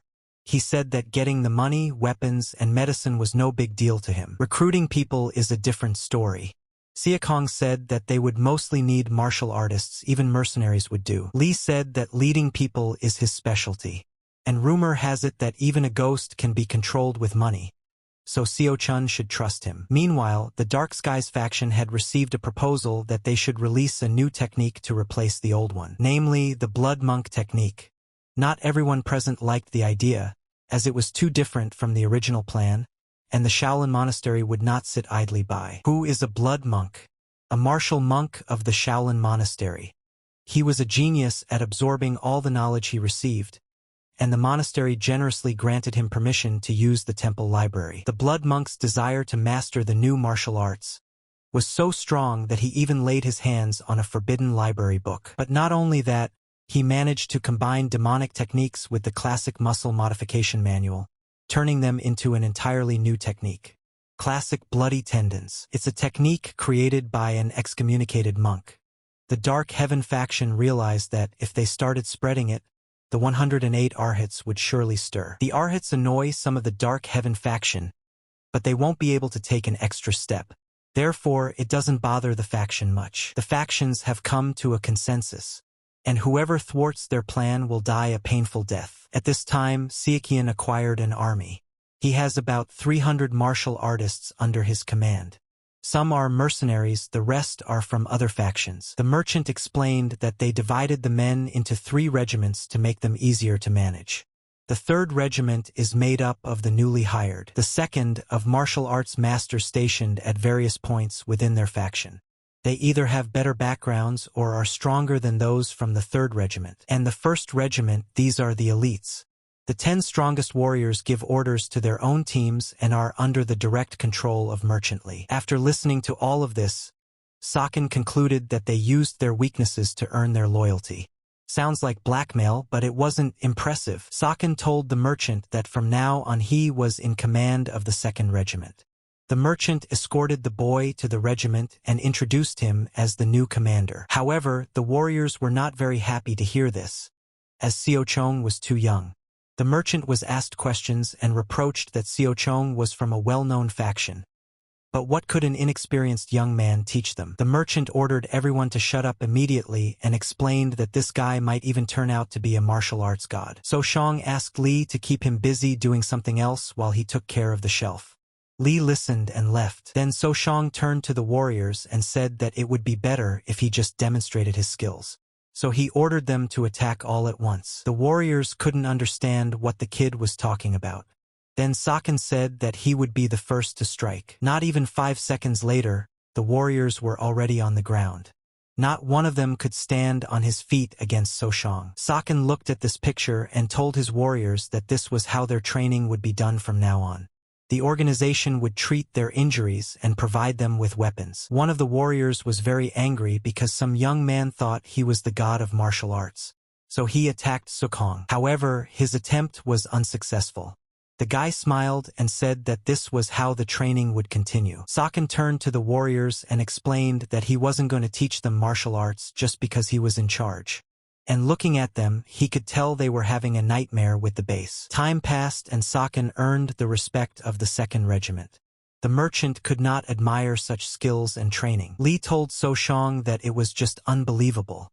Then the guy ordered him to find people in the 3rd regiment who could be transferred to the 1st or 2nd regiment. The merchant replied that he took everything into consideration and asked the guy what to do with those who don't fit. Sakin ordered to just send them off with a couple coins in his pocket.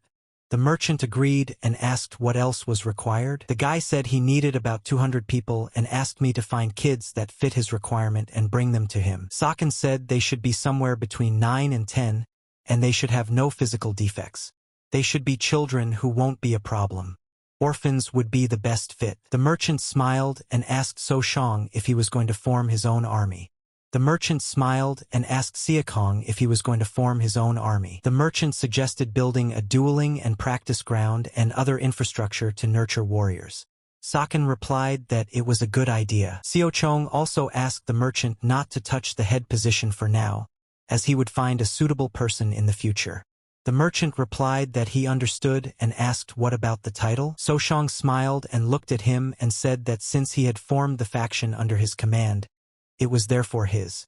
So he let the merchant call it whatever he wanted. The merchant promised to think about it.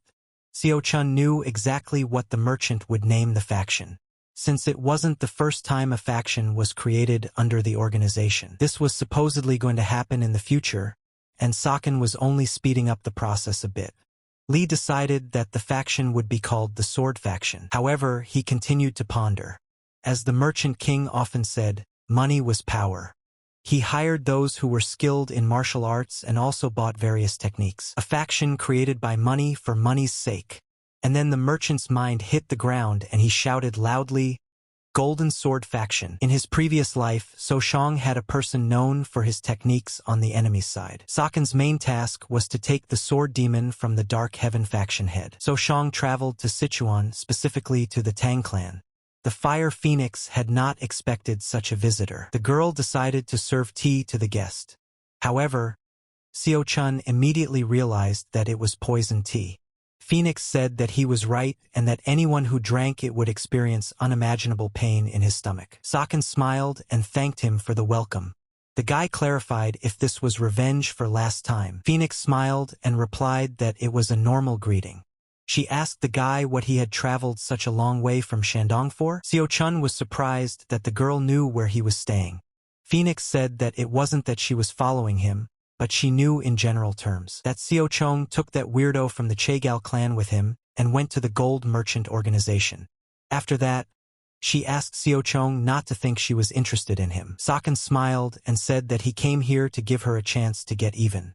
Phoenix said that she would see who would give who a chance. Saken then asked would they really have to make a bet again? Phoenix was angry. Saken drew his sword and put it on the line. And plus the sword, Soshang put 1,000 gold coins on it. The girl's eyes didn't seem so angry anymore. She asked the guy what he wanted. That's when Soshang voiced that he wanted a poison phoenix. Not a second later, the girl jumped the poison in his face. Xiao Chun of course dodged it. However, the girl clarified if he needed a prescription. Xiaokong replied that he did, and better yet, he needed an antidote. The girl replied that he had come to the right place. Afterward, Soshang told the girl that she could choose what to bet. The girl looked at him angrily and said that he was mistaken if he thought she would fall for his taunts. Meanwhile, the chief elder of the Tang clan woke up. He immediately smelled that it was a bit noisy this morning. It was immediately reported to him that Soshang had arrived. The elder thought so. The subordinate said he could kick him out. The elder said that there was no need to do so since the fellow was traveling and let him enjoy it for the time being. The subordinate told the elder that there was something else. Namely, young madam he asked to open a pub. The subordinate also added that Soshang had made a bet. The elder couldn't believe that Hai had decided to make more corpses. A girl came up to Soshang and greeted him, saying that her name was Qingqing and she would be his assistant for the duration of his stay here. She will also escort him to the family pub. Xiao Chun asked, what kind of pub is this? And then the guy who came with Qingqing told Xiao Chun to just follow the girl. The boy looked at Soshang and didn't understand how he had won against Madam last time. But he knew for sure that he wouldn't be able to pull off that trick this time. Xiao Chong immediately noticed that this guy was looking at him as an enemy. He even joked and suggested that Qingqing should rather go while this guy stuck a poisonous needle into him. This made the guy even more angry. He didn't understand how Soshang could treat a Tang clan warrior with such disrespect. Soshang applied a technique towards Qingqing and made her untouchable. After that, he suggested her to speed up since her mistress would get angry. The Tang clan warrior was going crazy with anger at this time.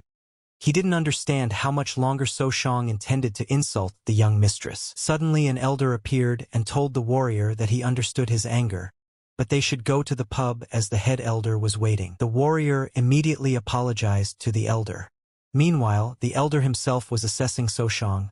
He noticed that the guy not only parried the killing aura smoothly, but even protected the servants. The elder understood that it was difficult to execute, which meant that he had defeated the young mistress by more than pure luck. The elder told Qingqing that he would go ahead and let her escort Soshang.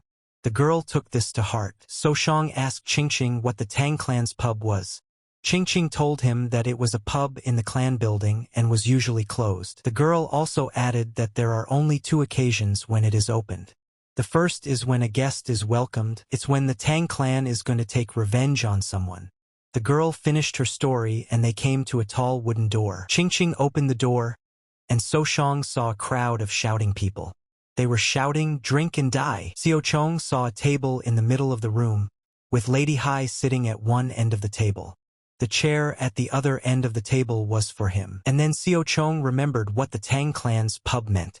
If the object of the Tang clan's revenge flees, pursue it to the end. The enemy of the Tang clan must not exist in this world. Xiao Chong sat down at the table and Mrs. Hai began to explain the rules of the game to him. The girl told him that the game was quite simple. She held out a vial of liquid to him. "Drink and die. Or drink and live." The people around him shouted loudly for So Shang to drink. Many people wished that the vessel contained poisoned alcohol. In addition to the game, Madame Hai handed him a contract. Hai explained that although Xiao Chong wouldn't die because he wasn't an enemy of the Tang clan, the game will end the moment something goes wrong. The head elder will instantly provide an antidote. But the girl added that he shouldn't relax because if he tried to expel the poison, he would die immediately. Saken scrutinized the contract and agreed to the game.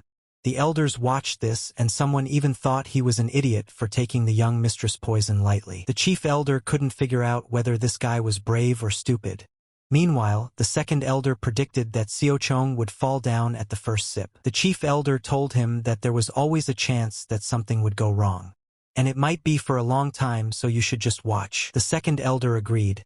He rose from his chair and said that from now on any movement without permission was forbidden. The elder continued that in this argument, Hosen's disciple must drink 5 shots of poisoned liquor, and after each one he must utter a word audibly. And if his face changes color for a few minutes or he can't speak, they'll know he can't handle the poison and count him defeated. At this time, So Shang was looking at the elders carefully.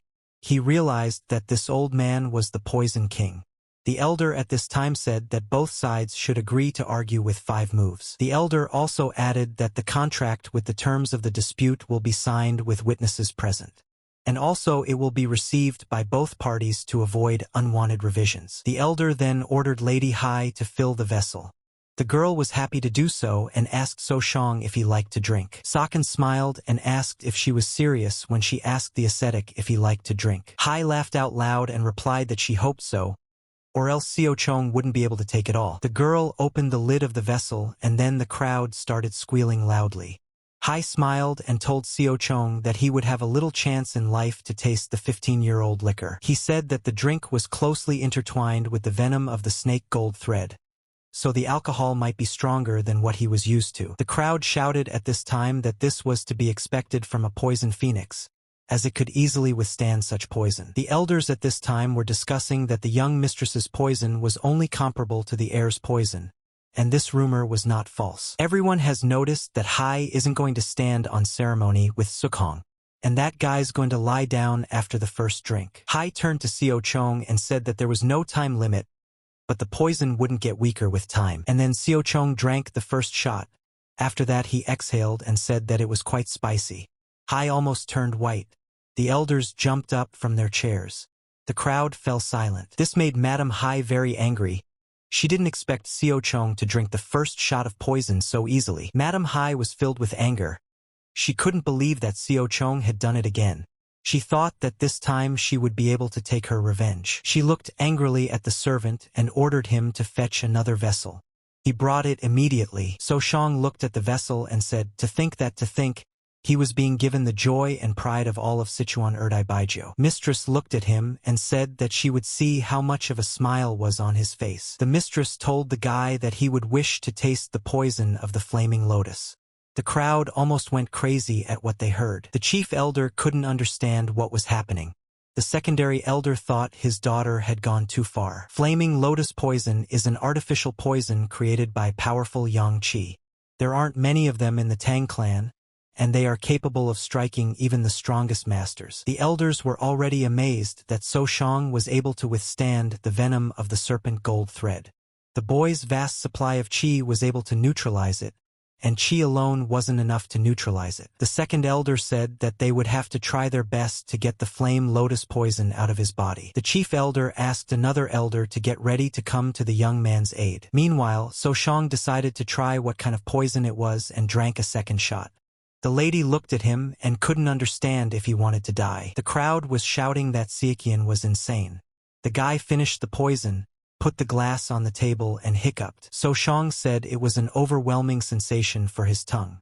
No one could believe their eyes. The elder at this time thought that no matter how much qi Xiaochong had, he was still inexperienced. He wouldn't be able to get the poison out of his body so easily and quickly. The elder thought that Xiaochong had taken the antidote. The elder walked over to the table, took the vessel in his hands and began sniffing the contents to make sure it was poison. He was convinced of this and told the second elder that there was definitely the poison of the flaming lotus. However, the elder realized that Shang was too young to have reached the stage of harmony. He examined the guy carefully, noting that his complexion hadn't changed. His breathing was even. His eyes didn't waver. He was definitely not poisoned. The elder then assumed that if he didn't even try to expel the poison, then it was definitely immune to 1,000 poisons. The elder told this to the second elder, who could not believe what he heard. Saken raised another pile at that time and said that they still had a long way to go from 5 piles. Rumors spread that Poison Phoenix had lost again.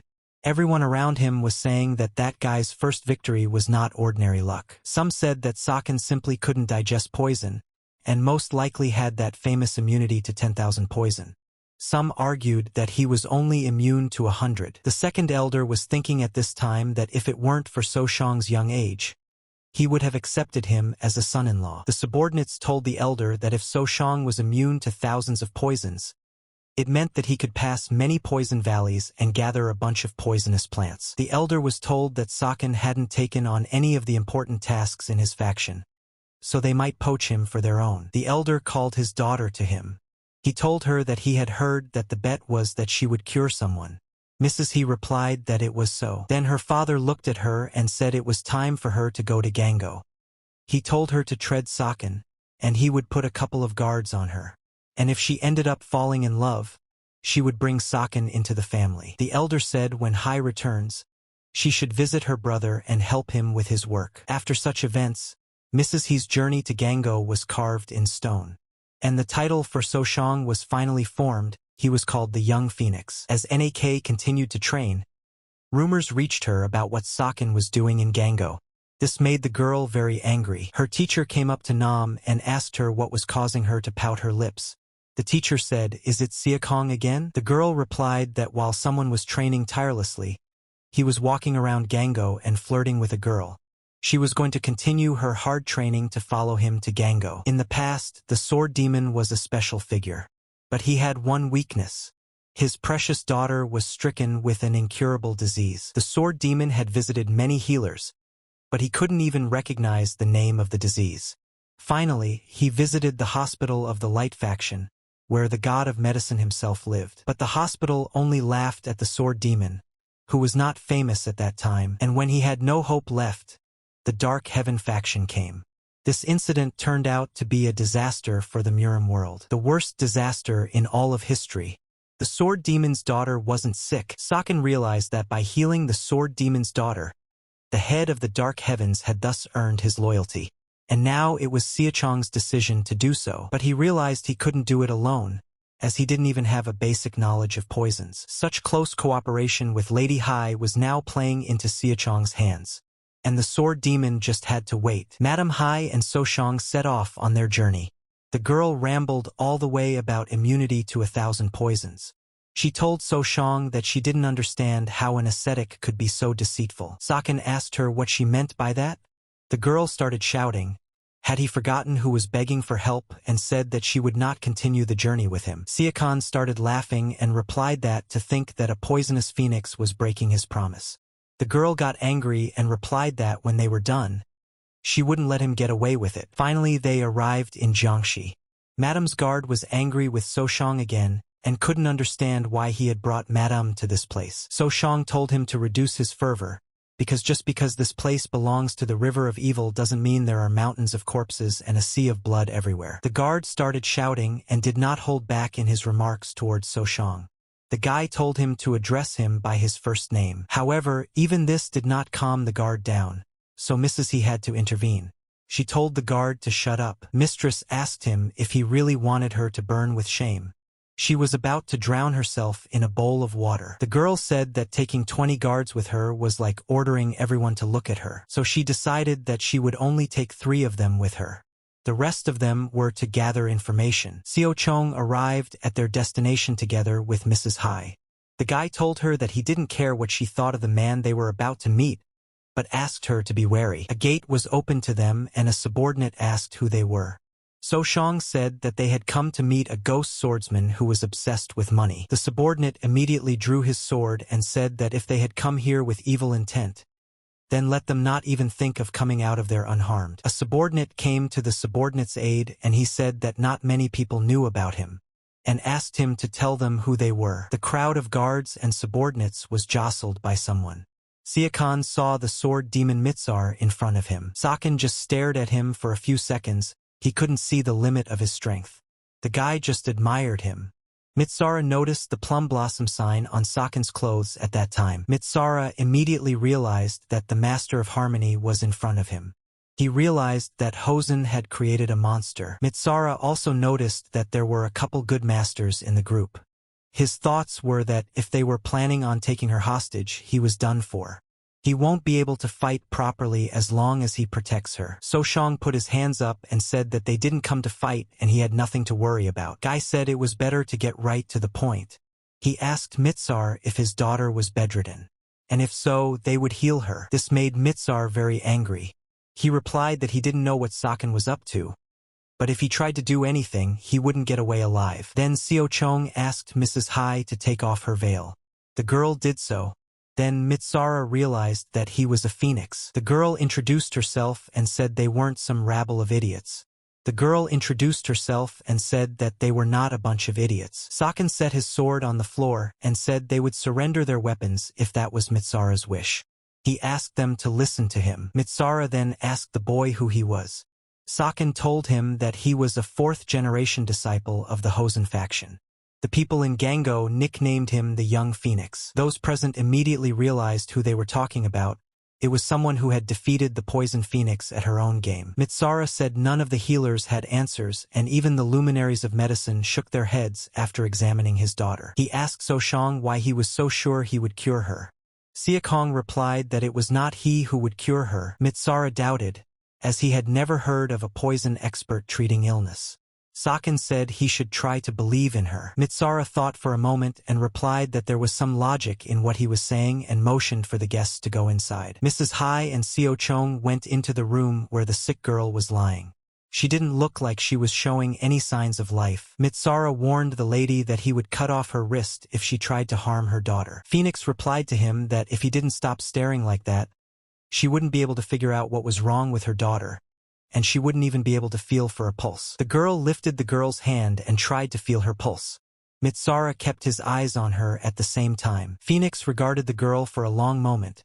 Then she turned around and asked Mitsara what happened to her mother while she was pregnant. Mitsara replied that she was attacked by a millipede, but the doctor took care of her instantly.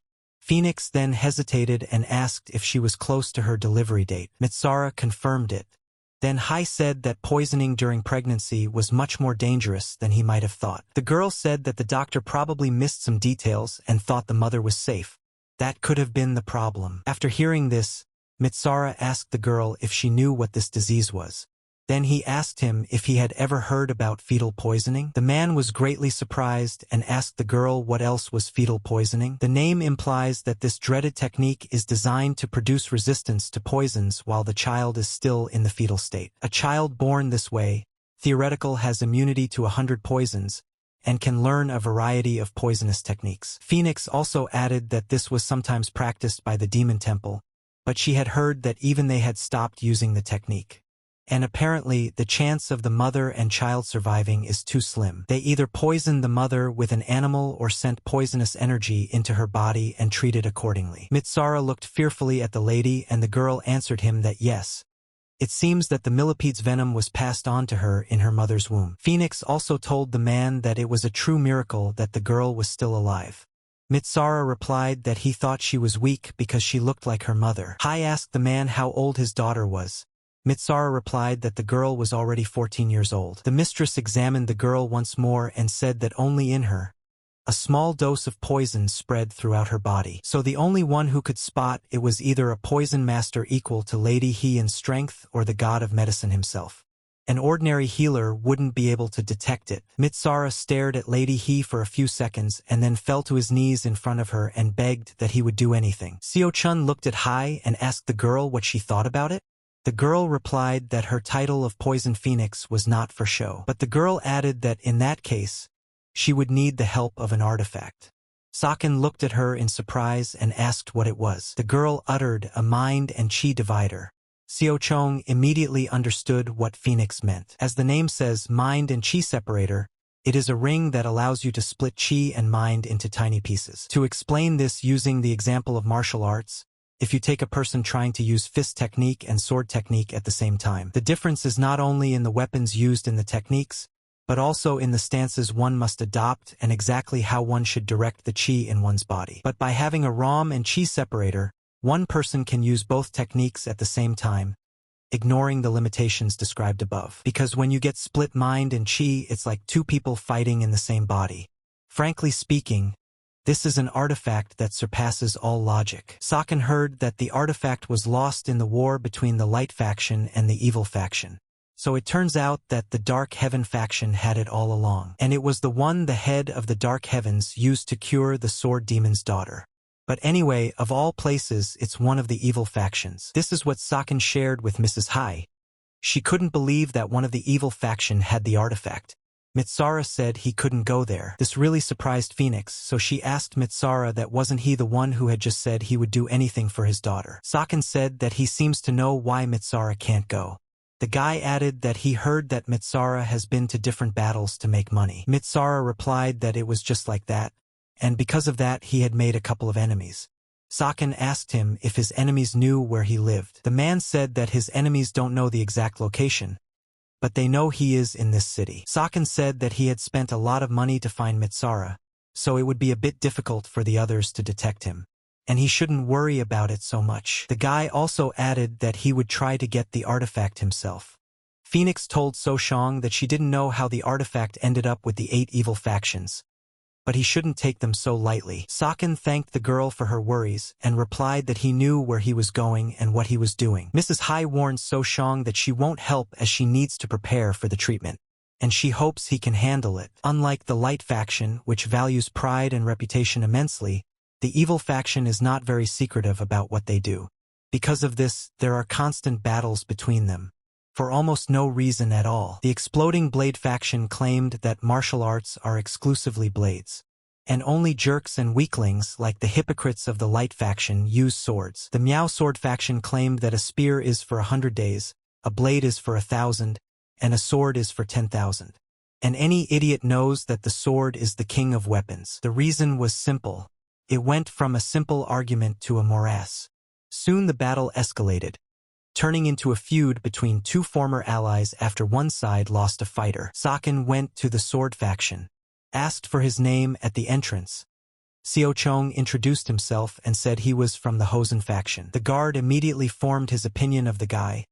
He thought he was a Hosen novice who decided to participate in the feud between the two evil factions because he was tired of living. The guard warned So-shang that if he lived to see the truce, he would receive 2 silver pieces. If he died, the money would go to his family. If he brought the head of a commander from the explosive sword faction, he would get a bonus.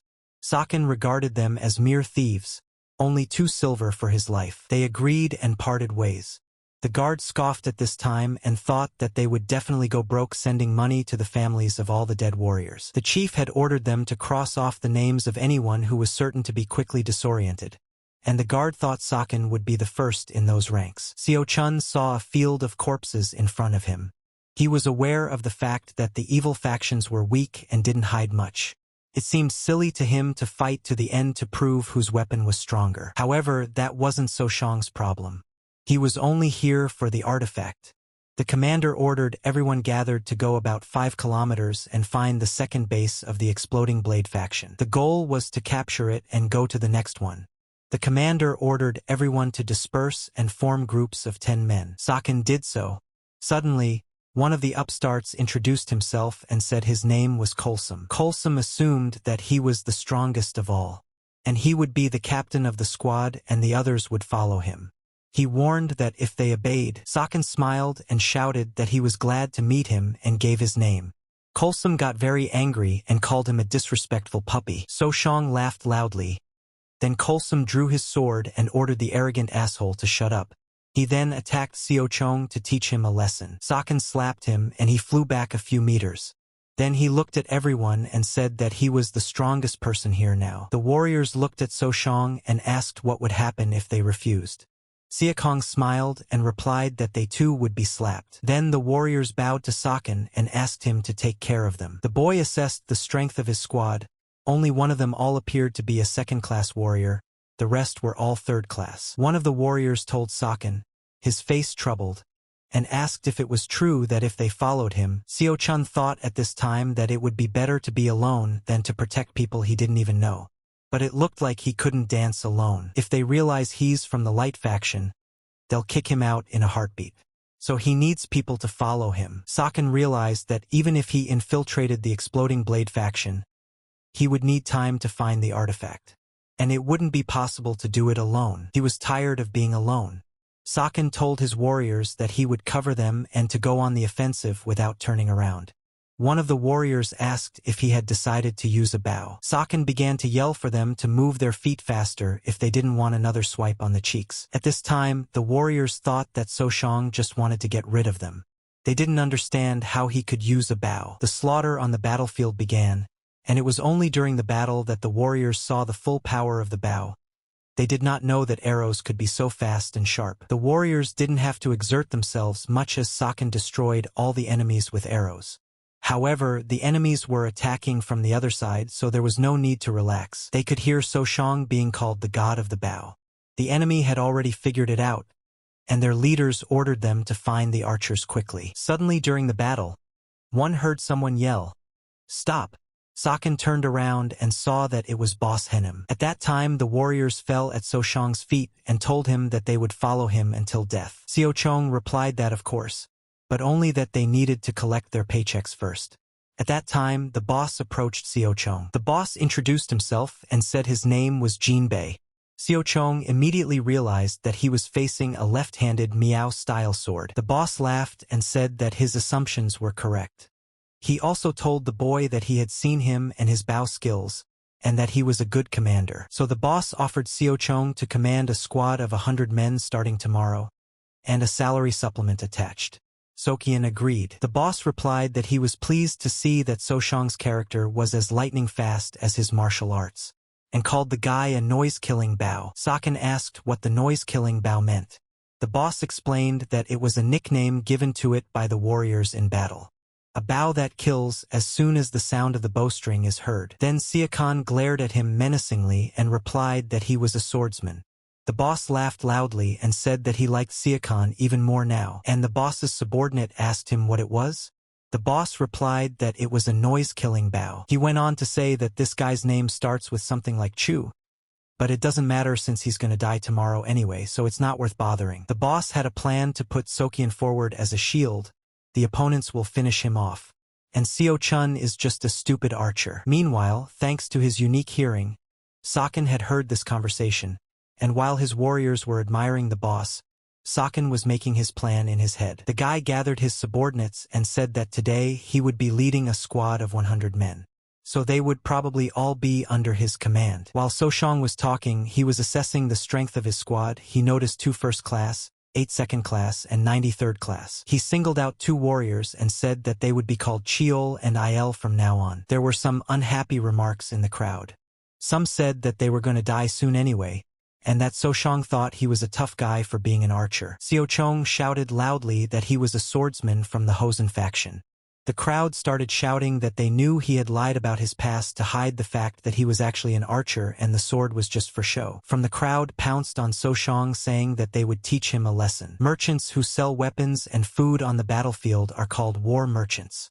Currently, the largest trade organization is the Gold Merchant Organization. There are those who think badly of them because of the fact that they sell weapons to both the light faction and the evil faction, but they are universally known. And all from the fact that the Gold Merchant Organization always shows up with the essentials at crucial moments. Saken conveyed this thought to his warriors. He said that if they wanted to buy something, they should buy from the Gold Merchant Organization, and everyone else was a fraud. Saken's battered warriors agreed with his opinion. Saken warned that there was absolutely no reason to spend all the money they had earned on women and alcohol. You should spend it on good weapons and medicine first. There was a smart guy in the crowd who asked Soshang that didn't they say that masters don't need to take care of their weapons. Soshang glared at him menacingly and asked if he was a master. The man quickly closed his mouth and answered nothing. Xiaochong smiled. Another warrior came out of the crowd and said that he had bought his sword from a good blacksmith in Bayan. Saken explained to him that his enemies were probably at one with the blacksmith, so he should go get a new one. Another warrior told Saken that he had picked up his weapon in the last battle and it looked new. Saken asked him if he had picked up the weapon from a corpse. The guy confirmed it. Then Soshang said that he must have lost because of the bad weapons. The Gold Merchant Organization, on the other hand, definitely has the best weapons. After speaking to the warriors, Saken wished them a good rest and said they would all see each other in battle tomorrow. The next day came and the battle began. The opponents of Sachkin shouted that they should rather kill the bow-killing noise. Before they could even utter a word, Saken immediately struck them with his arrow. One of the ringleaders started shouting that they were all weaklings and were afraid of just an arrow. A group that called themselves the 4 Explosive Blade Dogs had gathered. They were going to destroy Soshang. One of them noticed that the power of this arrow was immense, and it was faster than anything he had ever seen. One of the ringleaders started yelling for these idiots to shorten the distance, as archers become useless at short distances. It worked out just as Saken thought. Against the first class his arrows were useless. The first great opponent got closer to Soshang and attacked him with his sword. Saken smiled and told him that this is where he would die. The boy drew his sword and slit his throat. Everyone around him was surprised that Xiaochong could fight with a sword, too. Xiaochun smiled and said that he had said he was better with a sword. The guy pounced on the allies of the daredevil he had killed. However, Xiaochong noticed the sudden explosion of power in his opponent's body. Now Saken realized what a martial art of the exploding sword faction was. The surrounding people were watching this battle.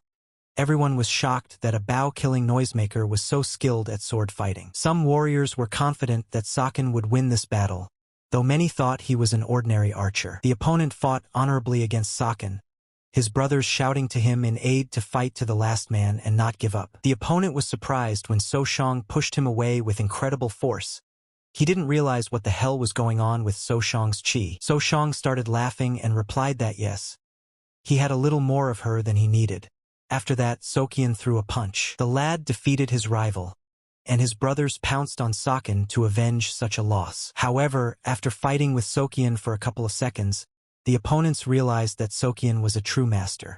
After that, Sokian applied the plum petal blossom technique, and with just one blow, the guy defeated them all.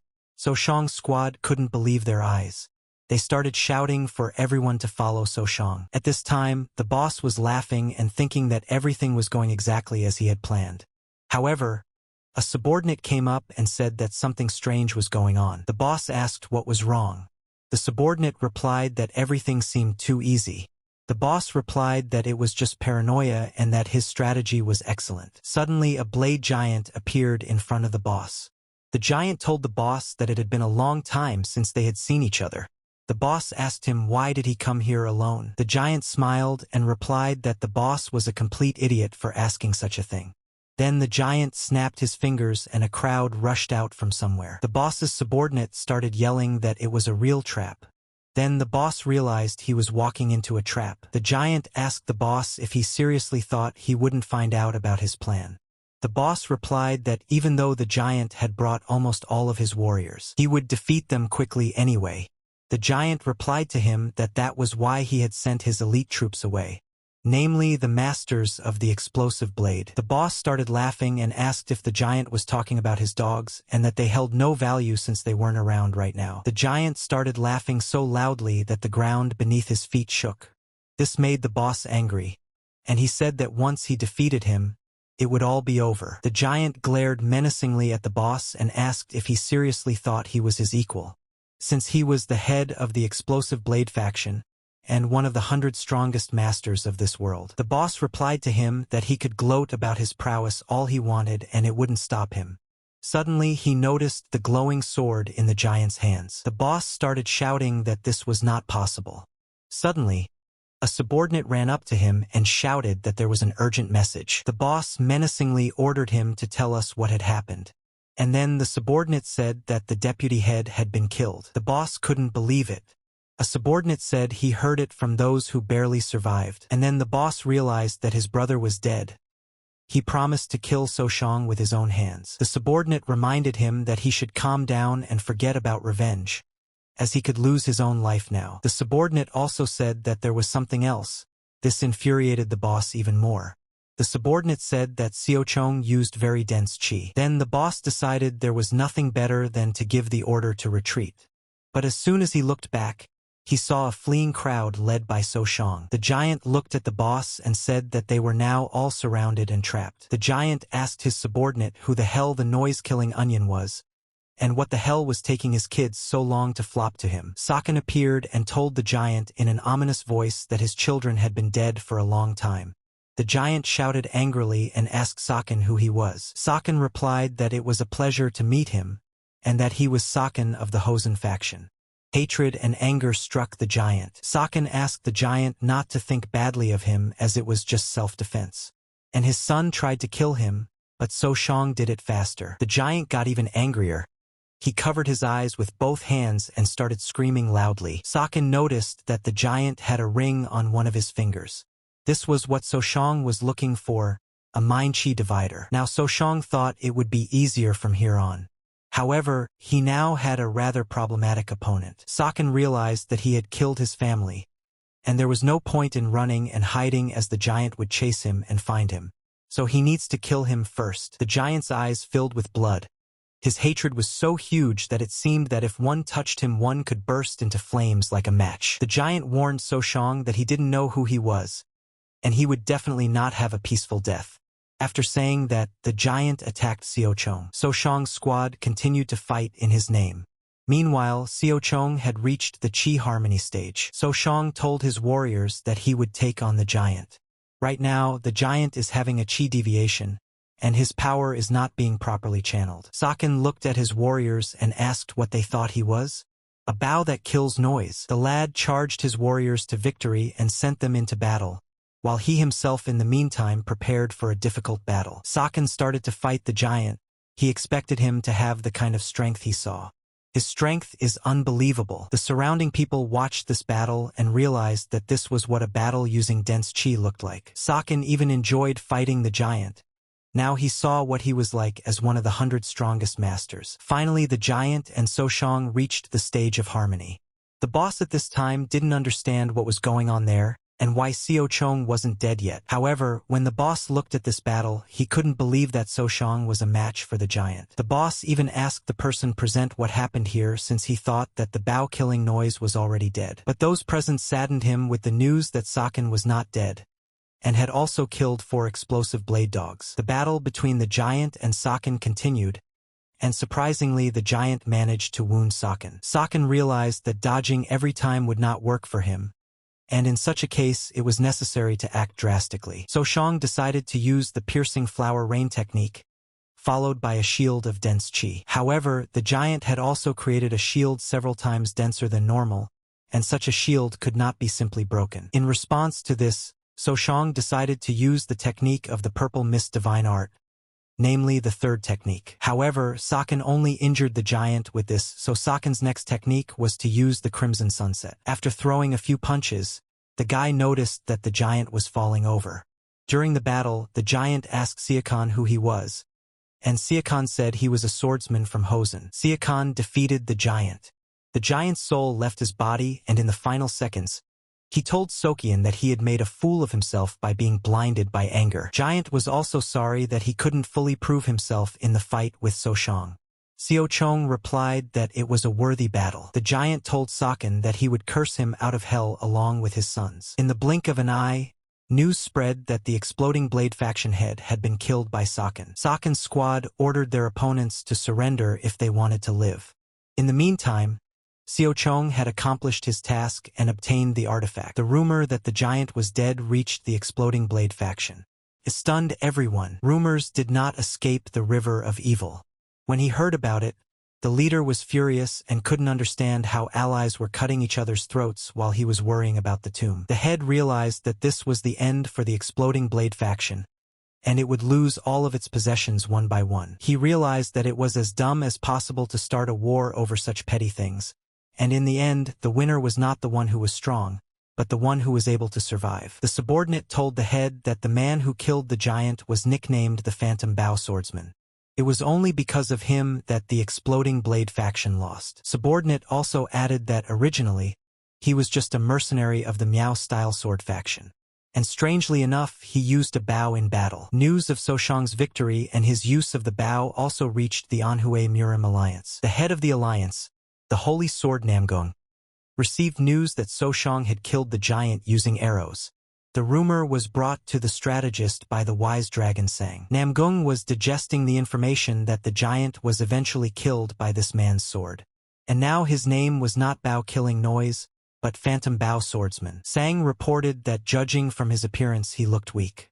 This surprised Namgung even more. Sang said that according to what he knew, the Explosive Blade faction leader was an unlimited limit master.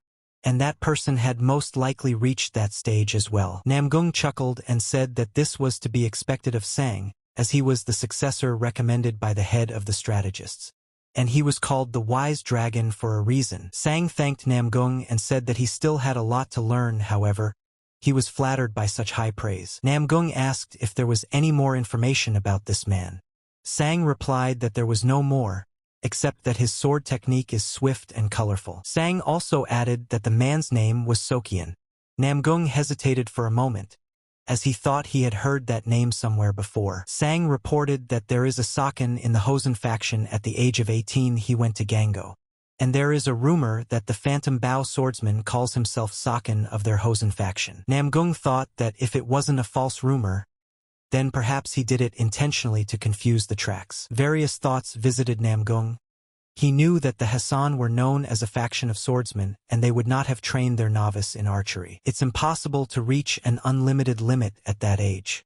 And maybe he's impersonating someone else to hide his identity. Having caused confusion in the entire Murim, Saken was worried that the Poison Phoenix and the Sword Demon were already waiting for him, and it was necessary to get to them at least a day early. Soshang finally managed to get to Jiangxi as quickly as possible. He handed the artifact to the Phoenix and she began the healing process. Mitsara watched this with some excitement, after which the Phoenix asked everyone to vacate the room and wait outside. A few hours later, Mrs. He left the room. Mitsara immediately asked her how his daughter was. Phoenix replied that everything went well. Mitsara couldn't believe his ears. The girl told him that she had taken all the poison contained in his daughter's body. Saken looked at Phoenix and asked her how she was feeling. Phoenix smiled and replied that Siakon seemed to have forgotten who she was, and he should patch the hole in his memory. Phoenix said that for her, poison is strength and energy. She also added that even though she got rid of the poison, the girl's body is weakened and she needs care, and it would have been nice to give her some medicine, but since she wasn't good at that, she asked Mitsara to take her daughter to the nearest healer and have her seen there. Mitsara could barely hold back his tears, as he suddenly heard the girl address her father in a trembling voice. Mitsara called his daughter by her first name, Sanhua. He immediately asked Phoenix if he could hug her. The girl smiled and replied that only gently. Blurred with emotions and feelings, Mitsara rushed to hug his daughter. It seemed like his heart was about to jump out. Siakon and Phoenix left the father and daughter alone. Siakon told Hai that she could keep the artifact. The girl looked at him and asked what he was up to. Xiao Chong told her that he was going to Gango, and he still needed her power. He also added that when he was in the clan, it seemed to him that her father didn't mind him traveling to Gango. Saken told Phoenix that he wasn't suggesting that she be on his side, but that he just wanted her to help when he needed it. The girl thought about Soshang's words for a long time and replied that she needed one day to think about it. And at that time Mitsara came out of the room. Saken asked him how his daughter was. Mitsara replied that she was fine and sleeping. This pleased Saken, but the boy could see that Mitsara had approached him for a reason, and a serious conversation was likely coming. Mitsara told Saken that when he went to get the mind-chi divider, Mitsara decided to look up information to see who Saken was. He managed to find out that Saken is a fourth-generation adept of Hosen, a disciple of Smiling Bladeyu. On his way to Ganho, he was attacked by pirates and disappeared, but returned alive and unharmed. He recently traveled to Gango again, where he won 2 disputes with a poisonous phoenix. From what Mitsara had heard, the poisonous phoenix knew nothing about him. Hence, the deal was made for his daughter's healing. Mitsara questioned why Saken needed this. The boy replied that he needed a man. Mitsara asked what for. Saken positively replied, to save the world. Mitsara then asked in surprise why that person had to be him. Saken replied that he needed him. Then Mitsara bowed to Saken, and got down on one knee and said that he didn't know how Saken had found him. The only thing that matters to him is that Saken needs him, and he also saved his daughter's life. Mitsara swore by his name that if Saken wished to rule the world, he would help him to do so. And if he wished to end the world, he would kill everyone in it. And if Saken tells him to go to hell, he will step joyfully into the abyss with a smile on his lips. And if Saken asks for his soul, he will gladly give it to him. And even if Mitsara dies and Saken still needs him, Mitsara will stick his sword into the underworld lord's neck and return to Saken. Mitsara bowed before Saken several times and said that he was immensely grateful to him for saving his daughter. People continued looting. An unknown man found a roll in a pile of stones. He was about to take it to his place. But then a man with a sword in his hands came up and said that if he didn't want to die here, he'd better give him the bundle. The unknown man turned out to be the master of the river of evil. He told the man with the sword that if he didn't want to die, he had better put the sword away. The man with the sword told the master that he didn't seem to know who he was. The master said that judging by the bald head and the burned mark, he was probably a deadly flaming demon. The demon replied to the master that he reminded him of a guy who had said the same thing, and hearing him scream afterward was hilarious. Just as suddenly someone shouted loudly for both of them to shut up. It was Sang Minchu Jin. The demon told the old man not to point him out. The master couldn't understand the freak at all.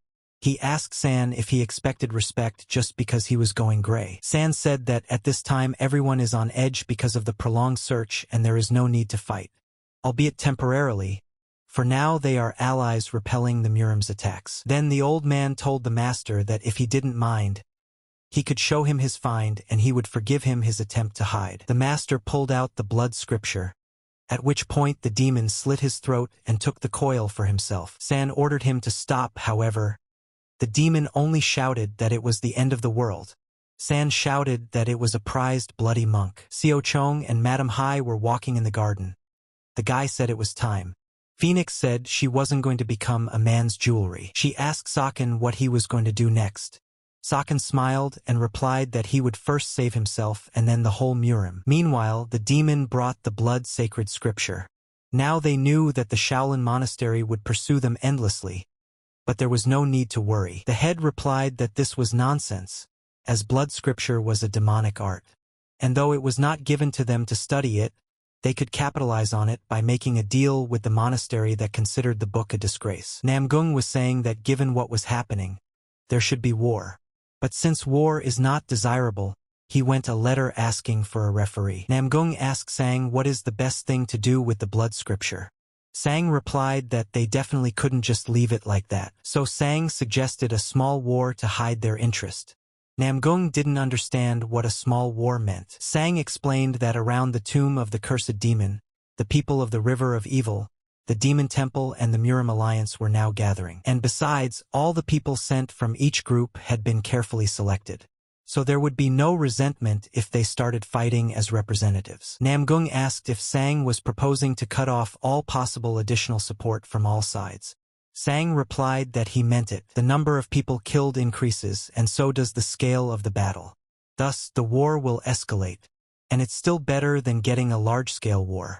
Namgung admired the wise dragon. Namgung realized that this way they could hide their interest in the sacred blood scripture and prevent war. Meanwhile, in the Shaolin monastery, an unknown person talked about how judging would not be that difficult. However, They would also like to participate in the war. Namgung replied that he would not allow it. In return, if the Murim alliance won, the sacred blood scripture would be given to the Shaolin monastery. A letter was sent to the Murim alliance, the River of Evil, and the Demon Temple stating, "Go immediately and stop all the arguing going on in the tomb of the cursed demon. Before the messenger from Shaolin Monastery arrives, the blood scripture must be placed in a foreseeable location guarded by the Murim Alliance, the River of Evil, and the Demon Temple. After 15 days of judging, the war for the Holy Blood Scripture will begin." Meanwhile, Saken was telling Mitsara that the Gold Merchant Organization would send some people in a couple of days. A good doctor, servants, and guards, skilled in martial arts, so his daughter will be safe and comfortable. Mitsara thanked him for his concern, and said that as soon as he was sure his daughter was safe, he would go to Saken in a flash. Mitsara asked Saken where he's going to steam off to now. The guy replied that he was now planning to go to Shangxi. But then Mitsara's daughter suddenly appeared. Saken asked her anxiously why she had come out, as it was better to save her health now. The girl replied that it was okay and she couldn't stay inside with her savior leaving. The girl told Saken that even though she was unconscious, she had always been worried about her father. So she wanted to thank him for freeing her father from his torment. Mitsara looked at his daughter with pride, and Saken said it was hard to refuse when she spoke like that. So Shang bowed in front of the girl and thanked her for coming out and seeing him off even though it was chilly outside. The guy also said that they would see each other the next time they met. Madame Hai watched all of this and told So Shang that he should talk to her nicely as well. Saken replied that there is a saying that if you want to get a good attitude, you must first show it yourself. The madam's guard was still reacting sharply to all of So Shang's remarks as well. At this time, Phoenix asked Xiao Chong what his relationship with Mitsara was, and why he even took out a chi mind splitter. So Shang replied that everything has a reason. It is natural for those involved to be curious about something. Phoenix replied that she thought she had a right to know. Saken said that the circumstances surrounding Mitsara weren't that important. Saken changed the subject and asked Phoenix if he had told her that he was involved with the Gold Merchant Organization. The girl replied that he had. Saken said that they have an amazing ability to find and gather resources. By borrowing this insight, Saken was able to reclaim Mitsara. Mrs. Hai then asked what about the mind divider and chi. So Shang replied that there were too many prying eyes and they should talk another time. That made Phoenix a little angry. She asked Siakon where they were going now. Xiao Chun replied that they were going to the tomb of the cursed demon. Phoenix immediately asked if the blood scripture was his target. Xiao Chun replied that it was exactly that. So Shang had already predicted the Seven Blades War, but the mind and chi divider had been used by the Dark Heaven faction in the past to start a demonic war between the Demon Temple and the Blood Temple. Shaolin Monastery was also pulled, but due to the political affairs of the main war, they couldn't send many people. And after 10 years, the protracted wars were over, but the influence of the Murim had waned considerably. This led to many eyes being laid on the supremacy of the Murim. And since they are the Dark Heaven faction, they will definitely bring something other than blood scripture next time. War is inevitable. Saken realized that whatever he was doing was not enough. But he was determined to stop the war at any cost. The Dark Heaven faction's faction leader was thinking about who So Shang was at this time, for he had never heard this name before. The Dark Heaven faction head called the girl to him, calling her Heavenly Jade. The girl asked, "What's wrong?" The head asked her if she had anything on Saken. The girl replied that there was not only one Saken in the Murim. He instantly disappeared as soon as the war ended. The chapter's subordinate also said that random guys impersonating others is so much more of a headache and advised the chapter not to focus on that name. Also, the subordinate said that he was definitely not a young Hosen Phoenix, so he could cross him off the list. Besides, the latter used his immunity to thousands of poisons to lure the poisonous phoenix. The head then asked if it was true that there weren't many unlimited limit masters. The girl replied that it would take a lot of time. Then the head said that it was only a guess, but he could be the one who found the tomb of the cursed demon. The girl asked if he was sure, and he said that anything was possible, because based on the information I've gotten, he used the famous Tay blade. And the fact that he's hiding his identity is very disturbing to the head. And even the girl is having a hard time finding out about him. He claimed that this master had a closet full of skeletons. Even if it turned out to be two different people, it was still worth finding out more about him. Mrs. Hai asked Xiao Chong if he was the phantom Bao swordsman. Xiao Chong confirmed this information. Hai looked at the guy angrily and asked how he could not hide it. Xiao Chun smiled and said that there were too many holes in the story. Phoenix looked at him and replied that she was even kind of bored by his honesty. Xiao Chong then told her that he had confessed cleanly and asked her to keep it a secret. Phoenix replied that he had already realized that, since if she revealed it, she would have to worry about all sorts of warriors from powerful families.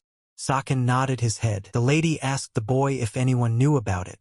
Siakong replied that only she and the Gold Merchant Organization and Ju and Mitsara. Phoenix said she was growing curious, and although Saken is a novice of the famous faction, it's strange that such an ascetic is close to a trade organization, and the fact that Saken knew of the location of the mind and chi divider, while this is unknown even to Muramu, is even more mysterious. Saken replied that yes, he had been hiding it up until that point, but it's a martial art.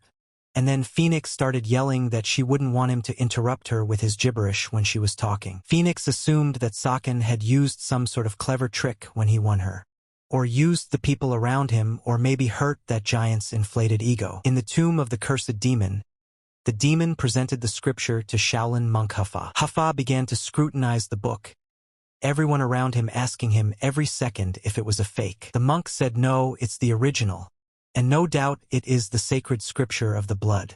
Then he was asked why he had closed it as soon as he began to read it. The monk replied that when a Shaolin monk reads the blood scripture, it begins to suck him in, cutting off the circulation of chi. A bird brought a letter that said there would be war. Everyone around them knew that the hostilities would be limited to Shanxi territory. The borders would be on the western side of the border. The letter stated that each army would not exceed 1,000 men. The rest of the troops would be allowed to join the war. The scripture would be placed on the summit so that all representatives could see it at the beginning of the war. After reading this, people immediately wondered if those who sent the letter seriously thought that the dark factions and the demon temple would not break the rules. The warriors at the cursed tomb were discussing the fact that neither the Murim Alliance, the River of Evil, nor the demon temple would likely follow the rules from the letter. Some thought it was better than nothing, and after all, it is something of a constraint. And if there are no limits on the number of people, the troops could number anywhere from 5 to 10,000. And if there are no limits on numbers, that will be another problem. Also, the writing will be closely monitored before the war begins, and more than once will have to thwart attempts to fool everyone. However, there is a problem with the day before the war. Having killed their comrades on guard at the Holy Blood Scripture, they can rush to their own. To make sure this would not happen, the writing would be moved to its prominent place before the war began. The fourth rule, however, is that if an army violates a requirement, the others in the struggle for justice can unite and punish the violator. The warriors believed that the one who came up with these rules was a true genius. It was the strategist of the Murim Alliance, the wise dragon himself. Meanwhile, in southern Shaanxi in the Murim Alliance base, Namgung received word that the Poison Phoenix had arrived. Namgung replied that he had heard nothing about the Tang clan of Sichuan taking part in the war. The informer said that, as far as he understood, it was not like that. Based on the report that the informer received, Poison Phoenix said that she did not come as a representative of the Sichuan Tang clan. The informer also added that there were a couple of Tang clan warriors with her, as well as a novice of the Hosen faction, as well as a warrior of the Gold Merchant Organization. Namgung was almost speechless at what he heard. Xiao Chong realized that in order to obtain the blood sacred scripture, he first had to participate in the Seven Blades War. Even though he could pass under the name of Young Phoenix from Hosen, they could easily kick him out, saying he wasn't part of the main troops. Saken set a goal, first the blood sacred scripture, and the next thing on the plan, a spy for the Dark Heaven faction. The War of the Seven Blades isn't a labyrinth like the tomb of a cursed demon, so it won't take more than a year. The Dark Heaven faction and its spy try to delicately take advantage of the situation by preparing a trap. When countless people die, they will form an attitude out of debt and resentment. And if that happens, it's likely to be a major war. The beginning of an era of war would come. And so Shang realized that he had to stop it at all costs. Saken and his lady came to the base, and suddenly someone called out to Saken, calling him commander. And what was the lad's surprise when he saw his Korin warrior in front of him. Madam, he looked at the warrior and said that Korin was just a flurry of strength. Then Chorin asked him to introduce himself. Madam, he took off her veil, and then everyone present was at a loss for words when they saw the poisonous phoenix in front of them. Chorin said that this is the first time she has seen Lady Phoenix, and she is indeed very beautiful. Her mistress told her that she was flattering her, as she was quite lovely herself. Chorin asked confusedly what was charming about a muscular woman. Their conversation was interrupted by Sakin. He told Chorin that she may have already realized that Sakin had called them to participate in the War of the Seven Blades. Sakin also added that if they want to leave, it is their right and he vows there will be punishment. Chorin replied that the head knew Sakin would say that, so he asked them 1,000 times before doing so. So Shang replied that he understood and suggested starting with the instruction. He introduced the Poison Phoenix from the Sichuan Tang clan and her warriors. Chorin also introduced herself to Lady Hai. And then So Shang said that the reason for their gathering was that the sacred blood scripture must not end up in the hands of the river of evil or the temples of demons. Sakin also added that although he thought of participating in the Seven Blades War to maintain peace in Murim, it was impossible to do it alone. Then Choirin asked So Shang to stop joking and tell the truth. After all, isn't it because he himself wants to get his hands on something? Madame Hai also asked Xiao Chong to tell the truth, since she doesn't know what he's up to. Suddenly all the warriors around him started laughing and saying that his jokes about the world were very funny. Xia Kong was in a real state of confusion. The warriors asked that maybe So Shang wanted to become famous in this way. But Sakin tried to convey that he was telling the truth. Choirin asked Sakin that maybe this was some kind of secret mission. Xiao Chun replied that it wasn't. Madame Hai said she felt like twisting her lips into a tube, but there was a reason behind it all, so she held back. And she asked Xiao Chong to tell her everything some other time. Namgung was informed that they had received a reply from the Poison King. He said that the clan was not involved and his daughter Poison Phoenix was on her own. The subordinate told Namgung that the Poison King has no plans to send backup. He doesn't care about the request for help in the war, so any decision can be made that way. Namgung said he had heard that the Poison King has no sympathy for his children, and there is a popular saying that a lion throws his children off a cliff. Namgung once again checked with his subordinate to see if everything was really okay. At this time, Phoenix approached Namgung and said that everything was transparent. At this time, So Shang was scrutinizing Namgung. He knew that he was a swordsman of the Great Void, and that he had taken the lives of many warriors of the Demon Temple. The mere mention of his name made them gnash their teeth. At his age, he could have retired, a hero who fought the Dark Heaven faction to the very end. At this time, Namgung noticed So Shang's strange looks. He apologized and said he was thinking. Namgung looked around Sakin carefully and remembered that he had heard that Poison Phoenix had lost twice to a Hosen novice, and it was most likely the same boy. Namgung bluntly told Madame He that he still doubts that he's doing the right thing. However, he has no reason to stop them and is only in favor if they want to fight on the side of the Murim Alliance. So Shang walked past the warriors along with Lady Hai. Those warriors admired the girl's incredible beauty and couldn't believe their eyes that she was standing in front of them. Everyone around him was saying that Siakon was that young phoenix of Hosen. They also admired him. Sakin along with Phoenix were walking their way when suddenly someone called out to the girl and said hello to her. The guy introduced himself and said his name was Changzhong, and it was an honor to meet the Poison Phoenix of 5 dragons and 3 phoenixes. Xiao Chong at this time was wondering who else it was. Madame Hai told the guy that he must be from a small branch of the Tezen faction, and she was pleased to meet him. The girl asked what he wanted. Changzhong said that before he explained, he wanted her to let him introduce his companions. One of the Sunsen faction's lone sword group named Kwok.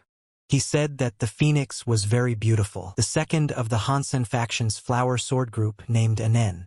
The girl said hello to Miss He. Sakin glanced at Anen and couldn't figure out if the girl was really a novice of the Hansen faction. Of the 5 evil factions using the way of the sword, the Hansen faction is in a very bad relationship with the Hosen faction. All because the 24 chopped plum petal style was founded by the excommunicated novices of the Hosen faction. Since then, the Hansen faction had had painful feelings for them right up until now. Siakon realized that it didn't matter how much they hated them. Meanwhile, Madame Phoenix asked who was next.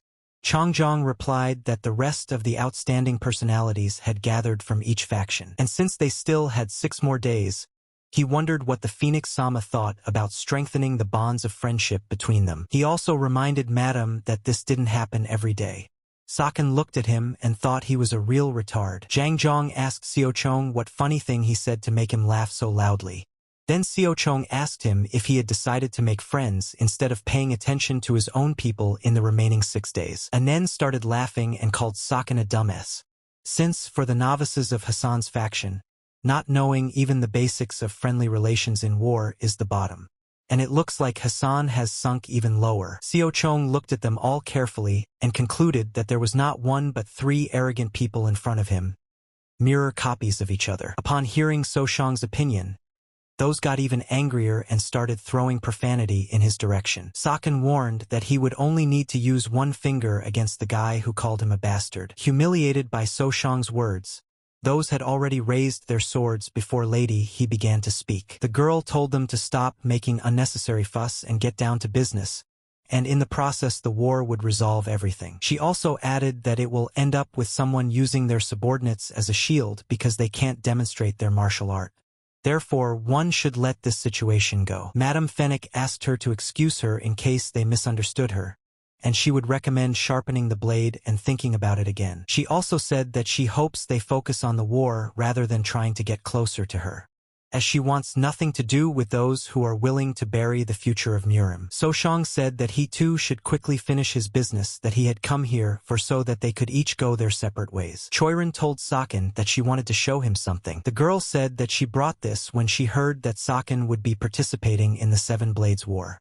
The guy took a look and said that it was interesting. Madam, he was watching from the side at this time. Then she came over and said that she was curious about what they were chatting about. Saken replied to Mrs. Phoenix not to worry as it wasn't something she would use, and she would find out about it in 6 days anyway. Saken asked Choiren how the training was going.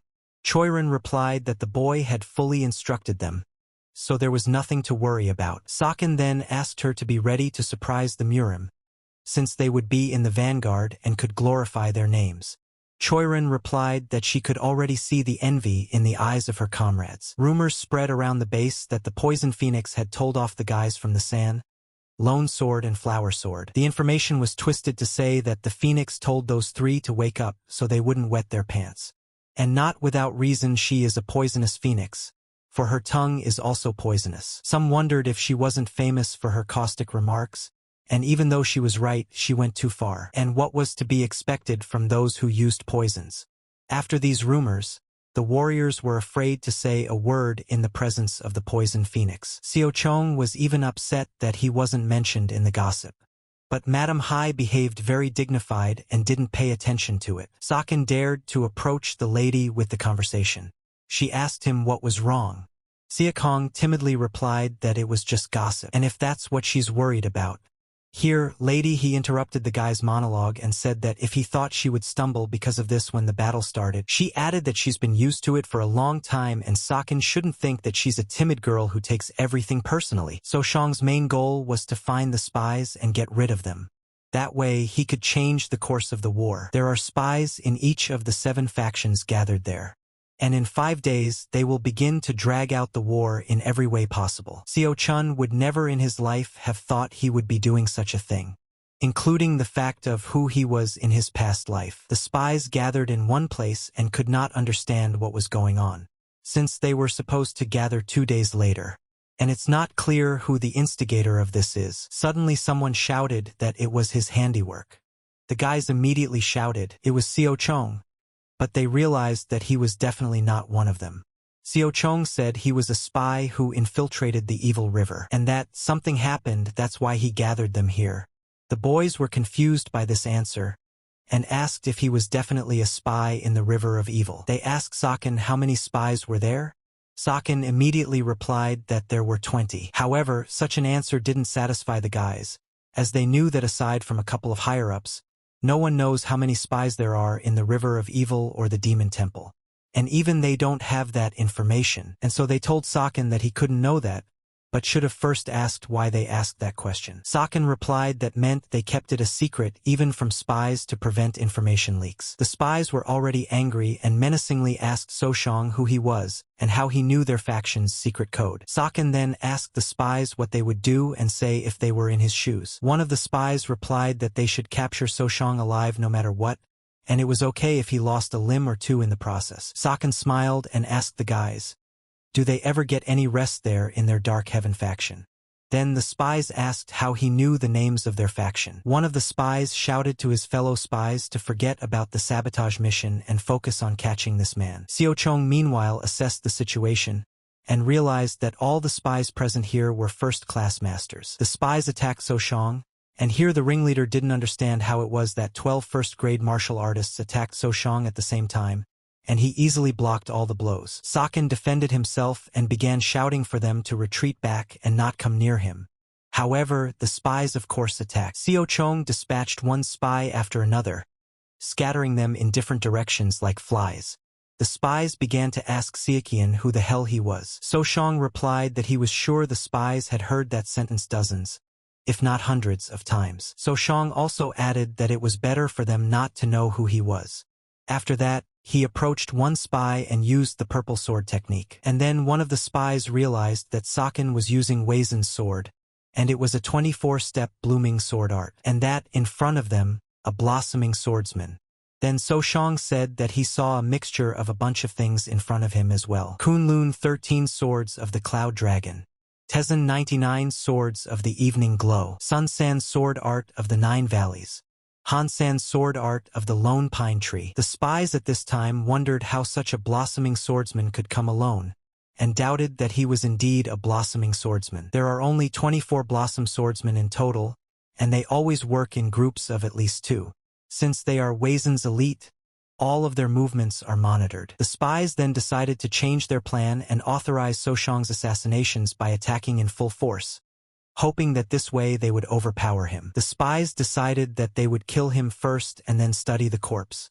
The spies asked the Sachkin again who he was and if this was his final answer. However, Soshang didn't rant and used a technique that felled most of the spies. Suddenly one of the spies noticed that Saken had struck them with poison. Then he asked Saken even more angrily who he was. Xiao Chun smiled and replied that he knew the feeling perfectly well, and that it didn't matter at all who he was. Guy left a few spies alive and told them to step in and report back. To report this unknown monster, Saken of the Wasan faction. Soshang approached the spies he had killed and noticed that it was impossible to recognize them by their faces. Not to mention that their identities could not be recognized at all. The boy decided he had to go back. Meanwhile, the Mura meeting was discussing how it was that 20 first-class art masters had disappeared. Some speculated that it must have been an evil river or some demonic cult, and they must have sent assassins. A member of the meeting asked why the Namgung clan was so calm. Namgung replied suspiciously that they were suspicious of them. Head Namgung ordered everyone to calm down immediately and shut their mouths. Namgung said that the sentries had reported that nothing of the sort had happened during the night. That means that the 20 men left of their own free will. So Namgung ordered, the first order of business was to stop doubting his allies, and perhaps that is what the River of Evil and the Temple of Blood are trying to accomplish. Namgung said that he would like to investigate and war over secret writings in 4 days, and now is not the time to sort things out as they have to beef up their defenses. A participant in the meeting asked Namgung if he was suggesting that they just ignore what happened, because their brothers and students vaporized as if by magic. Namgung replied that he understood that very well, but they should know that there are times when there is no other choice. And they too had lost one of their own. It turned out that Saken was also present at this meeting. Namgung said that if they allocated people to investigate, the ground under their feet would not be so firm in the coming conflict. Namgung was about to send a message to the center with a request to the poor man's faction. Xiao Chong thought at this time that a sage of the highest calling is a great person. Xiao Chong also realized that there were no spies in the Namgung clan, and it seemed to be very difficult to infiltrate the noble clans. If the spies are discovered or disappear again, the Namgung clan will be the first to be suspected, and that will sow the seeds of discord in the alliance. Saken kept getting rid of the spies, and each one of them kept asking him who he was. Xiao Chong was already tired of these questions, so he just killed them. In all this time, Saken had learned a couple things. The spies embedded in each faction planned to gather 3 days before the coming conflict for a meeting. Also later on they wanted to contact each squad. Due to the fact that the identity of the spies in the Murim Alliance was secret, they didn't know they were gone. Xiao Chong realized that, unfortunately, the day of the meeting was already 2 days away. If he had one more day to spare, the course of events would change. The boy realized that Heaven was about to get involved.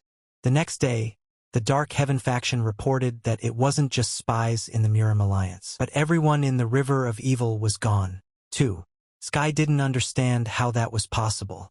Scorpius claimed someone like a ghost was messing with them. Neba said that they can now assume with absolute certainty that someone knows of their existence. And it's unbelievable. Scorpio told Sky that if he didn't change his mind, he wouldn't end up learning anything. And that's arrogance. Scorpius said he would tell Merak and Celestial Jade to find those who knew about them and could most likely betray them. Also, the Scorpion asked the Sky to also go and find this man, bringing him alive, since his value is higher than the value of the War of the Seven Swords. 3 days later, the day came, the fateful day. For some the happiest, for others the worst. Each faction thought that the blood sacred scripture belonged to their faction. Every one of them is willing to do anything. The debate and insults between the factions began, with everyone accusing everyone else. It got so bad that they attacked each other. The demon faction has set itself the goal of killing and pillaging everyone to teach them a lesson that it is the power in the faction that rules everything. The allies of the alliance behaved more restrained and began their defense. The War of the Seven Swords had begun. A real massacre began. All human factors disappeared on the battlefield, and someone found his tidbit and thought that he was now one of the best. But immediately another would run up and kill him for the same piece. Some just enjoyed killing and became a real beast. A brother marched on his brother, saying that there are no relatives in war. However, for every such daredevil there was another. Real darkness and horror. It was as if the writing of blood had taken possession of everyone who was present at the massacre. Some no longer betrayed its value, but fought to the last. The blood writing fell into the hands of a man from the demon faction. His eyes sparkled and he uttered that the demonic arts should belong to the demon clan. The alliance warriors saw this and realized that if the writing fell to the demons, then the entire world would collapse. So they decided that the demons would not leave alive. The demon answered them that they were only Kunlun bastards. The demon faction went for the Kunlun faction, however. Unexpectedly, the factions that were at the bottom of the peak noticed that the Namgun clan and the Sichuantang clan were heading towards the peak. And leading their march and attack was Lady Phoenix. It was a very bold and serious statement during the battle, as no one suspected that she would take part in the War of the Seven Blades. Using her poisonous technique, the girl scattered 1,000 poisonous needles that struck the enemies dead. The warriors shouted that it was an explosive rain of pear blossom needles. Some tried to hide under the bodies of the dead to save their skin. Some covered themselves with living men. Namgung's son ordered Lady Phoenix to stop as they were retreating. Young Namgung realized that the Poison King might not be interested in his daughter's safety, but he would owe them for taking care of her. Lady Phoenix stopped and Namgung and his squad took matters into their own hands. He wanted the enemy to taste the full ferocity of their clan's blue sky. The Namgung clan fought honorably, but there were many enemies, and every warrior wanted to take a break. One of the warriors asked Saken how long they could keep these things on for. Xiao Chong replied that they could only use it once, so they needed to wait it out. The demon faction seemed to have gone mad. They began to burn everything in their path. Their goal was to burn everything to the ground. For the demon faction it was a real fun. They set their enemies on fire and said that they turned out to be able to dance. Namgung appeared and began shouting how dare they do this to living people and that no blood scripture was worth such abuse. The head of the demons asked Namgung if he realized how many times they had confused their plans, but today they would burn everyone and take the sacred blood scripture. Namgung kept shouting that this was not going to happen. While the Kunlun faction was fighting with the demon faction, one of the leaders of the other faction wished that they would kill each other sooner so that they could have the scripture. Just as suddenly, an unknown person appeared and asked how dare he try to use demonic techniques for good instead of sealing them away. This daredevil turned out to be Zhang Zhong of the Tezin faction. The faction leader asked what this boy was doing here, since he was expecting big shots like the one-branch sword, Flower Sword, and Namgung Jian. Zhang said that they had gone forward to the front line, and their swords would suppress the forces of the two demonic factions and the rivers of evil. And he, Dlan of the Spreading Flowers, had better surrender. Dlan began to laugh and asked if he was serious about leaking his side's plans to him now, and that he'd heard that elite students were idiots but not that serious. Blade asked Zhang how many strikes of his single branch sword he thought he could withstand, since Blade thought they were the most arrogant and ignorant jerks, and that he'd be done with this kid in no time. Young Namgung continued the battle. He ordered his warriors to show them the power of the Namgung clan. Someone called out to Namgung and said that he could see that Namgung was still alive. Namgung looked around and saw Somin Jin in front of him. Choiren recognized it as the lightning victory blade from the Somin clan. And then memories came flooding back to Xiao Chong, Namgung and Somin. The Namgung clan is located in Anhui, while the Somin clan is in Zhujiang. Because of their location, the clans are side by side. However, as noble clans of the light and dark faction, they are enemies, they are friends. This couple is no exception. They have been in conflict since they were elite students, and their ill-fated relationship and continues to this day. Now So Shang realized that, in the end, they had come together in the Great War of the Seven Blades. Young Namgung didn't understand what the Somin clan was doing here, as he hadn't heard that they had joined the war. Saken said that this just confirms the fact that the dark faction doesn't follow the rules, and it looks like there are somewhere around 100 of them. Namgung and his squad got angry and called the Somin faction despicable cowards, and that they shouldn't call themselves martial artists at all after that. The Somin faction gloated and said that it was worth it just to look at those arrogant blonde snobs, since they were idiots seriously going to follow any rules. Somin said that he felt lucky since Lady Phoenix herself was also present here. Somin also added that he would finally put an end to this, and by killing Namgung, he would take the poison phoenix for himself. Namgung immediately gave orders to protect the young lady. No mercy on that cowardly asshole. Somin began to apply the techniques towards Namgung. Somin revealed that he had improved his lightning blade techniques and learned the 18-step heavenly blade to kill Namgung. Namgung replied that he didn't care about what Somin had learned, since his clan's paltry tricks were no match for the sword of the Namgung clan. Somin attacked him again and said that they were the ones who would find out now. Somin used the wide blue sky sword technique. It was then that Namgung realized that he wasn't bluffing. Namgung realized that it wouldn't work that way, and at this rate, the hand of the sprawling flowers would take the holy scripture of blood for themselves. He didn't understand what he should do next. At this time, Somin continued his attacks and asked Namgung where he was looking. Namgung was lightly injured. He realized that he needed to deal with this situation as soon as possible. Just as suddenly, he heard Korin shouting. The girl shouted that everyone was about to see the missile arrow guidance system. It's specially made by the genius of Zhu's mechanisms. So far, none of the warriors understood what Chorin was talking about. So Shang asked Choiren what that was just about. The girl replied that young Mr. Zhu wanted them to shout it out when they shot. After thinking for a while, Xiao Chong decided that Zhu was right. After all, he really is a mechanical genius. Xiao Chong was proud of the creepy things Zhu did when he was given money. And then the dark factions started shouting that Namgung's faction were dishonorable.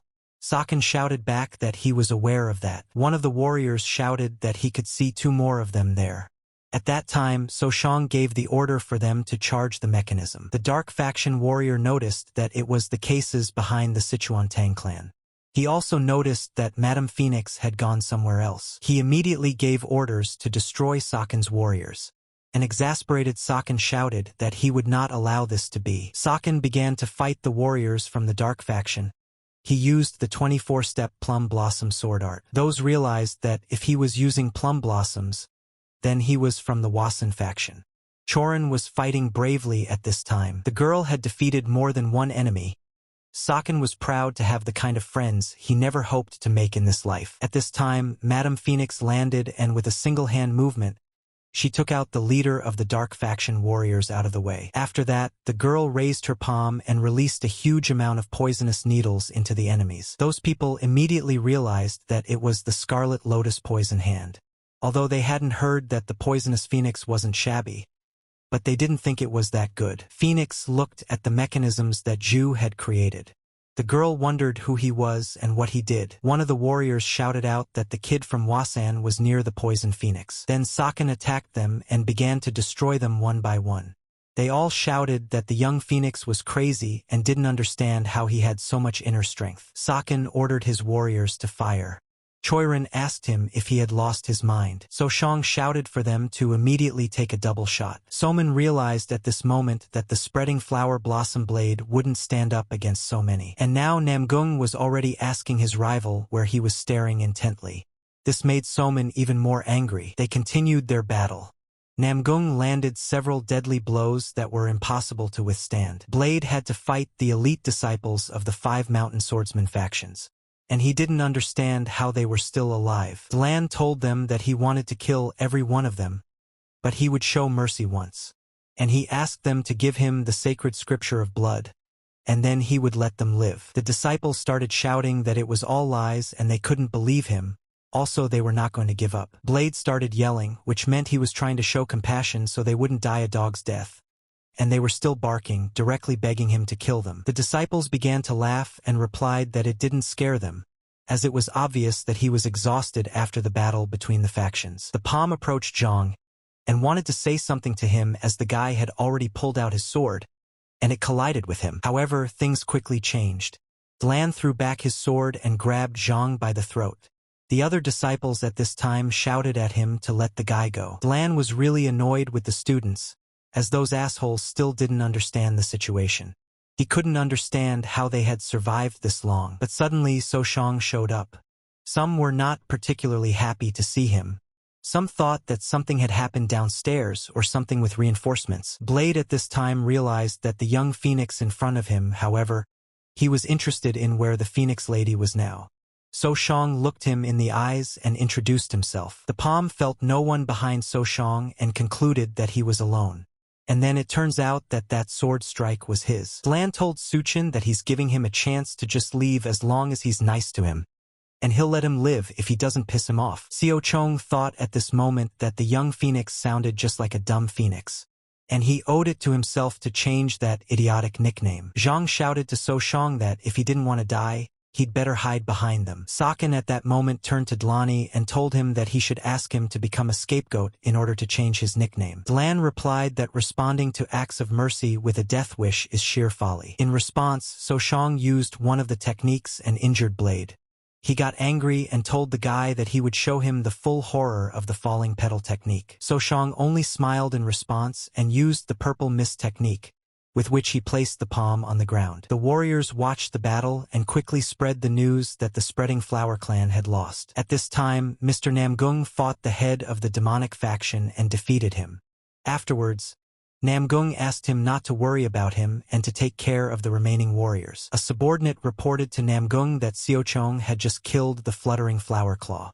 Namgung couldn't believe it. The subordinate also added that there was a problem. Soshang handed the blood scripture to the flower sword and told him to burn it. The girl didn't realize what kind of foolishness Saken was suggesting to her. The boy ordered her to burn the scripture once more. Zhang began to shout that young phoenix had completely forgotten that they should not return the scripture to the Shaolin. Saken replied that he remembered that, however, he felt that they should not do that as he was sure it would be stolen during transportation. Zhang started yelling that Xiaochong was just trying to get the demonic arts for himself. Xiaochong was infuriated by this. Zhang added that the young phoenix was driven by envy and was going to take all the credit. Xiaochong didn't know what he was talking about. Zhang said that he let his guard down a bit, but he would have dealt with that type himself too if Soshang hadn't gotten involved. At this time, Saken couldn't figure out what was wrong with this asshole, though guys like this don't live long in a war. Soshang ordered everyone to shut up as they didn't have time for this. Zhang ordered Soshang to stop. The subordinate was going to stop Zhang and remind him that this guy had saved his life. And it was worth thinking about the rumors that would fly if he attacked Xiaochong. There was still no way the elite disciples could let Soshang go. Flower Sword said that she would remember this humiliation. Soshang insisted and the blood scripture was burned to the ground. In essence, the object of war no longer existed. At that time, Chorin climbed to the top and asked Soshang what happened there. Rumors spread to the younger Namgung, that Saken had killed the spreading flower palm and burned the holy scripture to the ground. After that, Soman ordered everyone to retreat immediately.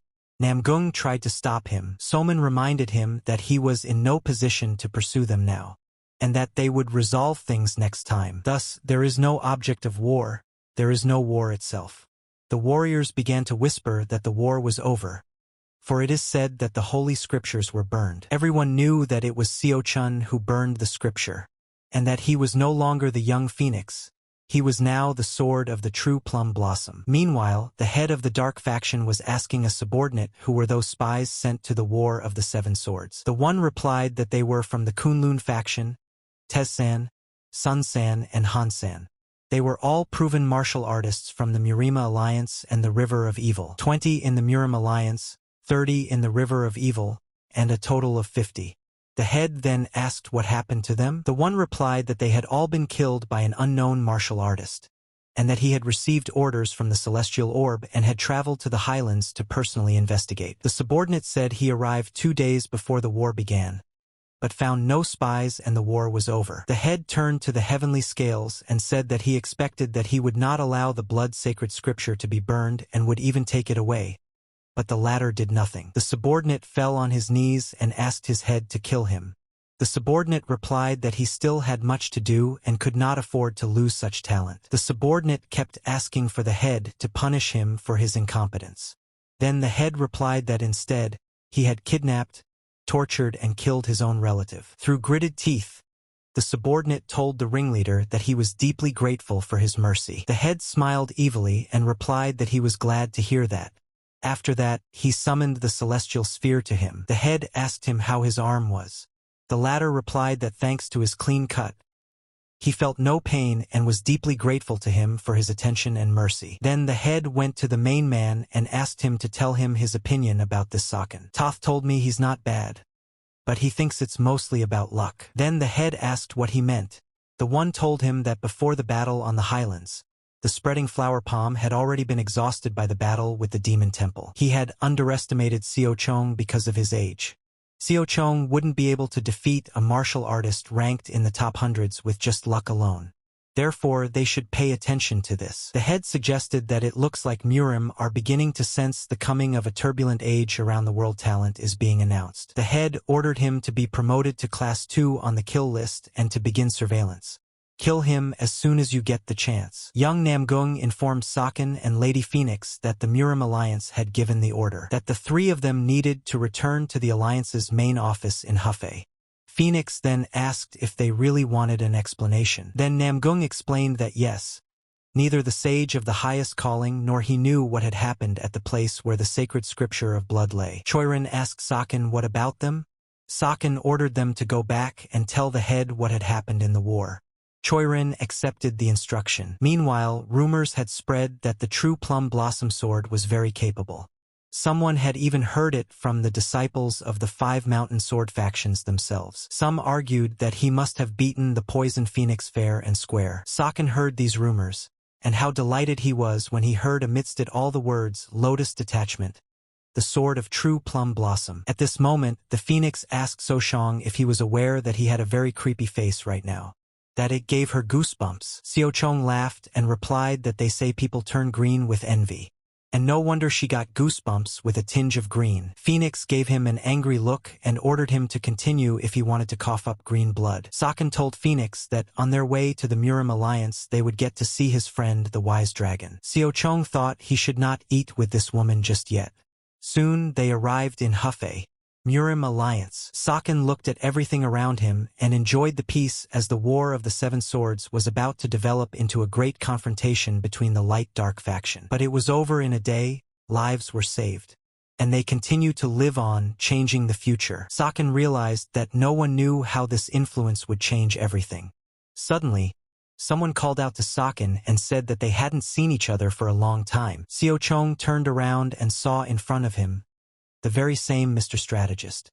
Of course, it was Sang. Sang replied that there was no need for formalities.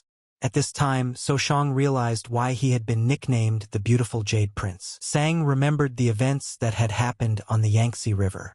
He still can't forget the day he lost Soshang and Zhu. Saken apologized to Sang and said that they should have returned as soon as possible. Sang replied that he should be grateful to Soshang for everything, and they would talk about it again. Sang smiled and said that he wasn't really in a position to have a long conversation with him.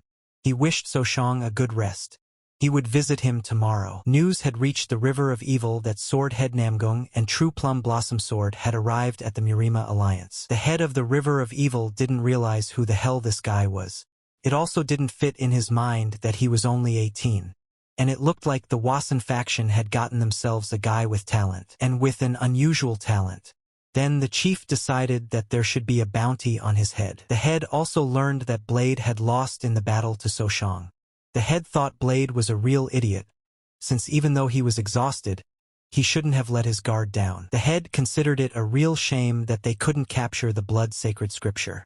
The only thing that calmed him down was the fact that all three factions had losses. He noticed that things seemed to have calmed down for a while, and he should take the chance to move behind the Lightning Rainblade and Sword Meow factions. The Demon Temple also delivered the news that the True Plum Blossom Sword had finally burned the blood-sacred scripture to the ground. The head asked his subordinates if they had prepared their death wishes.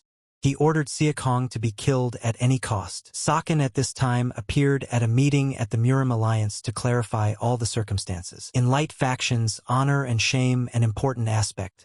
If a faction has tarnished itself, then no matter what, it must deal with the shame itself. The stigma of dishonor will haunt the faction for generations. And the Shaolin Monastery was a prime example of this. The disgrace of the bloody monk. Shaolin Monastery had to take responsibility and deal with the case. But even they failed to catch the bloody monk, and the event haunted the monastery for 4 centuries.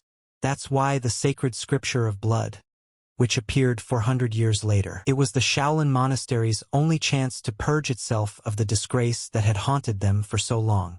But Soshang burned it to the ground. Wise Namgung explained that this was the current situation. But they're not here to blame Siochong, so he shouldn't worry, since his act wasn't so bad. One of the people present told Soshang that he should have thought a little more. Saken replied that he understood and accepted the situation. Suddenly, the great strategist turned to him. Soshang was about to listen to him attentively when he asked him if he minded if he strangled him. Saken asked him to cool down a bit. The strategist freaked out and started screaming that not only was his friend making him suffer in the last years of his life, but this little asshole was also trying to endanger him. Soshang asked Mr. Strategist to calm down as he should take care of his health, and asked him to leave it to him. Another person present told Soshang that he didn't seem to understand something, and that they had not brought him here to solve the problem. And regardless of the formalities, they would want Soshang to explain himself to the Wasan faction, and for them to appease the angry Shaolin Monastery. Then Siochong couldn't take it anymore and said that he had an idea. Namgung-sen asked everyone to calm down for a moment, as they should at least listen to the guy. Soshang continued that the point was that he couldn't say it here. This made those present even more angry, and they threatened him with death. Mr. Strategist pounced on Soshang with words that he would kill him, as he should only be lightly strangled. Namgung told Saken that they were tolerant because they recognized his merit, but Saken should not insult them. Siochong didn't know what to do, and since he had foreseen it, he had prepared a solution. But you can't say such a thing in public. Saken wondered how he could convince them. There was a sepulchral silence in the room, except for Mr. Strategist's threats, of course. The head of the Murima Alliance turned to Saken and ordered him to look him in the eye. Saken did so. Siochong was literally thrown into sweat by the fact that Namgung's sword was sincerely in front of him. One of the 10 thrones of the higher heavens. Namgung menacingly asked Soshang if he had a solution. Then, Soshang gathered all his strength into a fist and replied that he had a solution. Namgung then smiled and replied that that was enough then, and he was postponing this meeting until tomorrow. Siakong was very surprised at this decision. Namgung decided that he should take a walk with this young man. During the walk, Namgung apologized for Mr. Strategist, since he wasn't like this when he was younger. Saken replied that he understood that, and he thought it was foolish of him to say such a thing. Saken didn't notice they were in a place he was unfamiliar with. Namgung explained that being the head was a tiring job. He hardly gets any real rest when there are so many people around. Namgung said that it was a shelter woven with the art of closed illusions. Namgung then added that they were lucky that Saken was on the side of the light faction. Seo Chong was being very respectful. So Namgung told him that the only person in front of him now was an old man. So enough excitement and they should get down to business. Namgung turned to Soshang and said that before he started, he should first see what Soshang was made of. The boy didn't understand what the matter was. Namgung applied the technique to Soshang, saying that he had a good sword. Seo Chong responded with an invisible sword aura. Namgung asked Soshang if he was surprised. Seo Chong asked what the old man expected him to do. Namgung smiled and replied that he expected the power the guy was hiding. Seo Chun looked at him and said that he didn't plan to hide it from him. Namgung then asked the guy if he realized how much he was amazed when he saw him. They continued to fight and Namgung used the technique of endless footwork.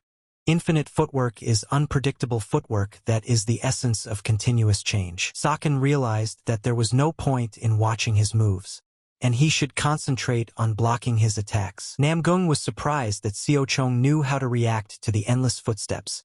Therefore, the next technique from him was stronger. They continued their battle and Namgung couldn't believe that he was fighting an opponent who was equal to his strength. Having missed several times, Namgung was even angry, since he had not seen an opponent worthy of fighting him for several years in a row. Namgung didn't believe that Soshang could even dodge the 19-step immensity technique. Saken fell to the ground and said that it looked like he was a bit lazy studying her as a hobby. Soshang's thoughts were that he was a sincere sword, however, he was only crowding him with hand-to-hand combat. Namgung told Soshang not to be fooled, since these techniques have the same value in his martial arts skills. The battle had been going on for over half an hour. Seo Chun realized that if he had relaxed for a second, he would have been dead by now. And then Soshang gathered all his strength and used the very plum blossom technique that struck all his opponents to death. However, with one sword movement, Namgung blocked the blow and said that he could feel the light fragrance of plum blossoms through the illusory and scattering blade. Then Namgung flew back a little and told Soshang that he could see that he had many secrets and talents.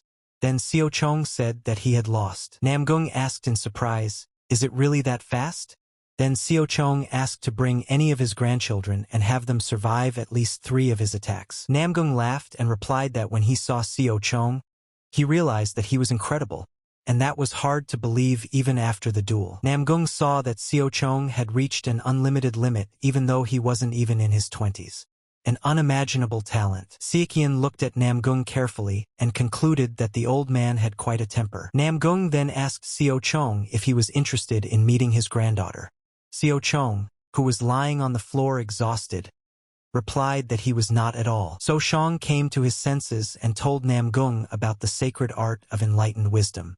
He could not believe his ears, since Namgung knew that the sacred art of enlightened wisdom, it was a high-level Shaolin monastery art, known to have been lost hundreds of years ago, and it must be as valuable as the muscle and tendon strengthening method is. It is still undeciphered. Namgung asked Seo Chong where the hell he found it. He replied that he had found it in the Valley of Poisonous Blood. Namgung was even more surprised since he knew that the Poison Blood Valley was in the Ileo Mountains. Namgung said that it was clear to him that Soshang had used immunity to thousands of poisons. Saken then asked him if he had known about it originally. Namgung replied that the earth is full of rumors and there are plenty of witnesses. It would be easy to find out. At this time, Mr. Strategist came up to them and told Soshang that he thought the guy was an empty-headed idiot, but it looks like the opposite is true. Also apologized to him for wanting to strangle him. Seo Chong replied that he understood, but asked Mr. Strategist to save his nerves, as this was really bad for his health. Mr. Strategist gave him a strange look and asked if Soshang was hinting at his death. Also, Mr. Strategist said to leave the rest of the elders to him and he would deal with them. The boy thanked him for that. However, the dialogue between Seo Chong and the strategist did not end there. The old man asked him how his grandson, the silly boy Ju. Soshang smiled as broadly as possible and replied that he was doing great.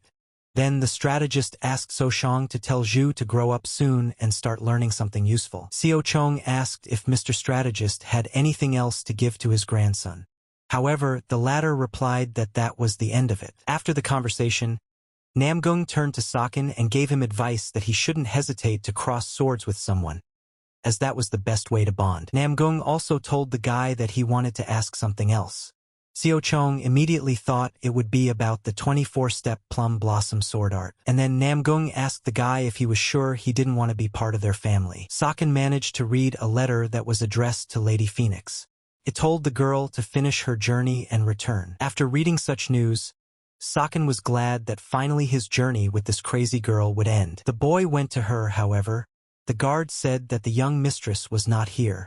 Saken looked at the guard and said to him that he sees how his behavior has changed since So-shang started getting recognition for his services. Since the guard used to pester him with advice on what he should do better. Saken told the guard that if he started making noise, Saken bet that the young mistress would poison his food. The guard asked if Saken's words were serious. In his head, So-shang realized that Phoenix would never do such a thing. However, he told the guard that it wasn't surprising that they often ran to the bathroom. Seo-chun once again asked the guard where Madame Phoenix was now, since he was the only one Seo-chun could ask. Then the guard replied that Phoenix had gone to meet a young master. Seo-chun wondered if it was the clan's heir. Saken asked the guard if the poison dragon was at the Murim Alliance headquarters. The guard replied to So-shang that he wouldn't advise him to go out with Lady Phoenix right now. The boy thanked the guard for his advice. Saken went on his way and on the way asked the girls if they knew where Lady Phoenix was. However, the girls didn't answer anything. Saken then approached the poison manor and noticed Madame Hai there. Only the guy didn't understand what she was doing there. Seo-chun hesitated for a long time and decided that it was better for him to go back. However, Phoenix suddenly turned around and said that she was coming back too. Saken looked at the artifact ring and asked the girl not to lose it. Phoenix replied that she would remember it. Winter came and So-shang returned to Hoasan. Before he could go inside, he was immediately called out. It was Nak. The girl said that they hadn't seen each other in a long time and she guessed that keeping her promise hadn't worked out. Seo-chun didn't understand what the girl meant at first. However, then came the memory of him promising to see her after a year. Saken apologized to Nak. The girl asked what he was apologizing for. The guy replied that it looked like he had broken a promise. Nak smiled and told the guy that it wasn't his fault at all. Then Seo-chun asked where his master Yu was now. The girl led Saken away. Saken entered the room and told his master that he hoped she was in good health. The master was not expecting him to show up and asked him not to worry about her, as he must have been tired on the way and shouldn't bow so much. Saken told the master that he was seeing her for the first time this year, and how could he be so disrespectful? The master sighed and said she was not comfortable with these formalities and asked the guy to spare her. The master told So-shang that she had heard stories about him, and he made her proud of him. The master went up to the lad as usual, put her hand on his head and said that she could see that he had grown quite well in the past year. Saken smiled and replied that he was in a growing period. Meanwhile, at the chapter meeting, everyone asked what had happened and if there was a difference between what the boy had said and what they knew. The head replied that he didn't, and he just wondered how impressive his skills were at such a young age. The head also added that he should meet him again later. After a while, So-shang appeared before the head. They greeted each other, and the head said he shouldn't be so prim, as he wasn't going to question him. The head told the kid that he knew Saken was an unusual child, but he didn't see that there was so much potential lurking within him, an unlimited limit at that age. The head couldn't even believe it when he saw So-shang. The guy at this time thought that it was a good thing he hadn't sensed the divine art of the Purple Dawn. The stealthiness of this art turned out to be better than he thought. The head asked the boy when he had managed to reach the unlimited limit. So-shang said that 6 months ago he had been lucky enough to reach it while he was on the path of becoming a saint. The head replied that it was unbelievable, as luck is something that can only be experienced once in a lifetime. Then the head asked the lad what Tao had guided him to the path of enlightenment. So-shang realized that he had attained it with the help of a miraculous medicine. Seo-chong said that being between life and death, he saw the sword in the falling plum blossom petals. The head replied that yes, the Hosen faction's teachings include both plum blossoms and the sword, and one should never forget the sword and the plum blossom. The head also said that he believed that the head of the Murima Alliance had also noticed Saken. Saken replied that he did. The head then asked if he had insisted that Saken join them. Saken replied that it had happened more than once, not to mention his desire to introduce Saken to his granddaughter. He also asked if Saken liked his name. The head laughed and replied that of course that wouldn't happen since the future head of the Wasen faction couldn't get married. Saken shouted out in surprise that he only had one master. The head then explained that one didn't have to be a disciple of a faction to become the next head. The head said that such cases are rare when a talent like Soshang's is revealed at a late stage, and in special cases, if a person is recognized as a candidate for faction leader, they can learn the divine art of Purple Dawn even if they have a master. Saken thanked the chapter for holding him in such high esteem, and said that he would like to decline. The head then asked that perhaps Soshang wanted to think about it some more. Soshang explained that he had an interest, but that he was well aware of his position. Saken realized that this was not his level. And what's more, it's a very difficult time. So Saken said that he believed there was someone more suitable for the position. The head replied that he was not sure if it was a lack of ambition or just a lack of selfishness in him. The head asked Soshang to follow him, since he's still a great blessing of their faction and he can't just let him go, and wants to teach him a couple techniques. Siakon smiled and replied that the head of the Murim Alliance had already bullied him. So he asked the head of the Murim Alliance to go easy on him. The head asked him not to worry as he would teach the guy 24 steps because the head was impressed that Soshang had reached the unlimited limit with only 14. Soshang felt that this was now playing to his advantage, as he would officially be able to use the 24-step plum sword art. Then Saken said that means it is settled. He completes his journey of becoming a saint. The head explained to Saken that he had burned the blood scripture and made quite a few enemies. Although the war only lasted a day, it did disturb the peace. It seems to have provoked disorder in many neighborhoods. Saken realized that it was natural, as the dark heavens couldn't have been inactive all this time. The head told Soshang that he was not the only one, and many disciples are returning. The outside world is no longer safe. Then Saken asked what he should do. The head explained that it hadn't been decided yet, but most likely they would tell him to stay here and train for about half a year. However, Seo-chun won't be able to stay here forever. The head squeezed Seo-chung's hand tightly and asked the guy if he had eaten the miracle medicine again while he was outside. The boy smiled and asked the head how he knew. The head laughed and replied that he was just called a trumpet man for that reason. Saken smiled and said that it just so happened that he had gotten lucky and found a couple. Saken was lying by a plum blossom tree when suddenly Nak came up to him and threw the letters in his face. Seo-chun woke up and told the girl that she seemed to be pouting at something. The girl menacingly asked if Saken had gotten lazy lately. Soshang replied that he could proudly say that he had been diligent all his life. He just decided to take a little rest. Seo-chun looked at the letter and realized that from the looks of it, the sword demon and his daughter were settling in fine, and the government had gotten in touch just as he thought. Suddenly Saken noticed a letter from the Murima Alliance. In the letter, the head was praising his granddaughter and said that he wasn't writing this because she was his granddaughter. Soshang said aloud that the old man was clearly overdoing it. Nak looked at him menacingly again and asked him what that gnarled face was. Seo-chun explains that it's just a wedding proposal, and it looks very much like he's trying to present it to every single unmarried woman in the Namgung clan. Seo-chun didn't understand what was wrong with Nak's facial expression, so the guy asked her if she was worried about losing him. The girl shouted fearfully that of course not. And how could Seo-chun even think of such a thing? Saken apologized. However, he isn't stupid and felt that it wasn't that bad. Since this is something he never dreamed of in this life, a lot had definitely changed. Nak told Saken that if he kept looking at her like that, she would. Suddenly Saken interrupted her and asked, then she would want to train. The girl's master appeared from somewhere. Siakong was frightened.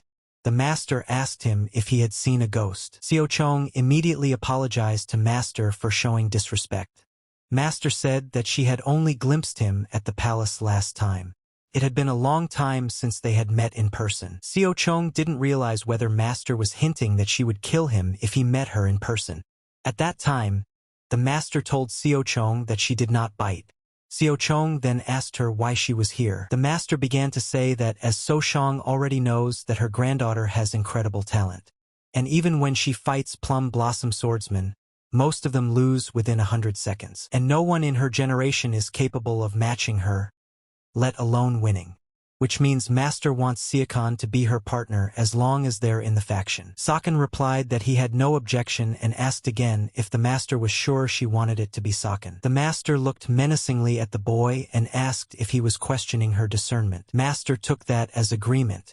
Saken at this time thought that he would also take this chance to teach Nak a couple moves. Nak looked at Saken, smiled sweetly, and said that she assumed they were now partners. Seo Chong went to Master Yu and asked her if she would mind giving a class.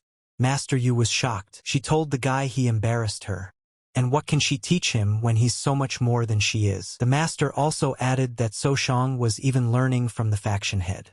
Here So Shang began to say that if the head is the best martial arts warrior in the faction, then she is the best in the whole world. And if he can't learn from his master because he has to learn from the head, he'd better go and refuse. The master smiled and called him a trickster. After that, the master said it was worth a try. She asked Seo Chong if he knew the conditions. Again, it was the same rock climbing training. During the training, Master told Seo Chong that she couldn't believe he had grown so much, and she still remembered standing up there looking at him. Master praised the boy.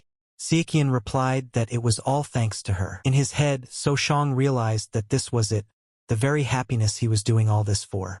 The water spirit fruit, all his efforts to participate in the war, and the need to stop the dark skies. Everything was for this moment. Meanwhile, the master said that they were almost there. The master asked Siakong to climb up first and pull her out, as age seemed to be taking its toll. The boy agreed and climbed to the top. The master looked at him and thought that this child had once been so small. Seo Chong called out to the master and gave her hand. The guy pulled it out, looked around and said that this place hadn't changed a bit. The master replied that he was right. 6 months later, Saken was training with the main faction. The head simply admired him. However, at this time, So Shang realized that he was just pretending to be ignorant of the movements, and so as not to give himself away. During the training session, Saken asked the head if things in the outside world had calmed down yet. The head hesitated and asked the boy if he was really interested in becoming a plum blossom swordsman. Seo Chun clearly answered that he was ready, so he asked the head to help him. Evening came and Saken came to his master again. He asked her to forgive him for coming to say goodbye at such a late hour. The master answered him that there was no need to worry as she was not that old yet, but her sleep was getting shorter with age. Master tells So Shang that she would like to give him advice, but sees that it looks like it won't do any good, since this isn't the first time So Shang has left. The boy thanked his master. The master continued, which was not to say that he wouldn't be going alone this time. That surprised So Shang. The boy looked around and saw Nak in front of him. The girl smiled sweetly and said she didn't mean to disturb him. Saken thanked the girl for coming to see him off. Nak, however, replied that she was here to keep her promise. Siakong did not understand what promise he was talking about. The master said she was going to sleep, and she was glad he wasn't alone. And then Saken realized that by that, the master meant that Nak would go with him. Nak told Saken not to worry since she had permission. So Shang shouted after Master that it was some demonic art of inaction. The master waved goodbye and asked him not to call it that. The master asked So Shang if he was okay with the fact that they hadn't even said goodbye. The girl's master Nak suddenly appeared and replied that it was quite like that. Master Yu turned to the master and said that it wasn't too late to say goodbye to them. She turned around and replied that she had done so yesterday. On the way, Nak asked Saken where they were going. The boy replied that they were going to the Valley of Ghosts. Nak became very frightened and asked So Shang if he was referring to the very valley where the group of assassins lived. The Valley of Ghosts, an association made up of nothing but murderers. No one knows the truth about them, and those who tried to find out ended up dead and unable to tell anything. They never fail an assignment, and they keep information about their orders completely secret. Despite their absurd prices and the fact that they are a very questionable group, have been popular for 200 years with people for whom you need to do dirty work. Nak asked Saken why they were going there, and if he even knew the way there. The boy replied that he did. At this time, So Shang was only thinking about the ghost divine art, since the one who obtains it will rule the Ghost Valley. Saken remembered what the head of the Dark Heavens had said in the future. It came as a shock to everyone that Ghost Valley, known as a neutral group, had taken the side of the head of the Dark Heavens. Normal assassins move like a shadow, whereas Ghost Valley assassins don't even have one. They were everywhere and yet nowhere at the same time. The fact that he had the world's best assassins on his side only made things more complicated. Saken realized that he had to prevent the Dark Heaven faction from controlling the Ghost Valley. And luckily he has a ghost divine art. NAK yelled at Saken and asked if he was listening to her at all. The guy asked her to calm down and promised to explain everything later. So Shang asked NAK if she knew that he had visited the Tang clan last year. The girl smiled wryly and replied that she had heard that he was still nicknamed the Dumb Phoenix back then. So Shang looked at her ambiguously and continued. After that, he went to the Poison Blood Valley, and there he happened to find a unique Ghost Valley art. So he planned to give it to them and ask for help. NAK thought it was all complete nonsense, that it was so simple and random that Saken had found the unique art of the Ghost Valley. So Shang asked not to interrupt him as he was about to narrate something very important to her right now. Then the girl said that to summarize, somehow Sakno had encountered a dangerous secret organization that is trying to take over Murim, and somehow he managed to find out about their plans, and now he's trying to stop them. It's just unimaginable. Saken replied that that was correct, and one of those plans was to take control of the Ghost Valley with the unique art he mentioned. And that's why he's trying to retake the initiative. Then NAK looked into So Shang's eyes and said that honestly, she found it hard to believe all of this, since he can't just tell a conspiracy theory and expect her to believe it.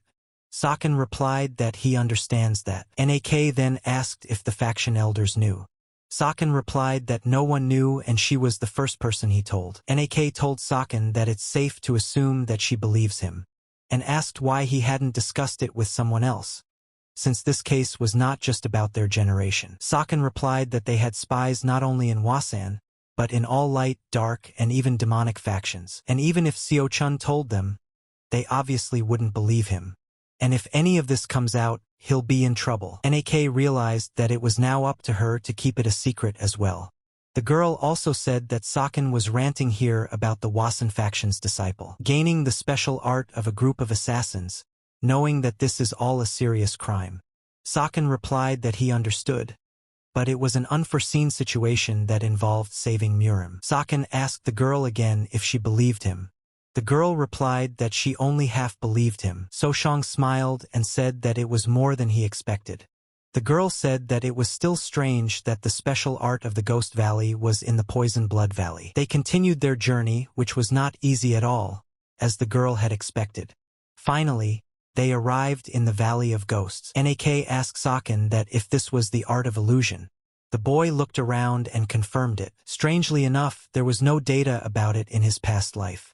But it was clear to him that they had destroyed the illusion, so nothing had been saved. And probably the records of illusionary techniques had been left to the Chaegal clan.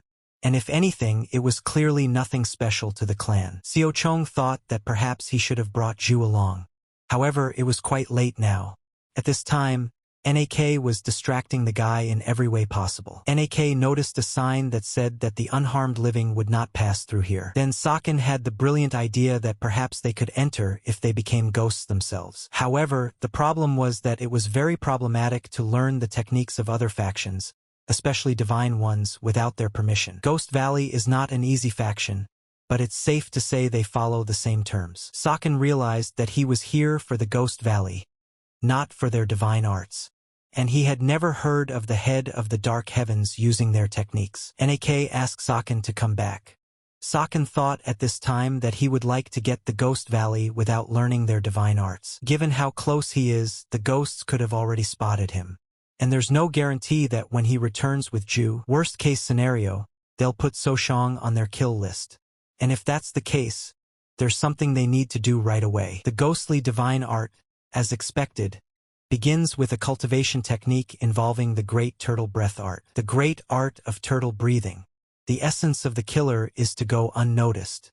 And this great art is the core idea, as well as a cultivation method that allows those using this technique to survive without breathing. One who applied the ghost divine art technique could even stop his heartbeat. That's one of the mysteries of ghosts. They don't breathe and their hearts don't beat. They are no longer alive. Seo Chong realized that since he didn't have much time, he would have to skip a couple of things. Since he only intended to enter the valley, he should concentrate on the cultivation method and footwork, especially the footwork. Seo-chun knew that there was a path that only ghosts could take. While Nak slept, Saken noticed that she was using the art of skin breathing, and it seemed strange to him to breathe through skin. Nak could not find So-shang. She shouted to him, but he did not respond. It was then that Saken realized he had succeeded. Nak couldn't detect him even at this close range. His breathing and heartbeat worked as if he were almost dead. And without blood circulation, his body lost heat. Saken shouted out that he was here.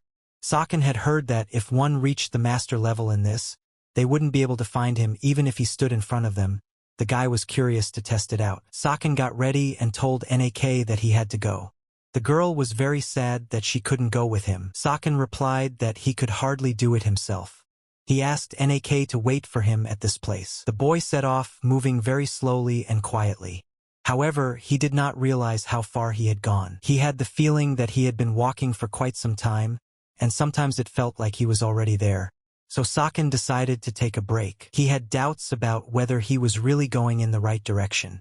Each time he reassured himself that everything was all right and there was no need to worry. He repeated to himself many times, right foot first, then left, all very slowly and incredibly quietly. So-shang realized that he had stepped with his left foot.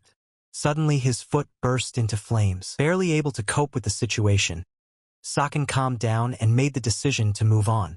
Now it was clear to him why he should have been a ghost. The boy didn't know what the art of illusion was, but it was clear to him now what would happen if he moved in the wrong order. He also didn't know if he was on the right path, but he didn't want to ruin his life for the sake of an experiment. Saken noticed a door in front of him, and he was even surprised that there were no traps. Saken decided it was time for him to go back for Nak. The girl was afraid to go to the Ghost Valley, but Saken promised that everything would be fine. The guy took her in his arms and said that they would go inside now. They reached the door, and only there the guy put her on her feet. Nak asked So-shang if he thought it was too dark.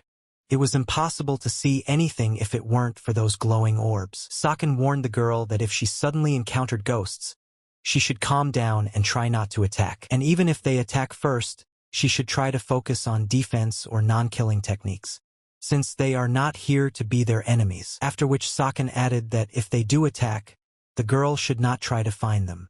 She wouldn't feel their breath or their footsteps, and she wouldn't even feel their presence. Nak then asked if she should focus on blocking and parrying their attacks. Saken admired the girl as she immediately found an answer, which was expected of her. Saken would like to try to talk to them before they get into a fight, but considering they're assassins for whom ambush is the way to win, Seo-chun is sure that they will try to attack stealthily when they see them. That's why you should be careful. They continued on their way as suddenly some voice was heard. Nak asked Saken if he had heard it. The guy replied that he heard it too, and it sounded like it was about 15 meters or so. Saken asked Nak to make sure she wasn't making noise and erase her presence. Since Saken realized that he didn't know how much they would be able to spend ghosting, but it was better than nothing. Saken peeked through the door and noticed the ghosts fighting with each other. He didn't understand what was going on here. Seo-chun wasn't sure if all of them were ghosts either. He had doubts about whether he should help or not. Unexpectedly, Nak offered to help them, since their plan is to become allies of the Ghost Valley, and they must do just that. Seo-chun looked closely and said that obviously those crazy people were the enemy. Seo-chun and Nak rushed over to help. During the battle, Nak yelled out to Saken that these people were not so easy to deal with. Saken advised her to focus on defense if she had a problem. So-shang tells one of the ghosts that they're here to help, and he hoped that no misunderstandings would come out. The ghost replied that he would like to talk after the fight. Nak had been fighting honorably the whole time when suddenly Saken shouted to her that there was an attack from behind. Nak turned around in time and defeated her opponent. One of the ghosts thanked Nak. Then Saken didn't understand what was going on at all, since ghosts were never like that, and even if someone saved their life, they would kill him so as not to leave any witnesses. And such courtesy surprised So-shang. Finally, the massacre was over. Then Saken decided it was a good time to get acquainted.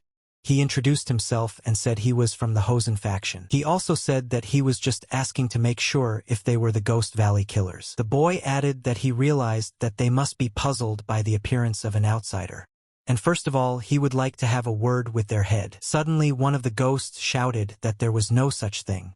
Saken didn't understand how that could be. Then the ghost said that there was one. Saken couldn't figure out what that meant, or if it meant that they were all equal. He didn't know what about the other ghosts, but usually one person would perform. The one who represents them, the head of the Valley of Ghosts. Seo-chun assumed they were hiding him. Then Saken turned to the ghosts and asked permission to express himself differently. He asked if there was one who represented this place. The ghosts answered in one voice that there was. Nak ironically asked Saken if they were being too frank. Then So-shang told the ghosts that if so, could he talk to that person? Suddenly one of the ghosts poked his finger somewhere. Then So-shang turned around and saw no one behind him. The ghost was clearly pointing at him. So-shang couldn't believe it. He asked the ghosts, what is the name of the head of the Ghost Valley? There was silence in response. Seo-chong realized why the ghosts had not touched them during the battle and had even helped them. And then the ghost spoke his name. Nak began to ask Saken what was going on. Saken asked the ghosts to tell him everything they knew about the ghostly divine art. The ghosts told me that this is the first divine art of the Ghost Valley. It's not much different from the ghost art, including cultivation methods, footwork, and killing techniques. They are similar in many ways. But there is one important difference. It's the ability to control. No ghost is allowed to break free from this control. No ghost is allowed to free itself from this control. Nor is it allowed to show hostility or murderous intent against the one in control. This was when So-shang realized what he meant. This was the reason why Ghost Valley had magically reformed the moment the head in his past life died. Saken asked then who was the head of the Ghost Valley up to that point. The ghosts replied that the previous head had made a protocol and they were following it. Saken asked how long they have been following this protocol. The ghosts replied that it had been 300 years. Then So-shang asked, what do you mean the ghostly divine art was lost 300 years ago? The ghosts replied that it had not been lost. Seo-chun didn't understand anything at all. The ghosts replied that the previous head had hidden it for future generations. Then So-shang concluded that the head of the Ghost Valley knew the three-eyed ghost thief. However, the ghosts replied that this was not the case. Governor the Murim and even the common people all coveted his treasure. The thief needed a safe haven so his enemies couldn't track him and he could keep an eye on them, since he believed that if one's actions were known in advance, they could never be defeated or caught.